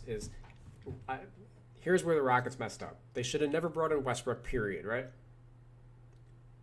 If they were going to trade Chris Paul, it should have been with the intention of making James Harden the point guard. And then you have, like, you know, all these other guys. They have no shortage of guys who can play the two next to him. They have Eric Gordon under contract making $17 million a year. He should have been the two guard. Like, that was the solution. Just don't trade with Chris Paul for another point guard. Get somebody bigger. Get Gallinari. I don't know.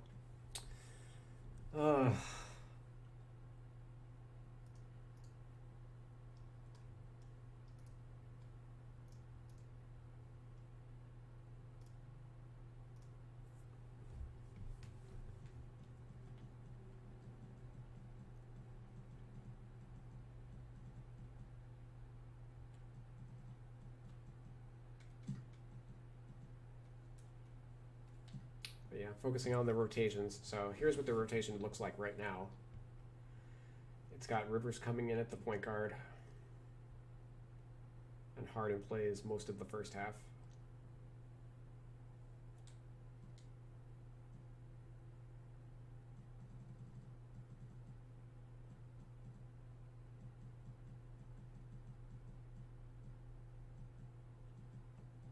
And I guess McLemore was out of the playoff rotation.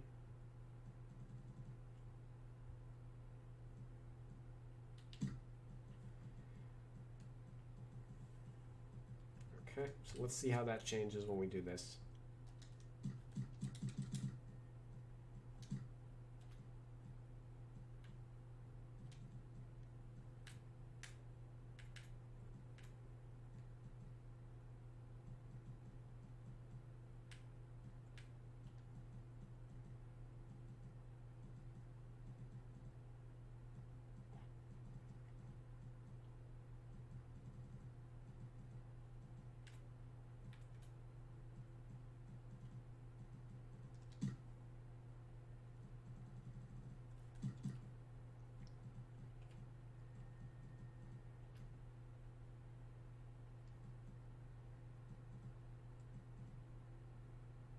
Aside from House now rating lower than... Yeah, here's where House rating lower than Nwaba looks kind of bad. Already dropped his intangibles.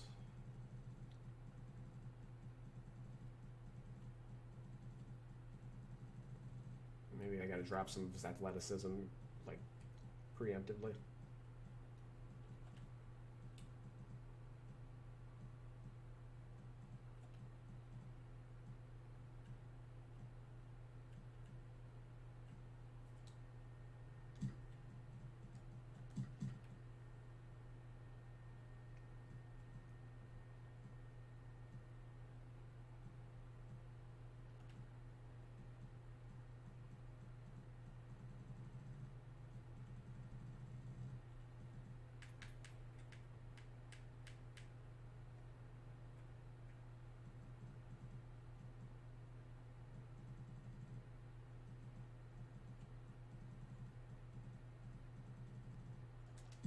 Okay.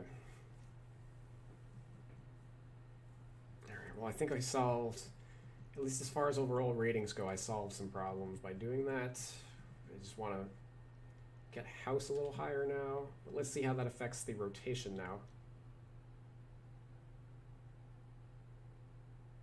Okay, it actually doesn't affect the rotation at all. Which is actually, that's actually good. Sort of.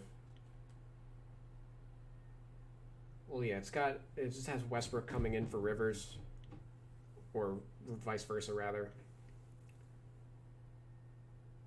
But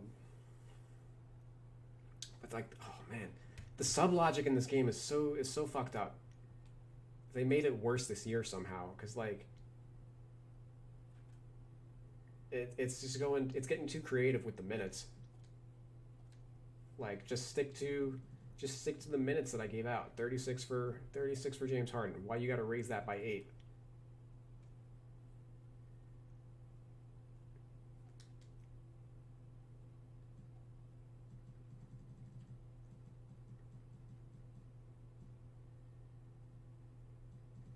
Yeah, so the game doesn't understand that, like, Rivers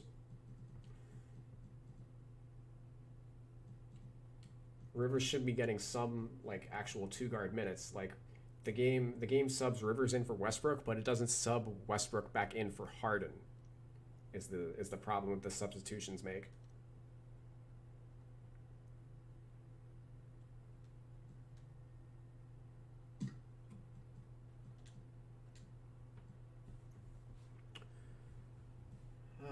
So many issues. We're almost done. Let's power through. Remain focused. I need to get some food after this. I think we're just down to 3 players, though. Right? Just Westbrook, Harden, Eric Gordon. Okay. Eric Gordon it is.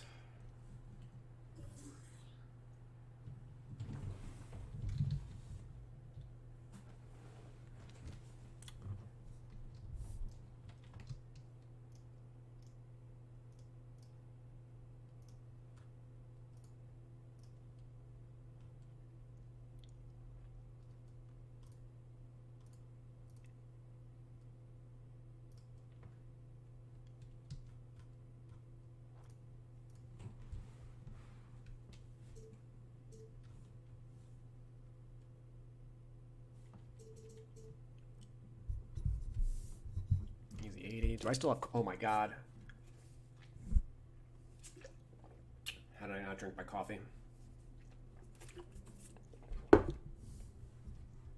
Yeah. Now we're gonna wire through. All right. 78 3-point rating. What a garbage year for Gordon.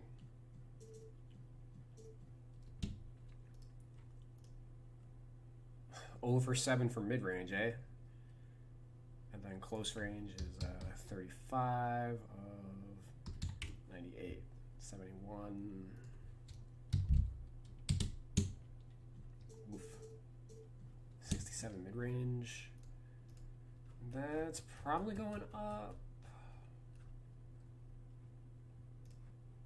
Well, he shot 33% in each of the last 3 years for mid-range. So he was already not really a mid-range dude. Granted, this is all like 4%, 2%, 1% of his field goal attempts.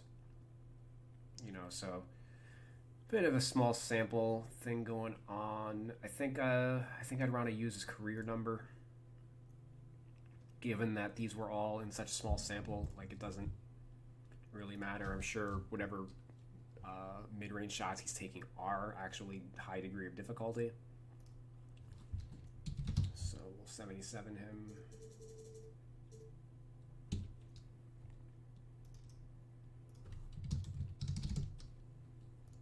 And if Eric Gordon joined another team that actually utilized mid-range shots, I don't think I would want him to have a 67. So, oh, they dropped his ball handle rating, you say?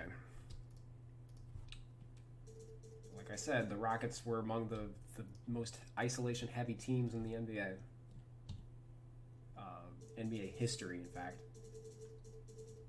So, no, we will, in fact, be raising his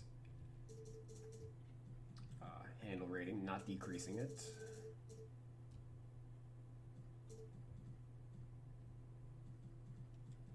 .70 driving dunk, nope. He's had a lot of injuries in his career. Not the same athlete that he used to be. Well, I'll tell you this actually. No, I ain't gonna say shit. I'm sure he was a 55 or something in my ratings last year. 60's fine. 5 dunks in 1,000 minutes. Yeah, 60 is more than adequate. Also, let's just drop that.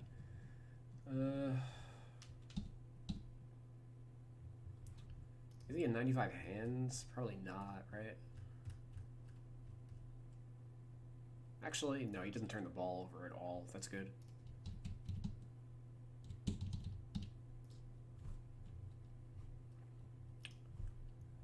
Ooh. 42 interior defense. He played small forward, and he's a stocky 2-guard. He's 6'3", 215. So statistically, he's actually a good post defender.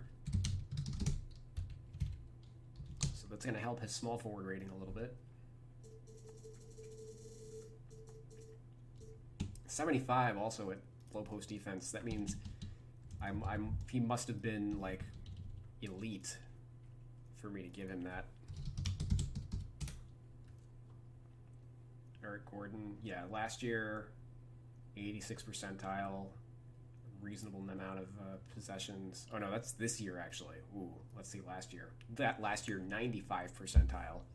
Like, yeah, like without a doubt. Yeah, easy.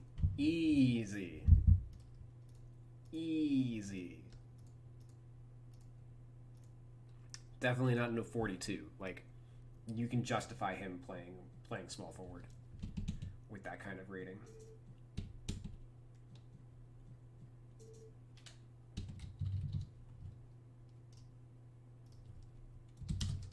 Like the Rockets are a small team, but not really, because they're very strong compared to, you know, every player in their starting lineup is built except for Covington. Covington probably has the least muscle mass out of anybody in their lineup.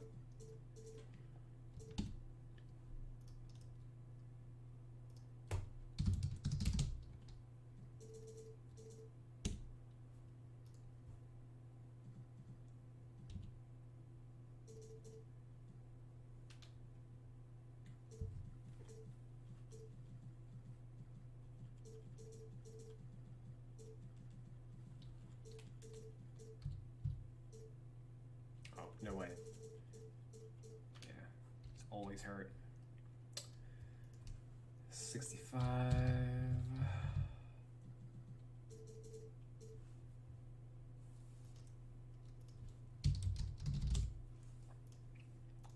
Yeah, so Eric Gordon actually good defensively, which is why they played him, and the defense was completely unaffected, or at least not like a negative. You know, they were a good playoff defense. He was a big part of why. Doesn't get nearly as much credit as he should. And 81 overall, despite having poor shooting ratings. Like, if he shot like 5% better on from 3-point range, like, he'd be worth this contract.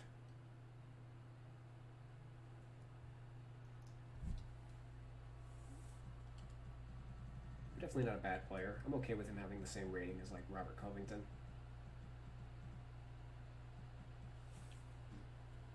All right, and Westbrook. Yeah, let's do Westbrook before Harden.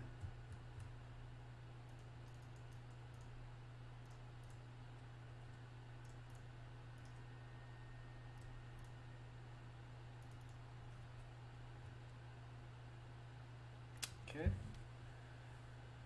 Layups. Only 57%. This assisted only 27% of the time, so that's good. But I'm guessing 58% and 16%. And then the year prior, 55 and 17. Huh. Does that, well, that's basically his peak.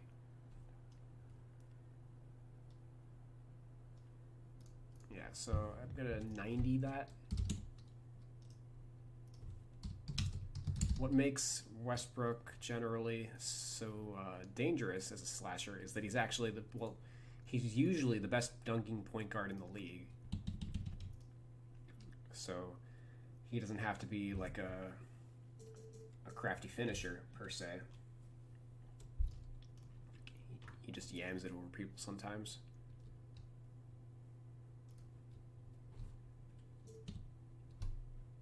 Hooks.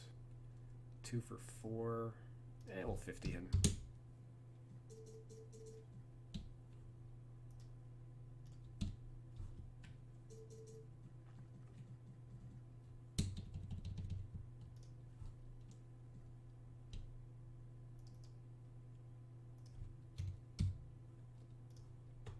They raised his close shot by 20 points. That's good. Although expected, you know, because they are going off the same stats we are. So that's a 149 of 390. It is 38%.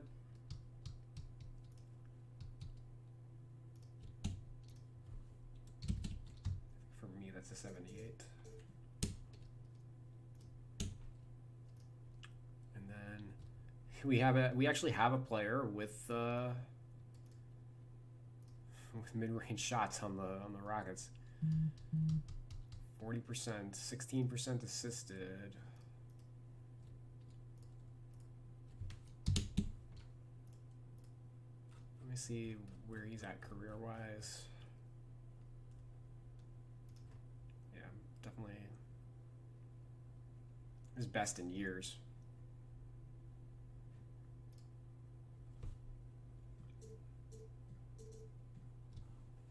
Puff him up a little bit. 3-point. 71. It's fine.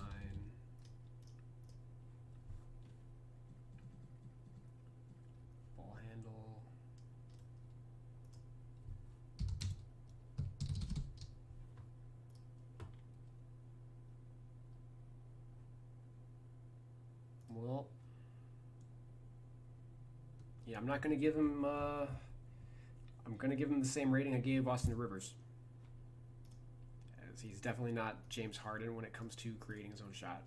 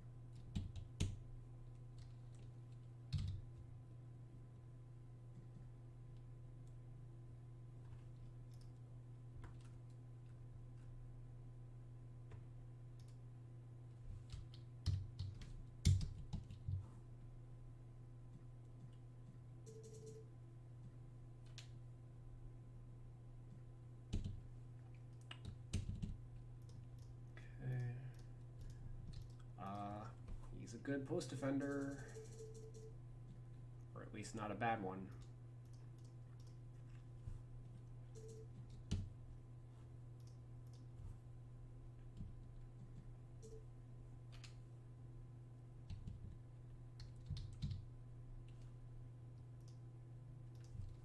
Okay, they dropped his quickness by 2 points, but left everything else the same.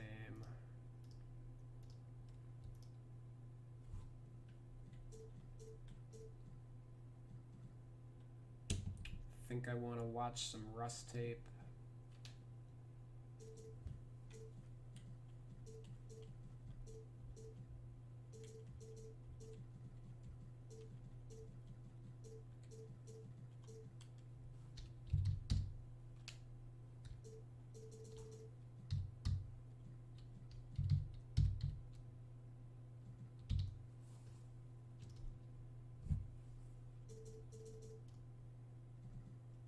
Oh yeah, tank it, tank it.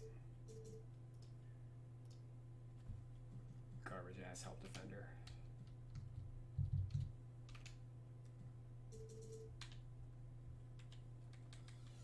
Okay, final verdict. 90.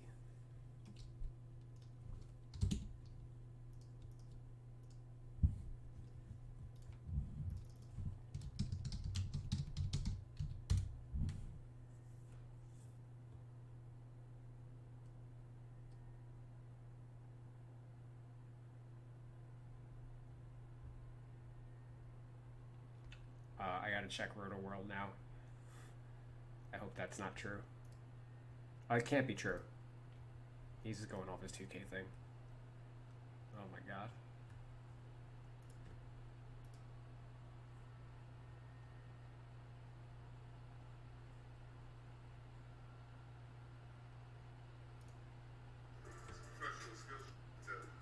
He did in game 2, had a good game 1, still coming back from injury, and that's a good start for Russell Westbrook. It is going quick, making it hard for them to double team or do anything else. Saw Frank Vogel there, first-year head coach of the Lakers, and he's got Jason Kidd back on the bench with him. How about Westbrook? He's LeBron up top, Caldwell Pope, a hot pass coming back on the Rockets, and it's Covington. And there isn't any changes to their strategy or system that they can make. It's all about being who they are and execution. And Coach Van Gundy, you have to wonder.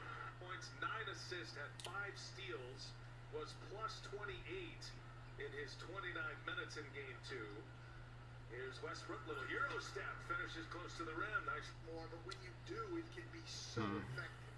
Marquise Morris checking Westbrook, forces him to pass. Morris was excellent in game 2 offensively, and there's Well, I'm not Westbrook seeing again. 95 speed. Walkers off, chance for the last one for the Rockets.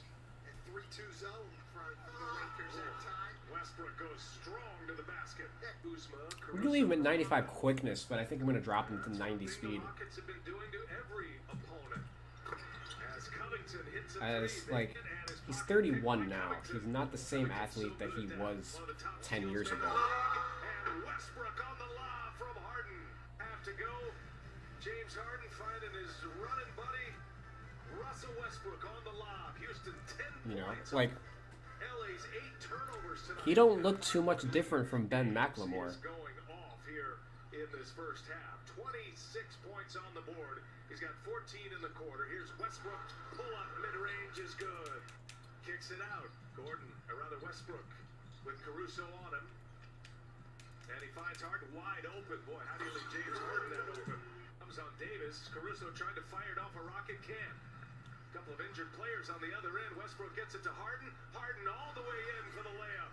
Very difficult shot with the shot clock running down, and he knocks it in. Westbrook, good find. Green is wide open. Knocks it down. LeBron James. That lane wide open. Assist number 5 for LeBron to go along with his 31 points. Covington with those 4 fouls leaves it for Westbrook. Is now heck of a game 3 going on tonight. Top seeded Lakers, the number 4 seed, the Rockets. Well, we went from an offensive battle in the first half to a defensive struggle in the third quarter. There's going to be no more one-on-one for James Harden in this game. Green passes up a 3, spins off Caruso, and Okay. Yeah, we dropping Westbrook. He not. I mean, 2K's got him at a 96 speed. Did you guys see anything that, you know, indicated he should have a 96 speed? No, not in 2020. Okay. Well, that just leaves James Harden.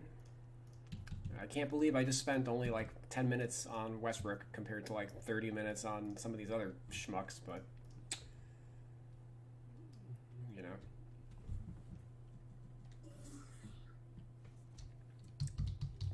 well, the good thing about the star players is there's not a lot to actually think about. Like, whatever their stats and, you know, whatever everything comes to is usually going to lead to a good rating. But like the role players, especially the niche role players that the 2K formula sometimes can't compute properly, you have to actually go above and beyond to kind of make those players have like accurate value.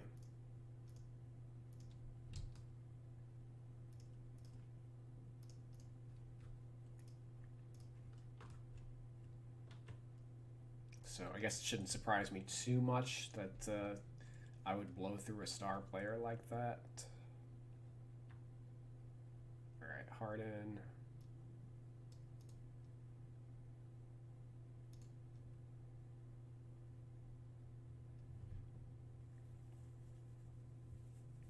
Yeah, 59% on layups.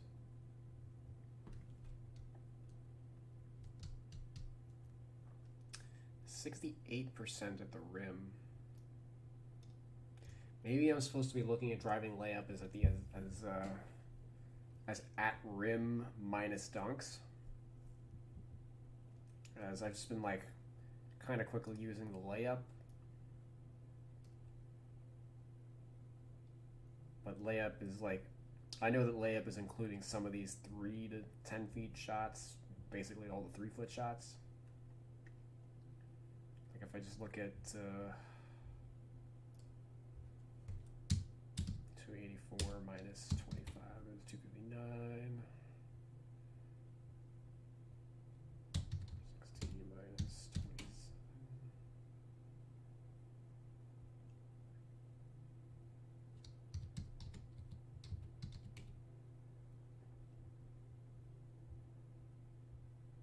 Yeah, if we just take his at rim and subtract the dunks, he shot 66% from the field.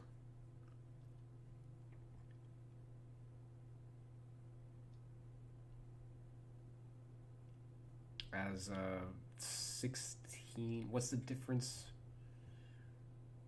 Layups. Whatever Basketball Reference is counting as for layups, like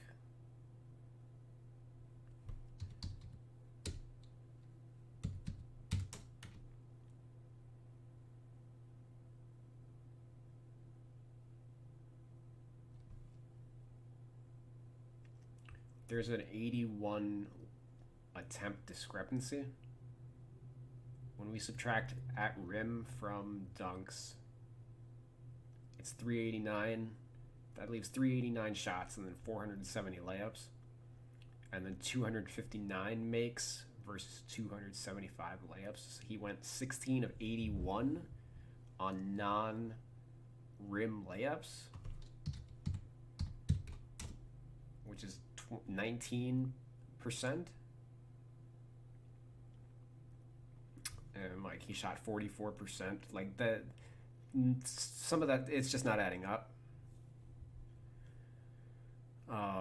And they're just going off of like how the NBA classifies like what a layup is. Who knows if some of those shots are actually from like deeper, I don't know, but something's not adding up there. Be that as it may, I think let's tentatively give Harden a 90. Maybe I just go back and bump him and Westbrook to a 95. We'll see based on how the rest of this goes.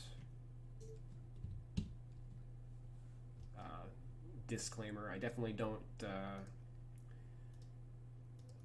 exactly agree with that attribute at the current moment, so it's definitely just temporary.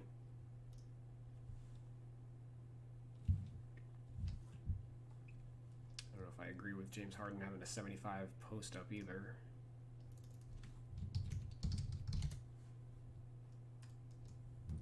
Yeah, I mean, they care so much about field goal percentage, but like post moves isn't shooting percentage. Post moves is shot. It's like the ball handle rating for post ups. You know, creating shots is more important than actually making them. That's what these ratings, post fade and post hook, are for. Those are shooting percentages.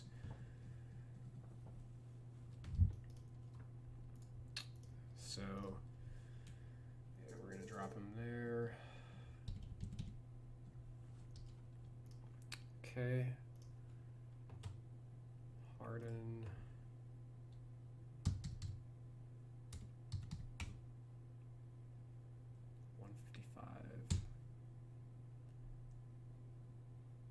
Of 357.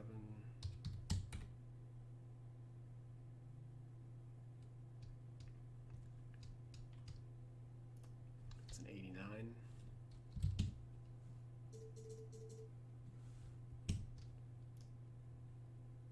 Four for 9 for mid-range. And then... Huh.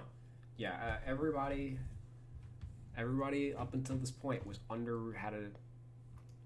we raised the 3-point rating for everybody else, but we're actually going to drop Harden a point here.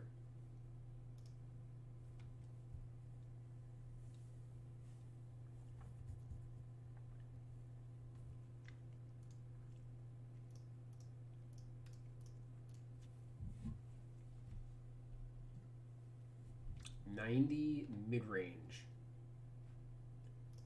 That's a fucking lie. I don't care if he was 4 for 9.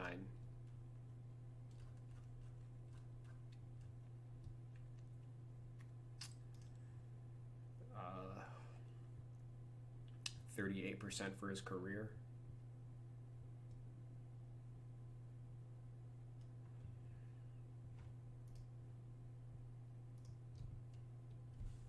Yeah, that's a fucking lie.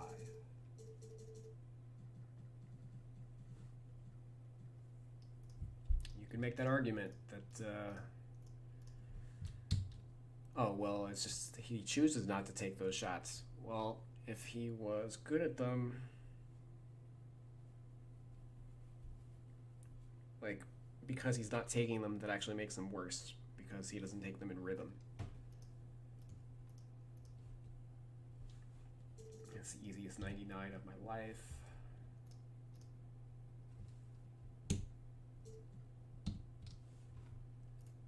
Probably raising his pass rating. He's the best passer on the team. Like, that's not a debate. Yeah, he actually had a higher pass rating than, or assist rate than Westbrook.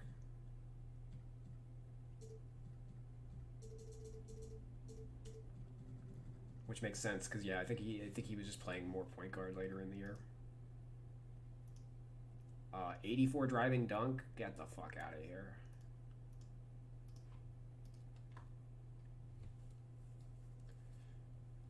Let me just finish off his pass accuracy. Yep, the 90's fine.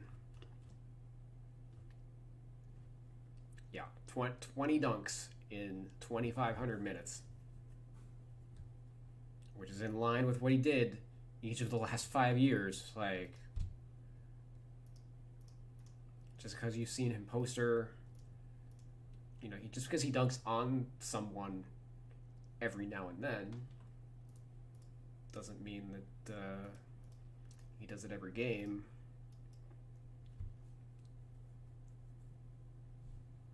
He's definitely a below the rim player athletically.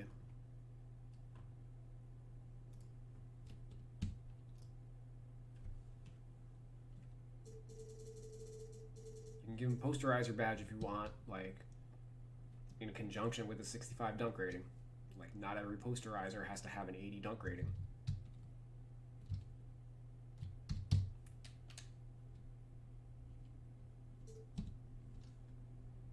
Okay, Harden's basically the best post-defensive defending guard in the NBA. It's measurable. YouTube it. Thinking Basketball has a good video on it.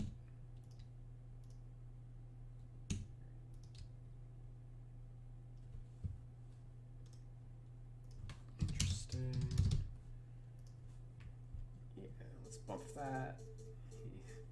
After that block on Lu Dort, I don't think anybody's gonna have too much of an issue with Harden having a good block. And contest ratings, stuff like that. 75 lat? Maybe. I have a feeling his speed rating's gonna drop if we just dropped Westbrook. But those are all the same. We're gonna leave that for the moment.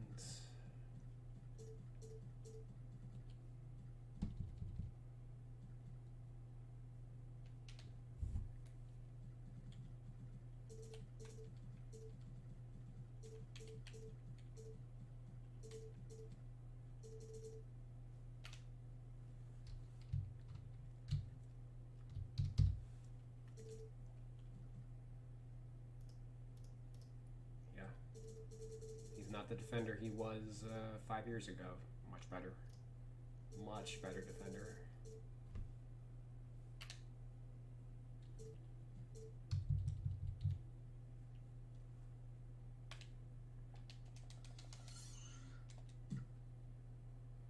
Okay, 97. 97, and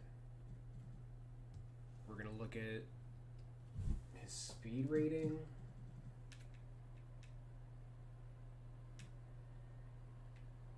Well, I don't think I would drop his acceleration at all. Probably just the speed, but maybe his quickness would go up to compensate.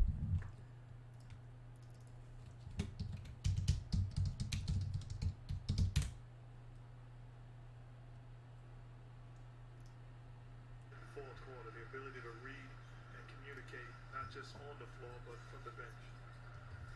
Yeah, I agree with Marcus Harden with a great blow by 6 rebounds, 5 assists. Lead back up to 14. Harden goes right at James. Layup is good. James already with 2 fouls. Strong first half for James Harden after that slow start by the Rockets. Harden keeps his dribble alive, kicks it out in the corner. McLemore, that's good. All right, Cassidy, in terms of minutes, Harden always plays big minutes. 37 minutes. Oh shit, we got a post up. Almost 37 of the regular season as P.J. Tucker stayed ready and was prepared when his number was called, trusting him and inserting him into the start line. Tucker, a rare shot that's not from the corner, knocks down his second consecutive three-pointer. Covington hands off to Harden.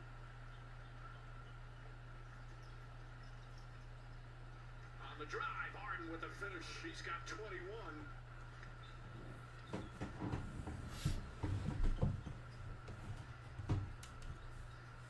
Harden, the floater's up and good. James Harden.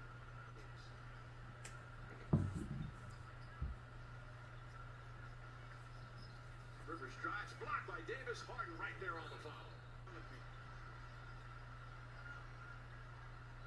88-67. Lakers in control once again. Harden looking to post up Danny Green. And Harden is the coach of Jason Kidd, but their competitive spirit, the way they work their tail off, became very good shooters. Kidd especially switches on to Westbrook and entertained by the conversation that's going on. Nice move from James Harden. 29 for Harden. Yeah, I didn't really see much to indicate an 85 speed, 90 speed, I should say.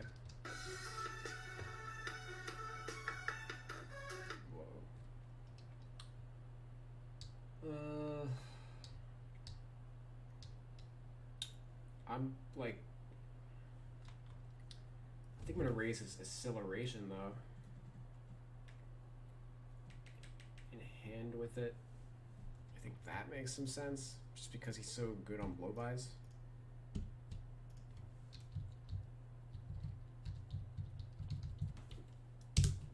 And the Rockets weren't really they haven't been a fast break team for a while. Like, what's their tempo is, they were 3rd in pace, but they were slower last year, and a lot of that is Westbrook. Because like the year before that, they were 26 with Chris Paul, 13th, And then third, but I don't care. What, 4 years ago, like, he was 26, not 30.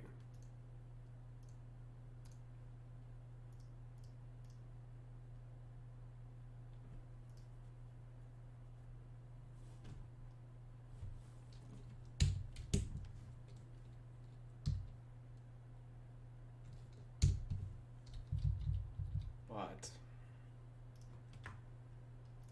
let's watch a little more.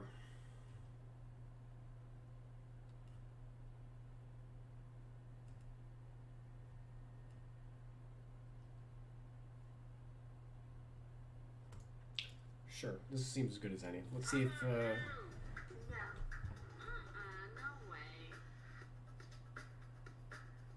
Come on. No. No. No. No.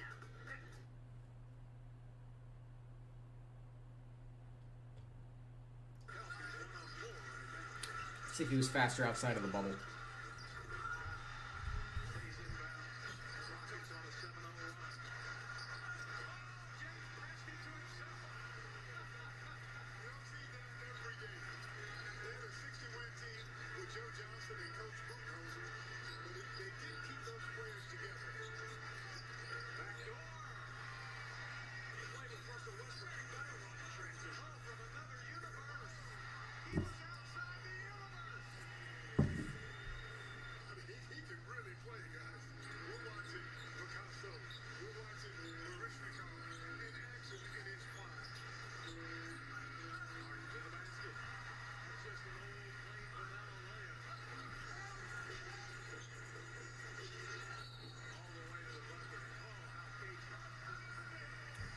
That was the fastest move we've seen so far.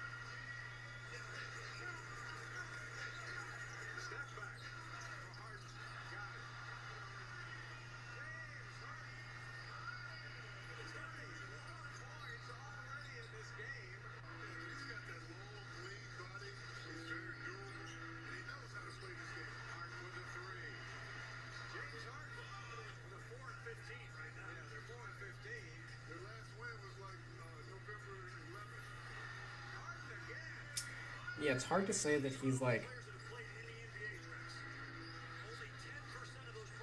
a high-speed player when like so many of his moves happen stationary. You know, he comes to like a full stop and does his razzle dazzle. It's not like Allen Iverson who just like never stopped moving.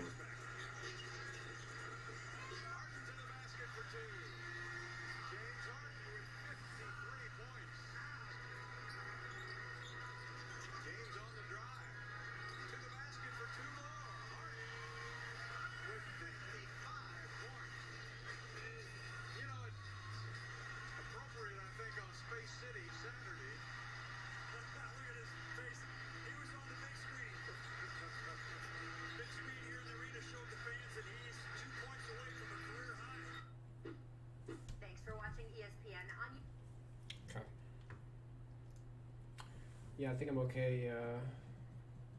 Okay with that speed rating. And let's see. Yeah, so if we went with the 2K method, 99. So what was his archetype? All around two-way.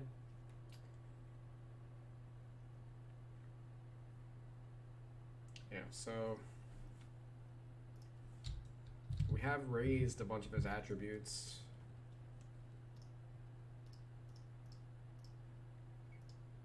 Like I think he's a better rating than what 2K has him at, even though, you know, we just very clearly tanked his rating by doing that. And that's even without taking into account the Should I drop his layup rating?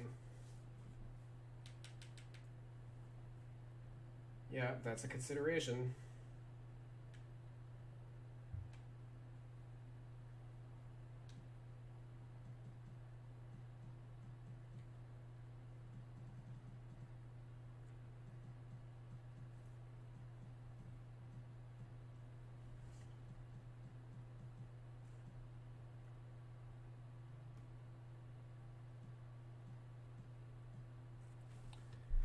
Let me see what Westbrook did at the rim.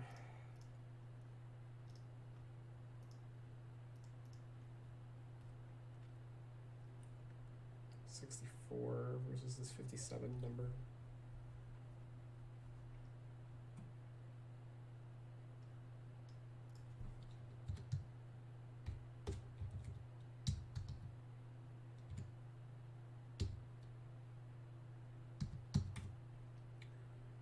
.317 of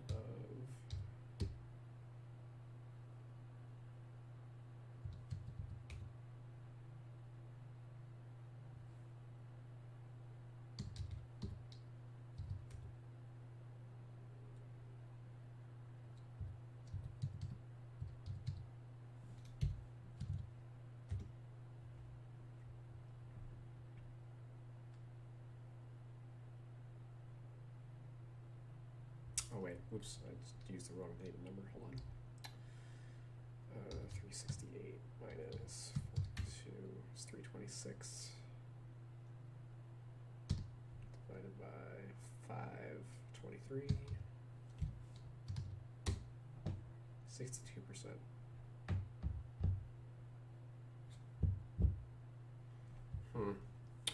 Alright, yeah, so I think I gotta just go back and I'm going to disregard the layup rating, or the layup, this layup number seems a little off. And just go with like at rim minus dunk.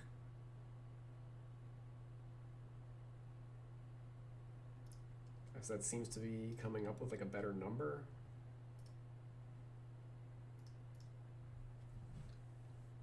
At least a number that makes sense to me.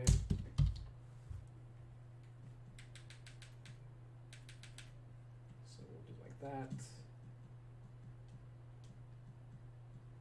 I think people would be generally happier with that.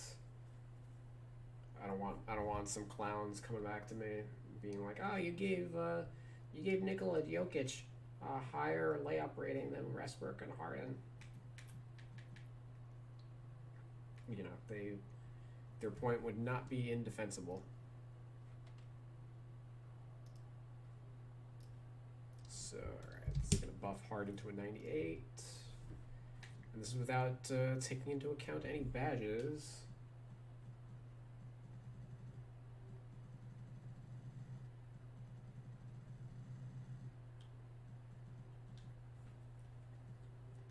Oh, let me actually adjust ages.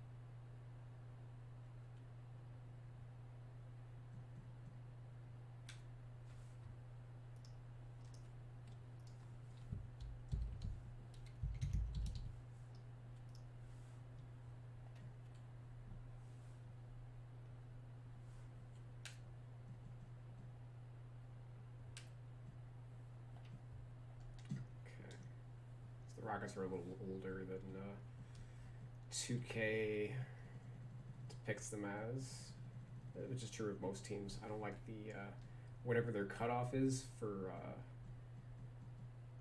the ages. I disagree with the way that it's implemented. Yeah, so the core of this team is basically in its 30s or low 30s, so they have like a 2-year window.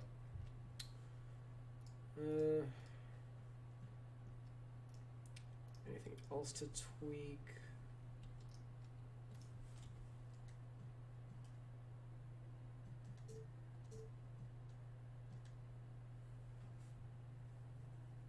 I'm gonna save that. And I actually just want to quickly check what 2K's defaults were, because I didn't notate that before I started editing.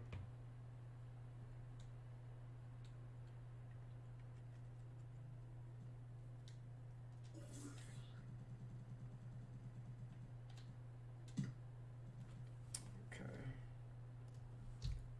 So their defaults are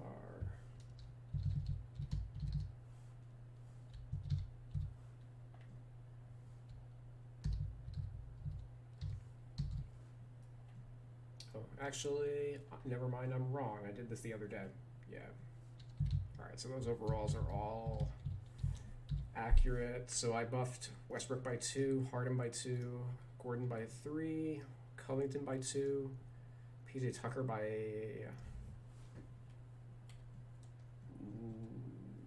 not 4.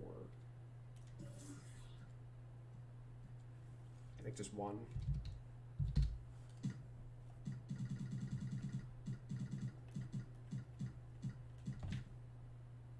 Yep. Granted, that's tentative, because again, I expect the badges to change some of this. Alright, so Rivers, and we did change his position. We changed McLemore's position.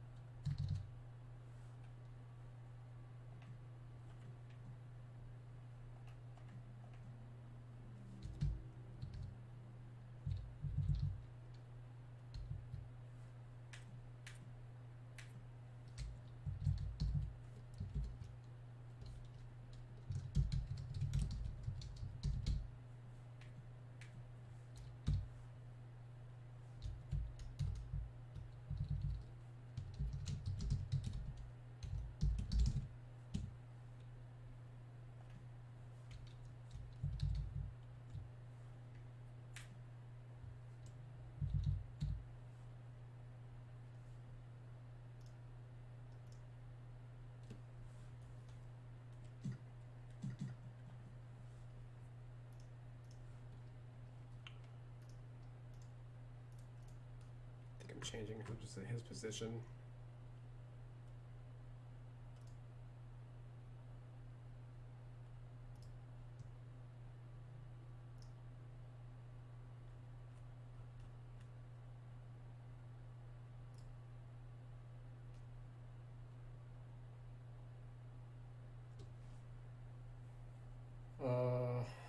Maybe I'm not. What's this guy?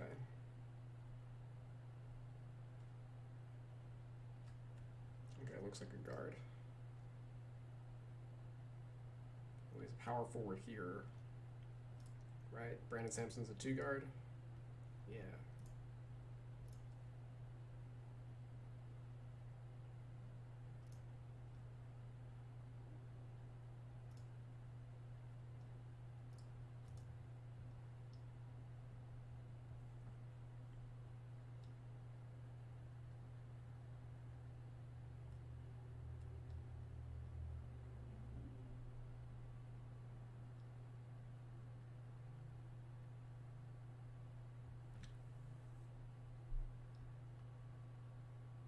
Please share these sheets. Can you put them on the description? No. Sorry. Not yet. And definitely not for free. Put a lot of work into these sheets. They're still not done, but like, it's definitely not something I would give away for free. Sorry if that's an answer that people don't like to hear, but you know, these docs are my baby. I've been working on 2K rosters for 17 years, like my entire adult life practically.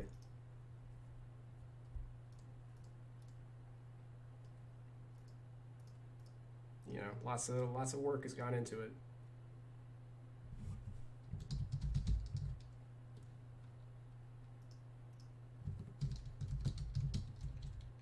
Oops.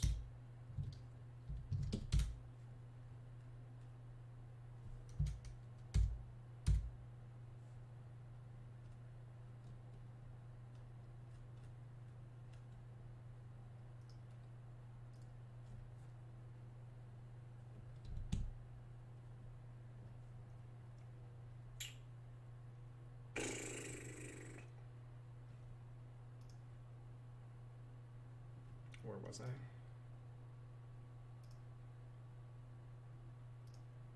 There we go. Yeah, leaving him at the 4. I'm not going to overthink that. Alright, so stretch 4.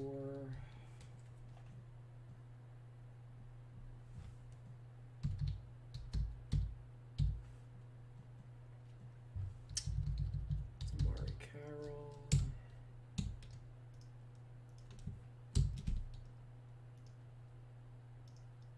Power 4 default.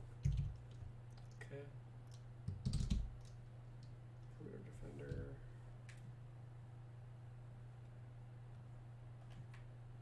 Sabo. Two-way stretch 5. 3-level scorer and mid-range specialist. LOL.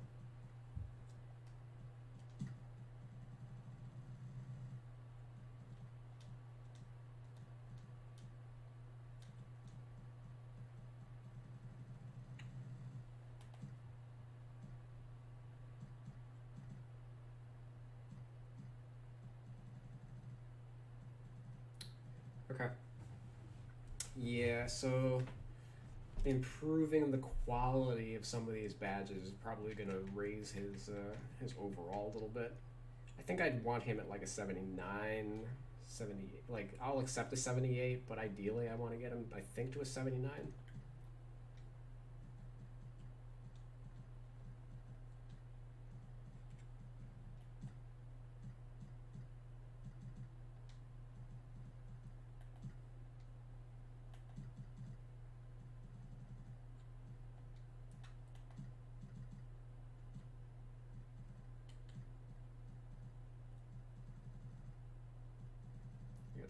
It's wild that they'll give Eric Gordon a bunch of goals and then be stingy with, like,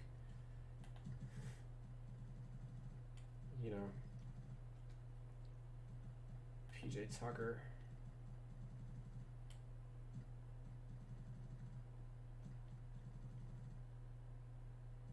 Range extender for Russell Westbrook. Okay. 54 badges is like ridiculous, but I mean, I guess he is an all-around player. Like, he's a good defender. Ooh, James Harden's gonna get moving truck. Mental note, because he is a good post defender, or maybe post move lockdown, whichever one it is for defense. Interceptor.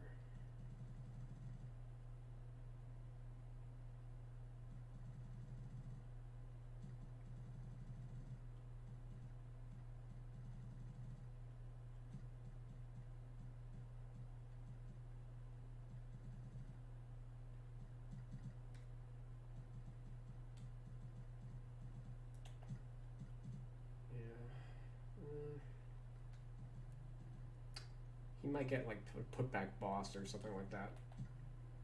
Which hopefully doesn't boost his rating at all. Rivers. Maybe we can improve the quality of some of these, like the dribble ones especially. Comes to the top of my list. Probably something defensively is my guess. Like maybe like a bronze pick dodger or something. Would be like my initial inclination, or like off-ball pass. Something dunk related.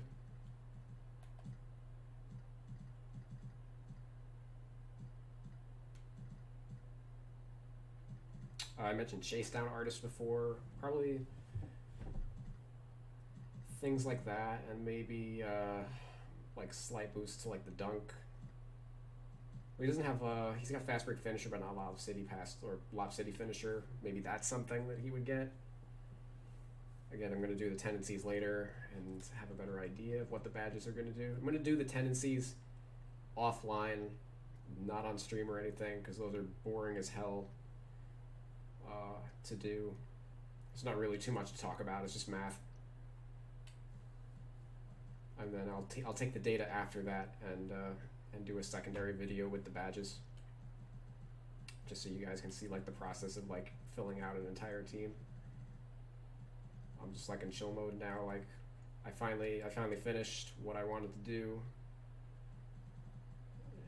I'm just admiring and contemplating what comes next. Fuck this guy. Fuck this guy. His career's over. It doesn't matter. Like I could give him a badge, like some kind of defense badge. Yeah, sure, but for what? I think he gets range extender. Got to check the data again, but and probably a couple more shooting badges or something is my guess. Clemens isn't bad. Like maybe picking Popper or something.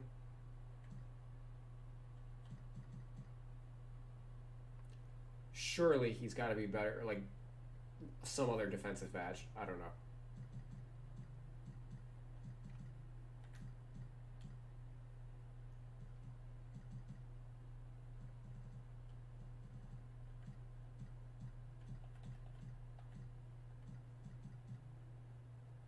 Yeah, I'm sure. Probably also again defensive badges. I don't think he's the world's greatest defender, but like a bronze in something here and there. They definitely don't think he's one. It doesn't make sense for, like, I can't stand shit like this where like a player will have one badge and then like Darius Garland as a rookie had like 20 badges last year. He was absolute garbage this year. He still has 14.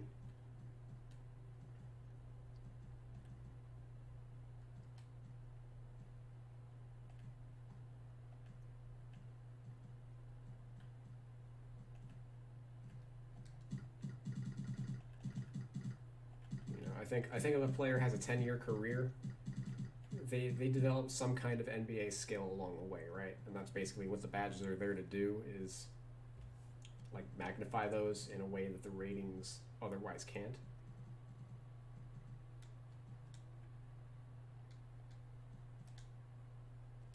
Oops. Oh yeah, I'm gonna mercifully end this finally and get something to eat and then watch the basketball game, which probably already started. I don't actually know what time it was supposed to start. This kind of went on a couple hours longer than I anticipated it to do, but it was fun. And thanks guys for watching and making it a little more entertaining for me. Be on the lookout for future videos. Feedback is always welcome, so if you have ideas on like my presentation, maybe I don't know how my sound quality is, because the way that my desk is set up, like I have my microphone off on the side, and I notice my TV's on this side and my microphone's on this side, so I'll be like looking this way and then I'm talking away from my mic, so I might need to, I've got a Yeti microphone, pretty decent quality, but I might need to get something like an overhead to you know, if it's over here or I guess not in the way of the camera, you know, like there's definitely things that can be done to improve the actual quality of the stream. So if anybody has any ideas to improve the quality of this stream, you know, that would be, I'm definitely more interested in that than getting like roster feedback. Not that I don't enjoy roster feedback, but improving the quality of the streams, I think, is a little more important to make this like as aesthetically pleasing for the viewer as possible. Because the fact that we're already dealing with a bunch of numbers means it's kind of like hard for like you have to really be into it to follow along, basically. And the easier I'm able to make that, the more engagement we're gonna have, and the more of a good time everything's gonna be. As I would like this to be, you know, an educational experience for the viewer, and like if you watch this video, I hope you learned a bunch of stuff about like the NBA, the basketball, like the Houston Rockets, that you're more knowledgeable about the team and sport than you were prior to watching. You know, that's the goal at the end of the day. That's why I do roster work. You know, I'm always expanding. Every day I decide to work, I'm always learning something new about some player. So that's what I find most interesting about it. But anyway, thanks guys for watching. If you like this video, like, follow, share, subscribe, all of the things. It does help me out, and it only leads to more content down the road. And I'm gonna get something to eat.